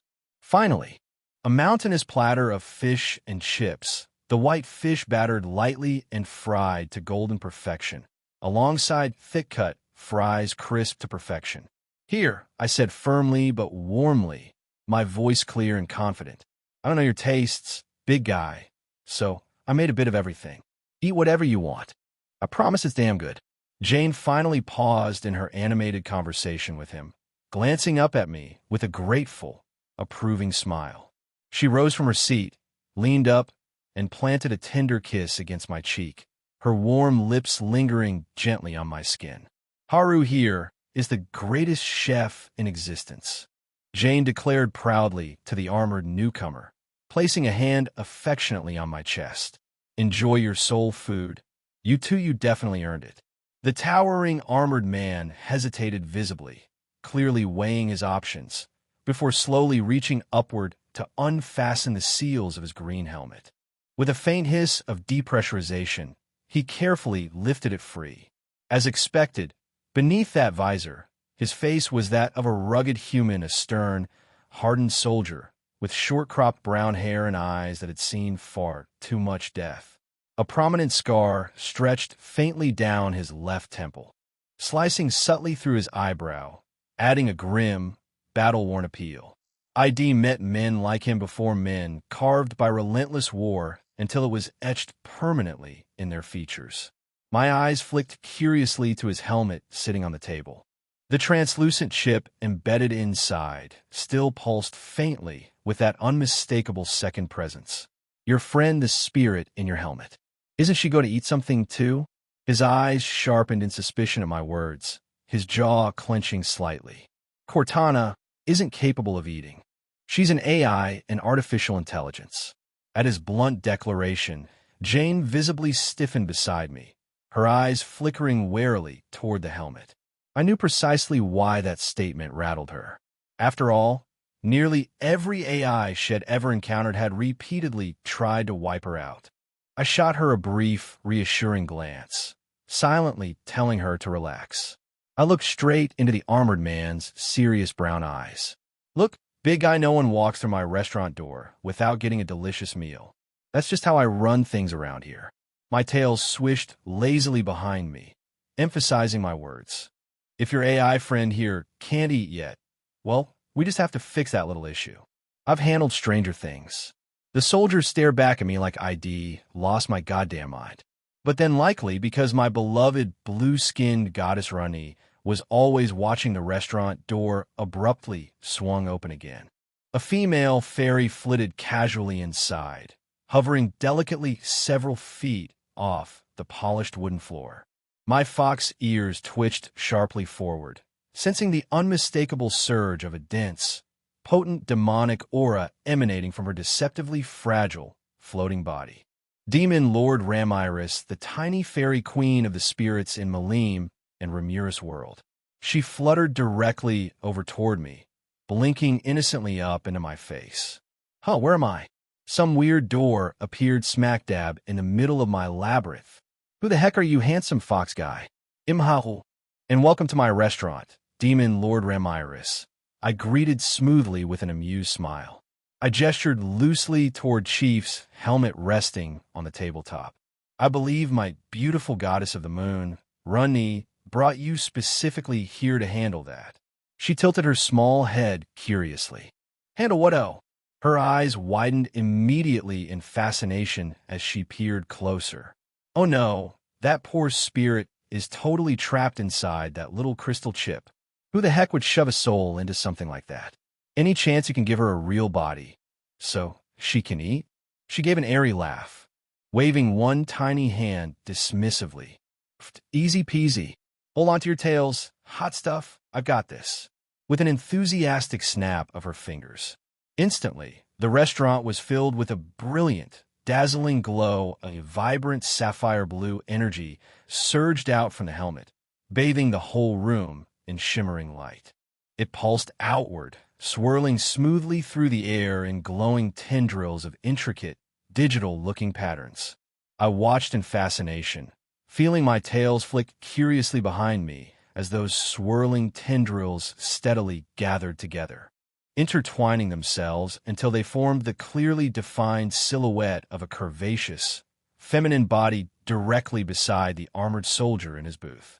The energy coalesced completely into tangible flesh, leaving behind a figure that immediately drew everyone's eyes in captivated astonishment.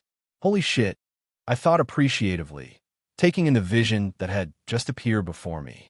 She was fucking gorgeous. There simply wasn't any other way to put it. Vibrant blue skin shimmered softly, glowing faintly with delicate lines of digital information flowing visibly beneath her smooth flesh, constantly shifting and dancing like exotic tattoos. It was mesmerizing. My eyes roamed shamelessly over her slender neck, down to her full, round breasts perfectly shaped, tipped with nipples a deeper, enticing shade of blue that stood pertly erect in the restaurant's cooler air. Yes, she was completely nude.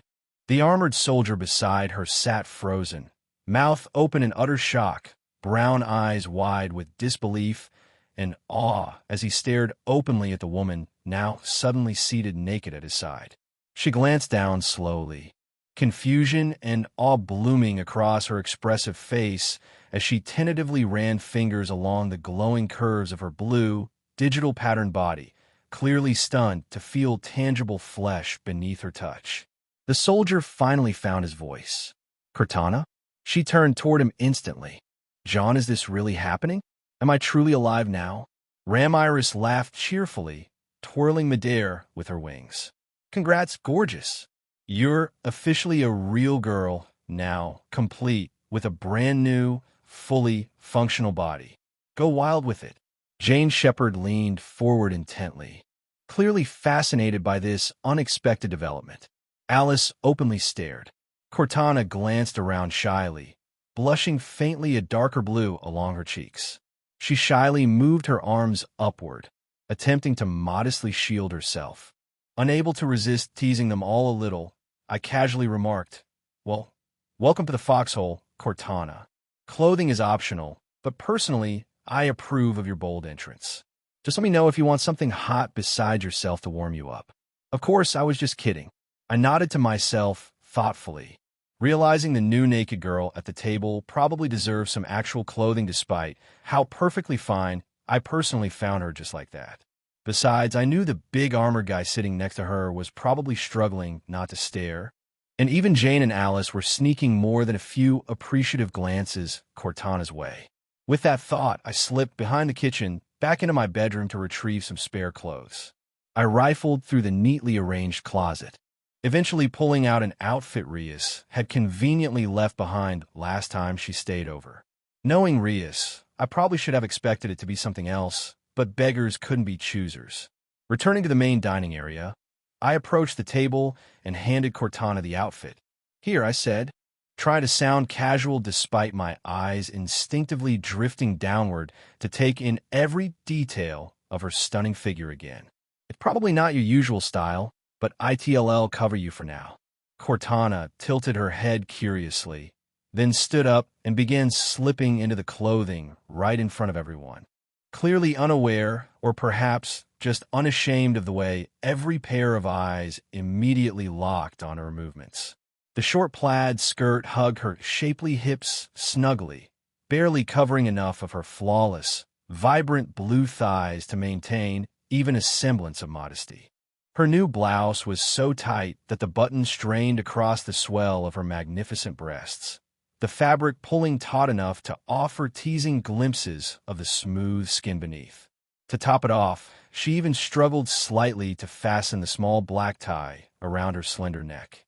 I couldn't tear my gaze away, my fox ears twitching appreciatively, watching a formerly digital AI girl slowly button herself into a far too tight, scandalously skimpy schoolgirl uniform was frankly captivating. Even Jane Shepherd and Alice shared a knowing glance, clearly entertained by my open admiration and simultaneously intrigued by Cortana's provocative new appearance. "Damn," I murmured, unable to stop myself as my gaze roamed slowly up and down her curvy body once again. "That fits you really, really well." Cortana glanced down at herself, tugging gently at the short skirt. Her cheeks flushed a deeper shade of blue as she noticed just how revealing the clothes were on her generously curved figure. "It's a bit tighter than expected," she admitted shyly, her digital patterned skin glowing softly in embarrassment. "Is it supposed to feel this restrictive?" I chuckled and told her why. "You're a bit taller than my girl Friedrichs, and she likes her clothes tight to show off her figure." "I see," she replied thoughtfully, biting her lower lip lightly in a way that had no right being that seductive. Was it because she reminded me so much of Runny now? An ID yet to see Runny naked. How something invisible just smacked the back of my head after that thought. Cortana sat back down in the booth. "Well, he'll make do with these for now. Wearing clothing is going to be strange." And then her attention was back on the food on the table in front of her. Predictably, she almost started drooling. I never knew the smell of food could be so enticing. "Haru, come on, let's let our newcomer settle in," Jane and Alice both said. I allowed myself to be pulled gently away by both beautiful redheads, casting one final appreciative glance back toward Cortana. She was seated again beside the armored giant, poking curiously at one of the steaming dragon steaks ID prepared, the tight blouse straining appealingly across her chest each time she moved. "Enjoy your meal," I called over my shoulder, unable to suppress a grin as my tails swished lazily behind me. Ramiris fluttered down onto the table abruptly, planting herself firmly next to Cortana's massive plate of golden brown fried rice. "Don't forget about me," she declared haughtily, puffing her small chest out dramatically. "I'm the one who got you that hot new body, gorgeous. You owe me tons of food as payment for my amazing fairy services." Cortana laughed softly, clearly amused, and pushed the oversized platter closer to the tiny demon lord. "By all means, dig in. There's more here than I'll possibly finish on my own. I think. I'm actually not sure how much I'm supposed to be able to eat in this body," she muttered to herself. Ramiris' eyes sparkled gleefully, and she immediately attacked the fragrant dish with enthusiastic abandon, somehow managing to eat 3 times her own body weight in fried rice within mere moments. "See?" Alice teased lightly, nudging me with her shoulder. "Everyone's happy." I was tidying up the kitchen, wiping down the counters and rinsing off the knives while Jane and Alice lent a hand beside me. Jane's hips brushed enticingly against mine whenever she moved past me on purpose, of course. Alice leaned against the counter, scrubbing a pot with far more enthusiasm than actual technique. Jane was busy recounting her conversation with the giant armored newcomer, who we now knew called himself Master Chief. What a hell of a nickname, but it did seem oddly fitting given the guy's sheer presence. As she spoke, I found myself amazed by how much information she'd gotten out of him in just a short conversation. Jane truly was the ultimate social butterfly. Even a 7-foot-tall super soldier encased in battered green armor hadn't stood a chance against her friendly charm. As I finished loading another stack of dirty dishes into the dishwasher, Jane leaned comfortably against the counter beside me, folding her arms casually beneath her full breasts. So apparently, She continued, his humanity's been locked into this violent, genocidal war against a hostile alien empire known as the Covenant for decades. We're talking multiple alien species unified under one psychotic religious empire that saw humanity as heretics who needed wiping out. No negotiations, no compromise, just wholesale extermination. Tens of billions of human lives lost, Haru.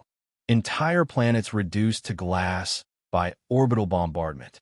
Jane's usually relaxed voice carried an unusual gravity as she described the carnage.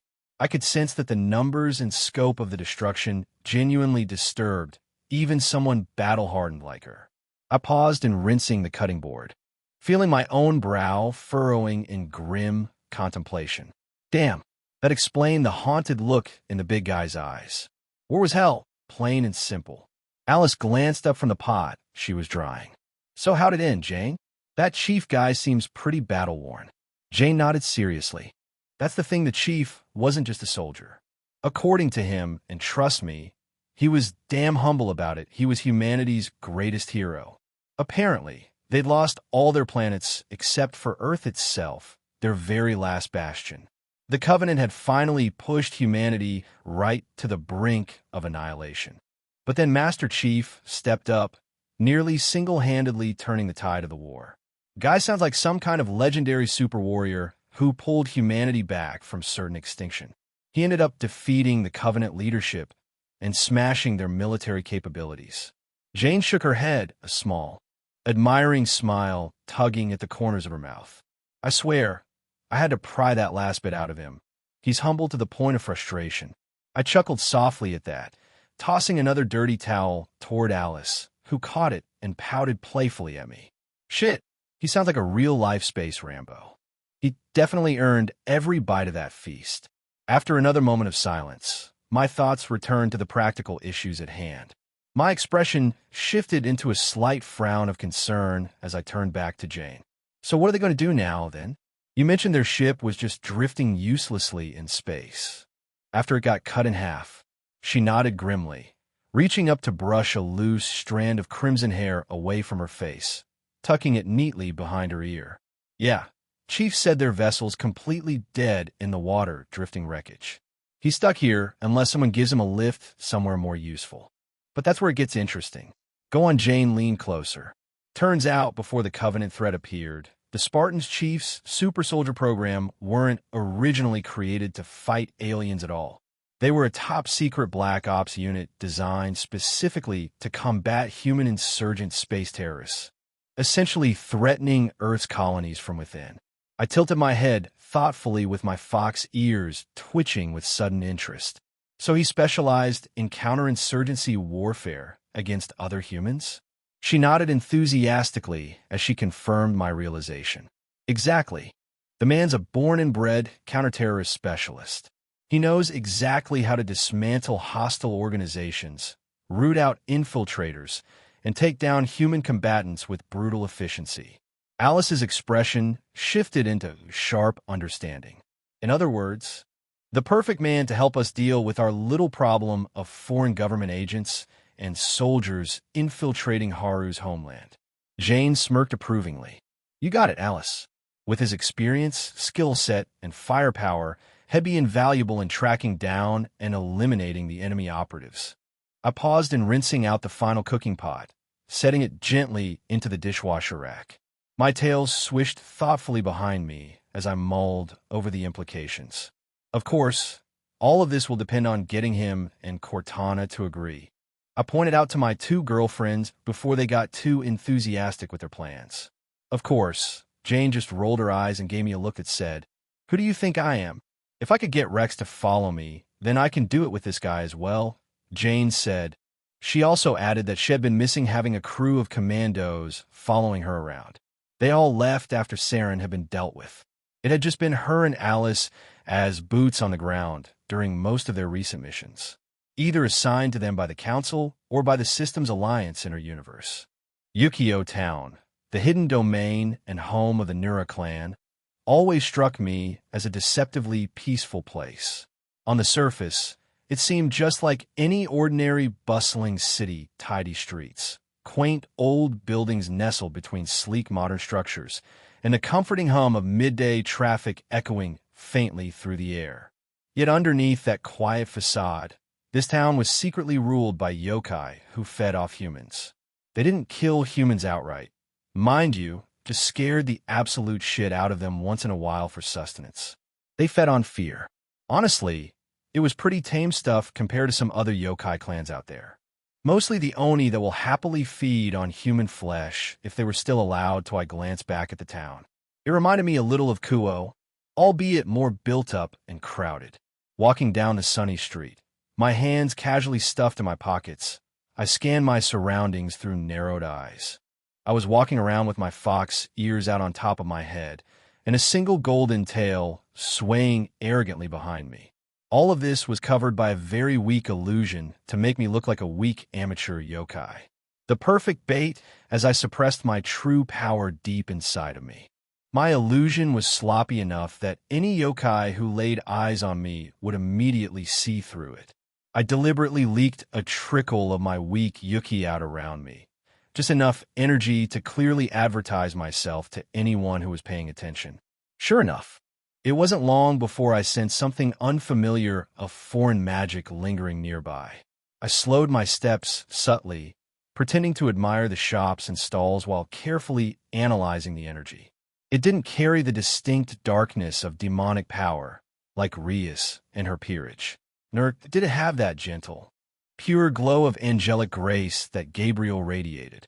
My ears swiveled cautiously, pinpointing the presence hidden just around the corner of a narrow, shadowy alley between two buildings. I didn't react yet. If I sprang the trap too early, they'd bolt before I learned anything useful. Instead, I wandered closer, forcing my expression to remain oblivious. Then, in a flash of rushed movement, a burly man lunged from the shadows directly towards me. He grabbed my arms roughly, yanking me off balance. It was a clumsy grapple, weak enough that I could have snapped both his wrists with a twitch if I wanted. But instead, I feigned surprise and panic convincingly, widening my eyes dramatically and pulling back ineffectually. "Hey, what the hell do you think you're doing?" I shouted, putting just the right amount of shaky fear into my voice, feigning the tone of a weak, frightened yokai that had never once been confronted by genuine danger. "Let go of me right now, asshole." Before I could struggle free, a second man appeared swiftly from the shadows behind me. He wore a plain black tactical uniform, face obscured by a balaclava mask, before he roughly shoved a damp cloth directly over my mouth and nose. The pungent stench of chloroform filled my nostrils instantly, causing a sharp, dizzying sting inside my sinuses. I pretended to thrash and resist weakly for a few more seconds, releasing just the right gasping whimper as I let my limbs gradually slacken in their grip, pretending to be unconscious. The first man laughed quietly, clearly pleased. He spoke harshly to his partner, his voice slightly muffled through the black mask. "Fucking idiot yokai. Wandering around all carefree just because it's daytime? Moron thinks sunlight will keep him safe from us."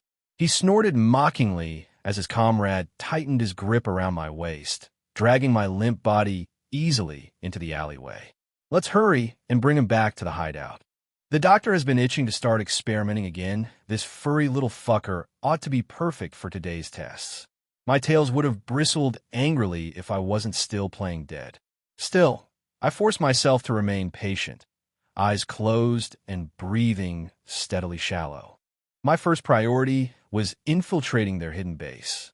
After that, well, I'd happily give them a first-hand demonstration of what happened when you fucked with creatures you didn't truly understand. The men moved quickly and silently, carrying my feigned unconscious body down the back alley and toward a nondescript black van waiting discreetly in a quiet side street. They tossed me carelessly into the back seat, slamming the door shut as the engine hummed quietly to life. As the vehicle began smoothly rolling away, I carefully maintained my act, making sure my breathing stayed even and calm as I memorized the subtle turns and twists the van took through Yukio's bustling roads. It wouldn't take long before they delivered me directly to their hideout. Then the real fun would begin. Jane Shepard adjusted her grip on a rifle, her experienced eyes sweeping carefully over the seemingly mundane side of town they'd been assigned. Her boyfriend, Uru, had confidently insisted head tackle the opposite sector, personally, the area more likely crawling with hostile supernatural infiltrators. Jane trusted his instincts, so Shed readily agreed. That left this quieter half to her, Alice, Master Chief, and Cortana. Jane's eyes flicked sideways to Cortana, who walked a few paces ahead. Cortana looked distinctly distracted, her newly created body drawing her complete attention. Her blue-tinted fingers traced curiously over her own skin, gliding along her curves with open fascination. It was oddly mesmerizing to watch. Her movements were fluid and hypnotic. "This is absolutely amazing," Cortana breathed softly, seemingly oblivious to how provocative she looked. Her hands slid upward slowly, trailing over her abdomen until they reached the lush swell of her breasts. With a confident, unhurried motion, she adjusted her hold, fingers pressing gently into her abundant, firm curves. Jane exchanged an amused glance with Alice, both redheads fighting back smiles as the clearly embarrassed Master Chief abruptly looked away, his armored helmet deliberately shifting to avoid the tantalizing display. "I never thought something like the multiverse was actually real, much less imagined ID have an actual physical body," Cortana murmured, her voice filled with awe and quiet disbelief. Her fingers continued their exploration, lingering appreciatively on the sensitive peaks of her nipples through the tight fabric of the revealing borrowed outfit Haru had given her. Then Cortana paused abruptly, a faintly somber expression overtaking her beautiful face. "Honestly, I'd resigned myself to the fact that I'd be dead in less than 4 years anyway," she confessed quietly. At those words, Jane suddenly recalled the conversation Shed had in Haru's restaurant, back when Cortana and Master Chief had first explained their universe's harsh restrictions on artificial intelligence.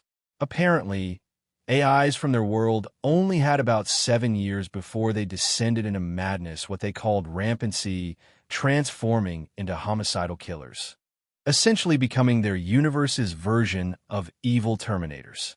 Jane grimaced slightly, reminded vividly of her own harrowing experiences with the genocidal Reapers and the relentless Geth. She fully understood Cortana's fears all too well. But now that Cortana was a machine spirit, that was no longer a problem. It was a lot easier for Jane to trust a spirit instead of an AI as well. Alice, next to her, had her own problems with evil AI in the past as well. The insane Red Queen that destroyed almost all human life in Alice's old world. Master Chief's gravelly voice suddenly interrupted her thoughts, breaking the awkward silence. "Cortana, we need to focus on the mission right now." Cortana jolted slightly at his gentle reprimand, immediately removing her hands from her breasts as her cheeks flushed a faintly darker shade of blue. Right, of course, she quickly agreed, clearly embarrassed as she turned toward Jane and Alice with an apologetic expression. Eager to move past the awkward moment, Cortana cleared her throat and asked Jane directly, "So, Commander Shepard, can you clarify exactly what we're dealing with here?" Jane nodded briskly, instantly shifting back into professional soldier mode. "The situation's complex," she explained succinctly, her eyes darting around to ensure no locals overheard. Although each of them were wearing talismans to keep human eyes off them anyway, so that wasn't possible. It was just a habit at this point. Allied yokai in this town, mostly peaceful supernatural beings from everything I understand, are being systematically targeted, kidnapped, and experimented upon by hostile factions. Those factions include foreign supernatural entities working hand-in-hand with rogue elements within various human governments. Our mission's straightforward: completely dismantle and eliminate the human government elements involved, leaving no survivors and no loose ends. It's absolutely vital this doesn't escalate further or get revealed to the general public. If it does, we'll face a supernatural version of World War III overnight. Jane obviously would not fail Haru here. Cortana absorbed the blunt explanation solemnly, clearly understanding the catastrophic implications. After a pause, she shook her head slightly, a soft sigh escaping her lips. And definitely not used to humanity being the bad guys, she admitted, quietly troubled. "It's been a while for me, too," Master Chief quietly remarked, his voice weary yet resolute. As they continued walking casually through the quiet streets of Yukio Town, Jane's sharp eyes remained alert, constantly scanning their surroundings. Her trained gaze slid carefully over the bustling afternoon crowd, instinctively hunting for anyone out of place, anyone who didn't quite belong, especially foreigners or shady assholes acting suspiciously. Beside her, Cortana trailed along with an endless stream of curious questions. Jane Shepard couldn't blame her new companion for her curiosity. Cortana had spent her entire existence as a digital intelligence trapped within computers. Now, with her first real, physical body, the beautiful blue-skinned woman was naturally bursting with interest about every aspect of the physical world. However, Jane quickly noticed Cortana's questions kept circling back specifically to Haru. So, Cortana asked with deceptive casualness, "How exactly did you first meet Haru, Commander Shepard?" Jane exchanged an amused, knowing glance with Alice walking beside her. She fought back a smirk as she casually answered, "Haru rescued my ass when I was up shit creek without a paddle. Showed up in the middle of a firefight out of nowhere and casually obliterated a dozen killer robots with ease. We started seeing each other not long after." Alice snorted softly beside her. "Yeah, that sounds familiar. Except for me, it was zombies." Cortana tilted her head, her sapphire eyes widening slightly. "Oh, interesting," she murmured thoughtfully. "So, is it standard practice for Haru to rescue women before he, initiates intimacy?" Jane chuckled, shaking her head slightly at the AI girl's blunt honesty. "Nah, not exactly standard, but it's certainly not uncommon either," she admitted, her voice laced with amusement. "He's got this annoying yet somehow charming hero complex, can't resist swooping in dramatically to save beautiful women. And then taking them to bed," Alice chimed in dryly, her crimson lips curling into an affectionate smirk. "Usually multiple times." "Ah, I see." Cortana absorbed this new information seriously for a moment before pressing forward with even greater curiosity. "And about that, I noticed both of you seem openly involved with him simultaneously, along with other women. Isn't humanity predominantly monogamous? How exactly does your arrangement with Haru work?" Jane laughed openly at Cortana's honest curiosity. She'd never had someone put it quite so bluntly before. "You're right. Most humans do stick to monogamy. But Haru isn't human. He's royalty among yokai, basically supernatural royalty in this world," Jane explained carefully, meeting Cortana's curious gaze directly. "His mother rules as their queen. In yokai society, it's entirely normal, actually expected for someone of his status, to have multiple partners." Jane's gaze flicked affectionately over at Alice before continuing more softly, her tone turning warm and genuine. "But beyond politics or bloodlines, the simple truth is that Alice and I both fell hard for Haru. He's saved our asses countless times, protected us, given us a home we can always come back to, and made us feel genuinely cared for. Every woman in his harem loves him deeply. It's honestly not complicated once you're part of it." Cortana looked like she was about to pepper them with another round of probing questions when Master Chief abruptly halted their chatter, his deep voice interrupting sharply. "Enough," Chief said firmly, pointing directly down the street with his gauntlet hand. "2 blocks down, see the black van parked near the corner? That vehicle looks suspicious, and its driver isn't Japanese." Instantly, Jane's relaxed, teasing attitude evaporated as her battle-hardened instincts surged into action. Her eyes narrowed sharply, locking onto the distant black van, mentally noting its slightly tinted windows and perfectly nondescript appearance. Her soldier's intuition screamed at her, recognizing immediately that Chief was right. It practically radiated covert ops vehicle. Good eye, Chief. She muttered approvingly, subtly shifting into a more alert stance. Her fingers flexed smoothly around her rifle's grip, readying herself for whatever confrontation was imminent. Next to Chief, Cortana suddenly shimmered brightly, glowing vivid sapphire blue. Jane watched in genuine fascination as Cortana's lush curves dissolved instantly into an intricate pattern of pure digital information. The mesmerizing blue data stream flowed smoothly through the air, arcing back toward Master Chief. It coiled around him, merging seamlessly with the powerful Mjolnir armor, encasing his towering frame. Demon Lord Ramirez had apparently transformed Cortana from AI into a machine spirit. Apparently, in this new form, Cortana could effortlessly fuse herself into practically any technological device, not just computers. Unsurprisingly, the beautiful digital woman chose primarily to remain bonded closely with her longtime friend, Master Chief.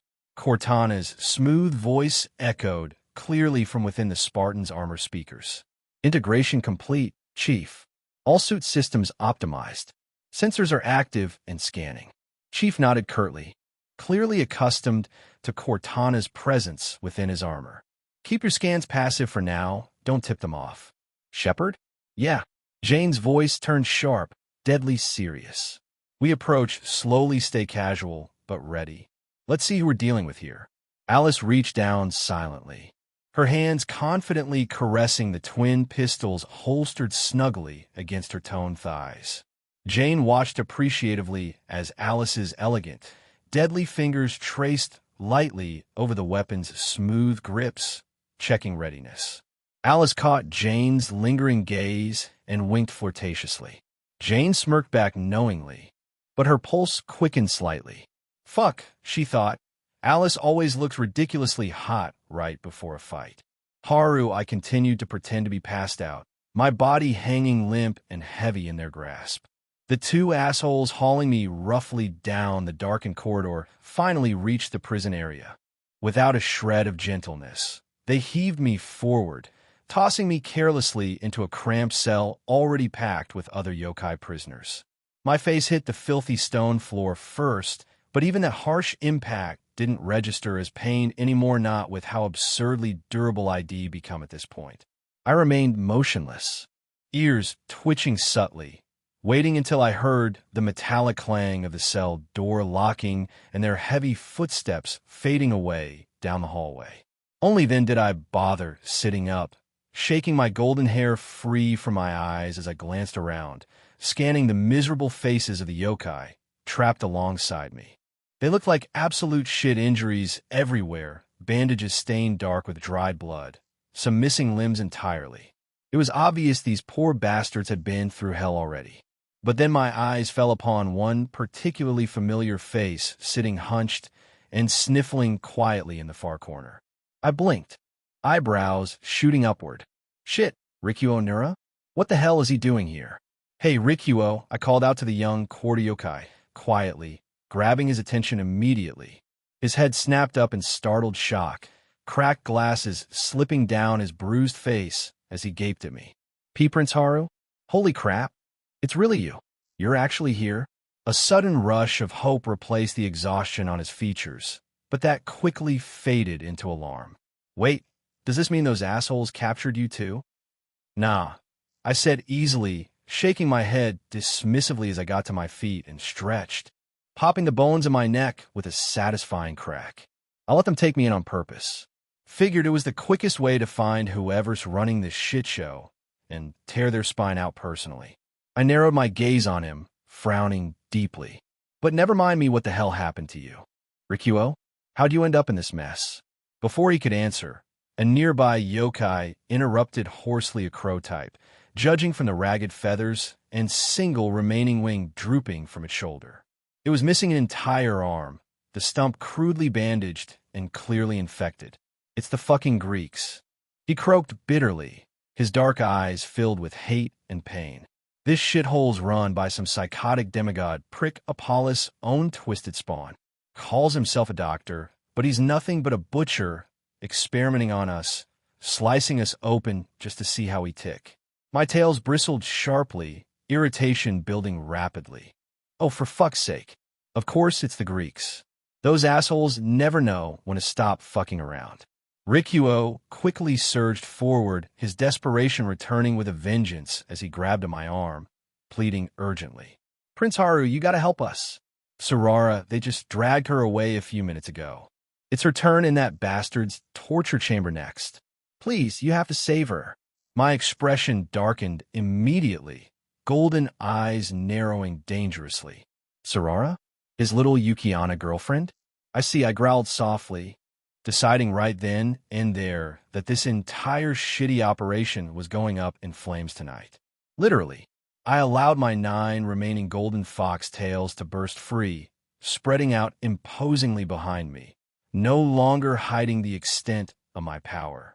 The air itself warped and trembled around my body, saturated with an oppressive surge of raw magicules that radiated outward from my body. The other yokai gasped sharply, some stumbling backward in awe, their eyes wide in shock at my display of sheer magical might. I ignored their reactions, stepping directly towards the barred cell door. The thick steel bars were etched with useless little ceiling wards designed specifically to contain yokai. How cute. Well, let's go rescue your girl and murder us a demigod, shall we? I declared calmly, reaching out casually to grip the thick bars in one hand. I tightened my fingers slowly, deliberately savoring the shriek of tortured metal as the steel buckled and tore like tissue paper beneath my inhuman strength. With an effortless tug, I ripped the entire bar door clean off its hinges, tossing it aside with a resounding clang. Chapter 120. Rikuo felt a heavy wave of relief wash over him the instant he realized who had just been thrown unceremoniously into their cramped, filthy cell. For a second, Head panicked, thinking they'd managed to catch Prince Haru off guard, but the brief surge of dread vanished the second Haru stood up effortlessly. Rikuo couldn't stop himself from smiling, despite the bruises and cuts lining his aching body. He knew perfectly well his grandfather, Nurura Heian, held some unexplained apprehension toward Haru and Yasaka, Kyoto's ruling fox clan. Head overheard the older yokai muttering nervously under his breath whenever the prince's name came up. But personally, Rikuo admired Haru immensely. Here was a guy who never backed down, never minced words, and never apologized for being himself. In short, he was everything Rikuo wished he could become himself someday. Sometimes he felt like that in his yokai form, but he could only be a yokai a quarter of the day due to a curse that made him only 1/4 yokai, when that should have otherwise been impossible since children of yokai and humans could only be entirely one or the other. The bars enclosing them were coated thickly with vicious anti-yokai wards that burned flesh on contact. Just brushing a finger against the iron was enough to blister and peel away skin. Rikuo had seen too many desperate escape attempts end with blistered hands and screams of agony echoing off stone walls. Yet Haru just casually sauntered over to those same bars, reached out with bare hands, and wrapped his fingers around them without a moment's hesitation. Rikuo flinched instinctively, remembering the scorching pain when he tried to escape himself. But Haru didn't even blink. In one smooth movement, Haru ripped the entire door free, wrenching it clear off its hinges and tossing it carelessly to the ground. The other yokai trapped in the cell all cheered at the same time. Haru was terrifyingly strong, but Haru wasn't finished impressing him yet. Haru snapped his fingers. Immediately, blue flames erupted gently around each yokai prisoner's neck. Rikuo gasped sharply at first, instinctively reaching up in fear of the flames, but immediately realized there was no pain at all. The collars around every prisoner's neck disintegrated. Rikuo inhaled sharply, feeling his yuki accessible again without the suppression collar blocking him from calling out to it. He felt his body change, muscles firming, height increasing as he confidently slipped into his yokai form. His hair shifted, streaking white and black, his eyes sharpening fiercely. He felt powerful again, ready to fight, ready to tear into the bastards who had taken Tsurara from him. Damn, wish I had my katana right now, Rikuo muttered, flexing his fingers restlessly. Though honestly, considering who he was about to follow into battle, he doubted he'd even need the weapon. He rushed quickly to catch up with Haru, who had already swaggered boldly out into the corridor beyond the now ruined cell door. Rikuo noticed immediately they were imprisoned within what used to be an ordinary office building basement, but had been modified as a prison. A shout rang out down the hall as two Greek guards stormed toward them.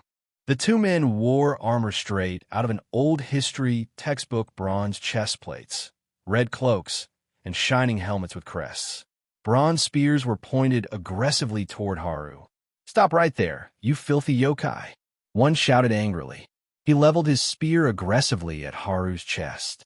"You will submit and get back in your cage, monster, or face immediate execution." Haru tilted his head slightly.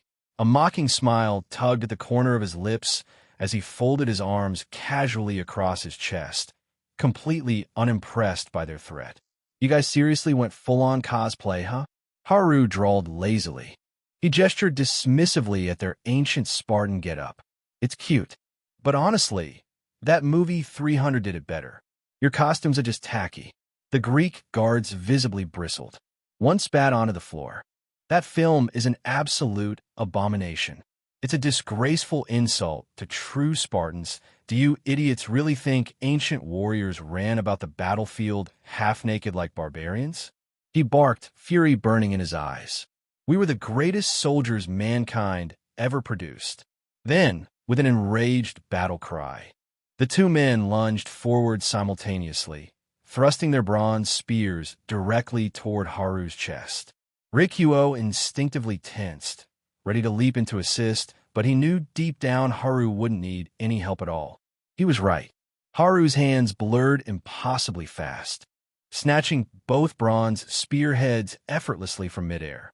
The two muscular warriors jerked to a sudden halt, eyes bulging in shock as they struggled desperately, trying and failing miserably to push their spears forward even an inch more.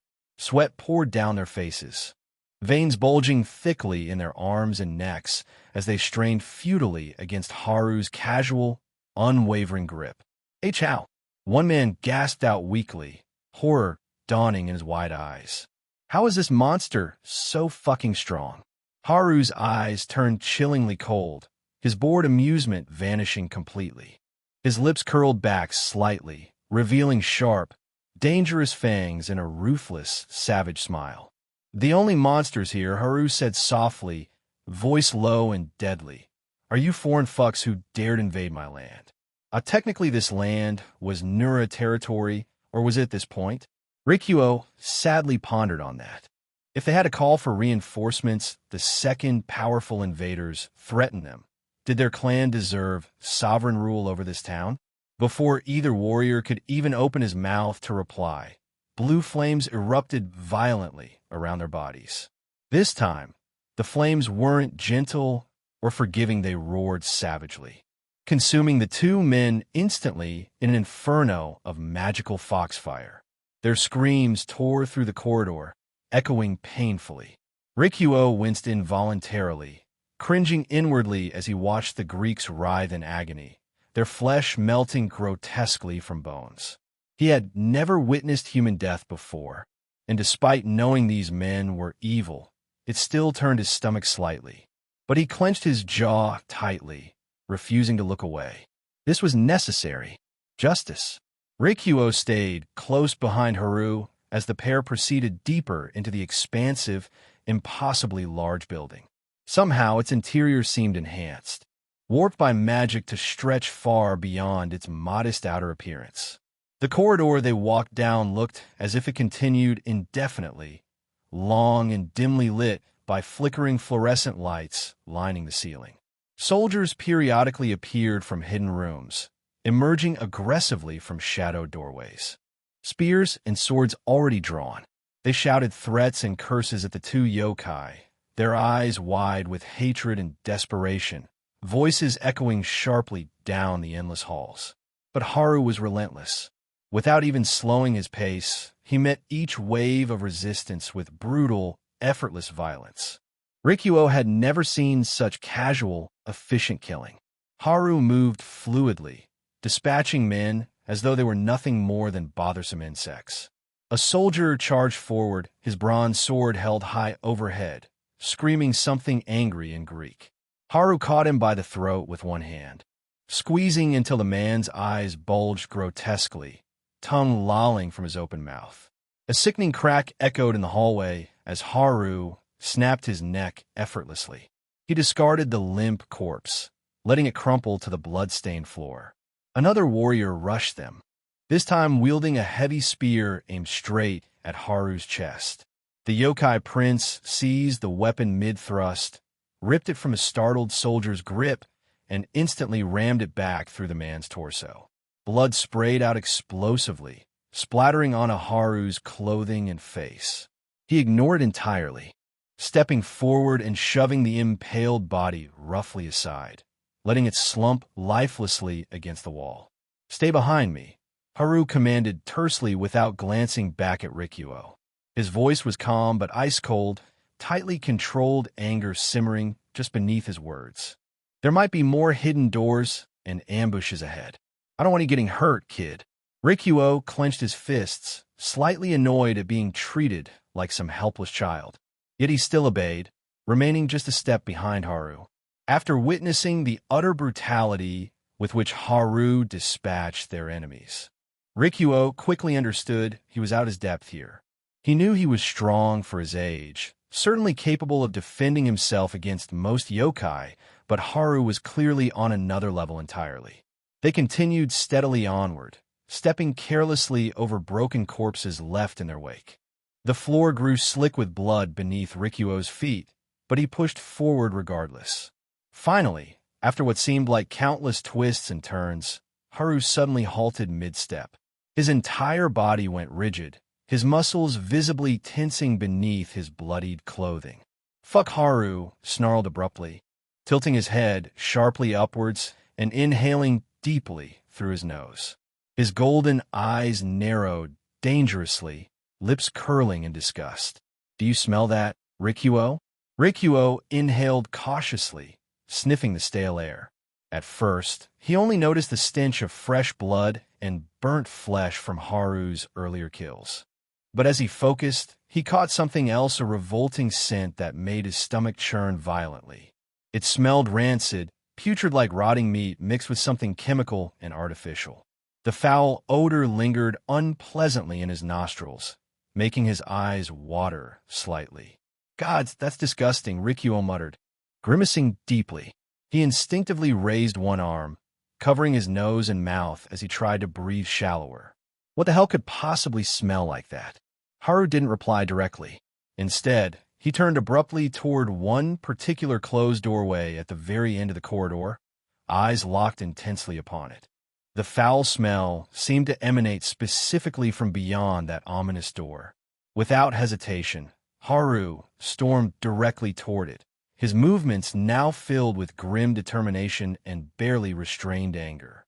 He didn't even slow down as he reached it, raising one leg and brutally kicking the heavy metal door. It didn't just open, it exploded violently inward, torn cleanly off its reinforced hinges from the sheer force. The thick steel slab crashed loudly onto the ground, echoing thunderously throughout the interior chamber. Instantly, the smell intensified unbearably. Rikuo gagged audibly, eyes watering as bile rose sharply into his throat. Haru merely growled, stepping forward into the room, golden eyes scanning the interior. Rikuo forced himself to follow, taking shaky steps behind him. The sight awaiting them inside the room made Rikuo freeze completely, blood turning to ice in his veins. He felt his jaw drop open slightly in shock and disbelief. Had seen violence before, but nothing remotely approaching the grisly horror spread out before him now. The room looked like some horrific blend between torture chamber and experimental laboratory. Multiple steel operating tables lined the center, each one occupied by the mangled corpse of a yokai. Their bodies were stripped bare and crudely dissected, flesh sliced apart, exposing bloodied muscle tissue and glistening organs. Needles, tubes, and other strange medical instruments have been crudely shoved into their remains, some attached to strange machines beeping rhythmically in one corner of the room. Dark pools of congealed blood coated the floor around each victim. Rikuo's gaze fixed upon one particular table. The yokai corpse lying there had been horribly mutilated. Its torso split open down the middle and ribcage forcibly pulled apart. Internal organs lay scattered carelessly nearby, removed from their original positions, sliced open and examined. The victim's face remained untouched, however its mouth opened in an expression of agonized terror, eyes wide and glassy in death. Rikuo felt the hot sting of angry tears filling his eyes. His fists clenched painfully tight at his sides, nails digging into his palms until they drew blood. "God damn it," Rikuo whispered hoarsely, voice trembling with fury. He forced himself to tear his gaze away, looking toward Haru instead. The yokai prince was utterly silent, unmoving as stone, standing with fists clenched tightly enough that his knuckles turned bone white. Haru's golden eyes burned with barely suppressed wrath as he stared at the horrific scene before them. The sheer rage radiating from his body was palpable, thickening the very air itself. "Havu," Rikuo murmured softly, sensing the dangerous tension building rapidly within the powerful kitsune. "What do we do now?" Haru turned slowly, his burning eyes meeting Rikuo's directly. His voice emerged low and utterly devoid of mercy. "We find the sadistic fuck responsible." Haru growled with deadly calm. "And then we rip him apart." "Well, then look no further because I am right here." A nasally, smug voice suddenly rang out from directly behind them. Rikuo immediately spun around in alarm. Haru, beside him, moved more casually, turning slowly and deliberately with narrowed eyes. The man standing behind them appeared to be around 30, with greasy blonde hair matted untidily across his forehead and shoulders. His skin was sickly pale beneath harsh fluorescent lights, as though he spent little time outside this grim laboratory. Dark circles framed eyes that burned with manic excitement and a disturbing intensity, making it abundantly clear that sleep was a rarity for him. He was dressed in a long white lab coat, splattered liberally with dark, fresh yokai blood. The stains were still wet, dripping slowly from the hem onto the already filthy tiled floor. The man spread his arms wide. "Welcome, welcome, welcome, filthy beast, to my wonderful little laboratory." He gestured grandly around the room, waving dramatically toward the dissected yokai bodies lying in their own gore atop metal tables. "I sincerely hope you appreciate the decor. It's taken me weeks to put together my lovely little gallery here." He paused, smirking at them condescendingly. "Though something tells me you uncivilized savages won't properly appreciate the effort and artistry." It was Imagahi had kidnapped him and Tsurara, the demigod son of Apollo. Rikuo felt rage boil violently inside him, overpowering any caution. "You piece of shit. What the fuck is Tsurara?" He roared at the bastard, his voice shaking with raw fury. The doctor merely tilted his head slightly, one thin eyebrow raised as though amused by Rikuo's anger. A greasy strand of blonde hair slipped over his eyes, and he brushed it aside with casual, mocking contempt. "Oh, your precious little Yukiana girlfriend?" the demigod asked slowly, emphasizing the word girlfriend mockingly. His voice was nasal, dripping with disdain. "Don't worry your filthy yokai head about her. Boy, she's perfectly safe, for now." His pale lips twisted upward into a sinister grin. "I have her secured in a special chamber of mine. A rare and delicate creature like her snow woman. I've got some very special plans for a rarity like her." He paused deliberately, allowing those sickening words to linger in the air before continuing. "You see, I've yet to dissect a Yukiana. It's truly exciting, so many mysteries beneath that soft, cold, white skin just waiting to be explored. It'll take my sweet time peeling her apart, piece by agonizing piece." until I've satisfied every curiosity. He chuckled coldly. Rikuo's stomach twisted violently in revulsion. How fucking dare this bastard threaten Sorara like that, describe her in such sickening, objectifying terms. You sadistic bastard. Rikuo shouted hoarsely. The doctor laughed openly this time, the sound high-pitched and grating. Oh please, he scoffed dismissively, his tone arrogant, dripping with condescension. You and your fellow yokai aren't in any position to threaten me, beast. You see, this is my territory. I control this place, these halls. I am the god here. He smiled cruelly, taking clear delight in his own perceived power. So for now, you pathetic animals are going right back into your cells where you belong. He raised his hand sharply, fingers snapping together with a loud, echoing crack. Instantly, the walls around them began to shimmer and ripple. Reality itself shifting subtly as dozens upon dozens of shadowy figures manifested, emerging from nowhere to surround them. Evil spirits, the natural predators and enemies of yokai. They fed upon yokai energy, draining them dry like starving parasites. This is the end for your little daring escape attempt. The demigod sneered disdainfully. You filthy beasts are nothing but nourishment to these spirits.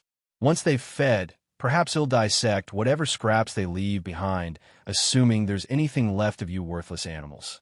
Calm down, Rikuo, refined Haru said next to him.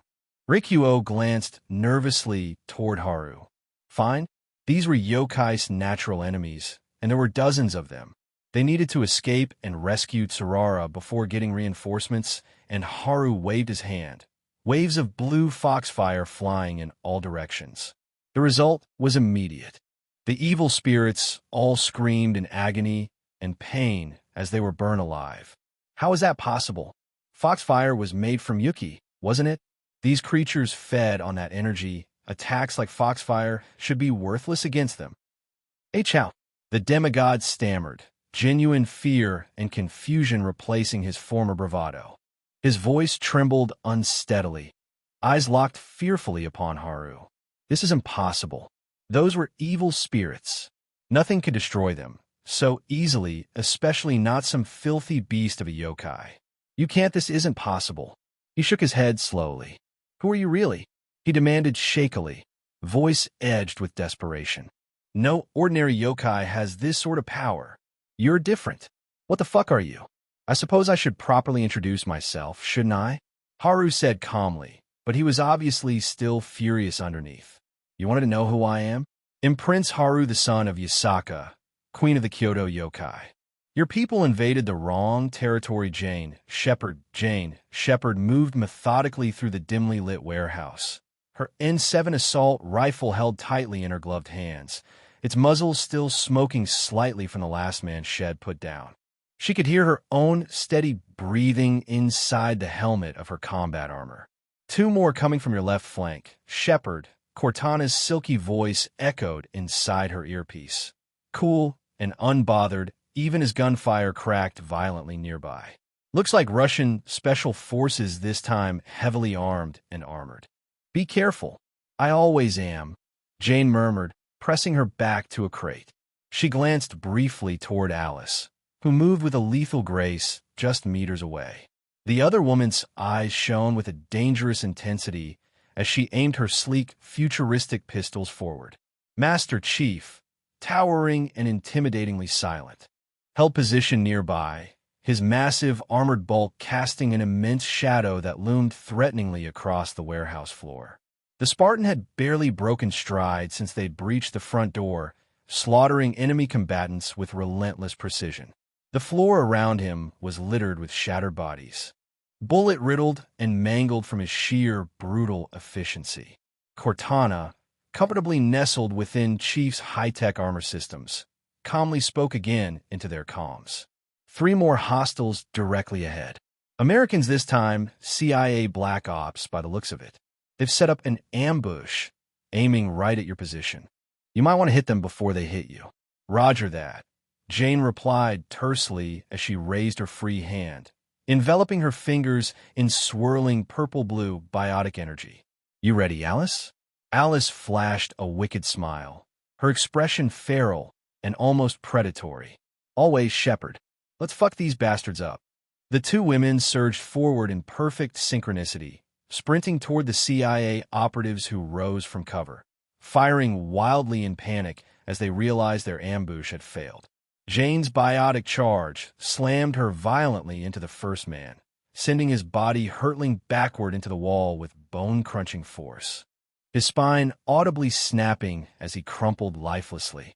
She spun smoothly to the next target, a female agent whose terrified eyes widened before Jane's armored fist connected brutally with her jaw, shattering bone and sending her sprawling to the blood-slicked concrete floor. Shepard casually pointed her assault rifle downward and pulled the trigger twice, silencing the woman's final desperate whimper with ruthless efficiency. Nearby, Alice moved with lethal, almost erotic elegance, twisting and sliding between gunshots. An enemy agent screamed, clawing desperately at his face as invisible psychic blades tore through his skull, reducing his brain to pulp within seconds. Holy shit, Jane breathed appreciatively, impressed as always by Alice's raw psychic power. Her attention snapped back to the task at hand when more gunfire erupted nearby, drawing her gaze toward Master Chief. He effortlessly shrugged off a hail of bullets, calmly raising his massive rifle and systematically shredding the remaining Russian soldiers who vainly attempted to stop him. "Chief," Jane barked sharply over the comms. "How many more hostiles are we looking at?" Before the Spartan could respond, Cortana's voice interjected smoothly. "Exactly 5 left, Shepard."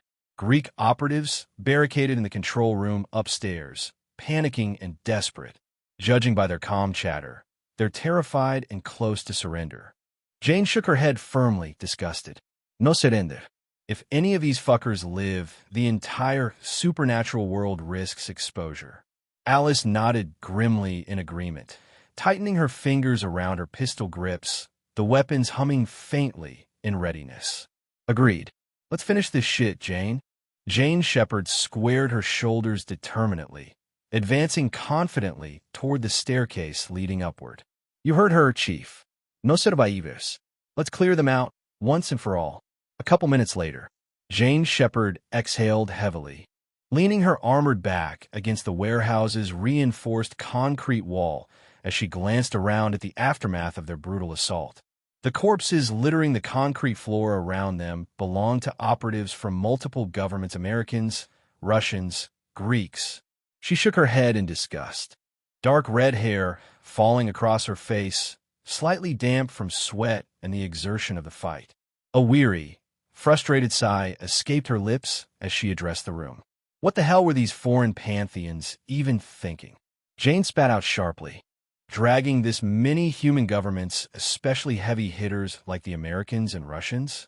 They might as well have broadcasted their fucking existence live on international news. At this point, it's practically guaranteed that humanity knows more about the supernatural than they should. Now, the only question left is just how deep that exposure actually runs. Alice stepped closer. "Well, nukes aren't flying through the air yet. At least," Alice pointed out with a slight grimace, her voice softer and more thoughtful than usual. "So, hopefully, that means it hasn't gotten that catastrophic yet. But either way, this world is beautiful, Jane. Haru's managed to build a peaceful, happy life here for himself and for all of us." Her eyes narrowed slightly in protective defiance. "I really don't want to see that peaceful life interrupted." Jane felt a surge of quiet agreement within her own heart at Alice's protective words. "None of us want that," Jane agreed firmly. "Not after everything he's already done for us. Haru deserves better." Before Jane could continue her train of thought, a vivid burst of shimmering sapphire blue energy abruptly spilled outward from Master Chief's imposing green Mjolnir armor. The sudden flash was dazzlingly bright, causing Jane to briefly shield her eyes against the intense glow. When she blinked away the spots in her vision, Cortana stood directly in front of them, formed once again into her physical body of smooth, vibrant blue flesh. Considering how primitive and simplistic this world's current level of digital technology is, Cortana began smoothly, oblivious to the way Jane's eyes lingered appreciatively on her soft, voluptuous curves. I should be able to infiltrate their computer networks rather easily. With just a bit of time, I could hack into the government intelligence agencies around the globe: CIA, FSB, MI6, Mossad, all of them. We'll be able to see precisely how deep this exposure to the supernatural actually runs and what we need to do next. Honestly, it shouldn't even be that difficult. Cortana's calm voice suddenly trailed off uncertainly, a puzzled look creasing her beautiful, expressive face. Her electric blue eyes flickered uncertainly across the trio, staring openly at her. Jane and Alice wore identical expressions of quiet amusement. Master Chief, however, quickly turned his helmeted head away, clearly attempting to spare Cortana and perhaps himself the awkwardness of his gaze. Jane could almost swear she heard a faint, embarrassed sigh escape his helmet speakers. "What's wrong?" Cortana asked lightly.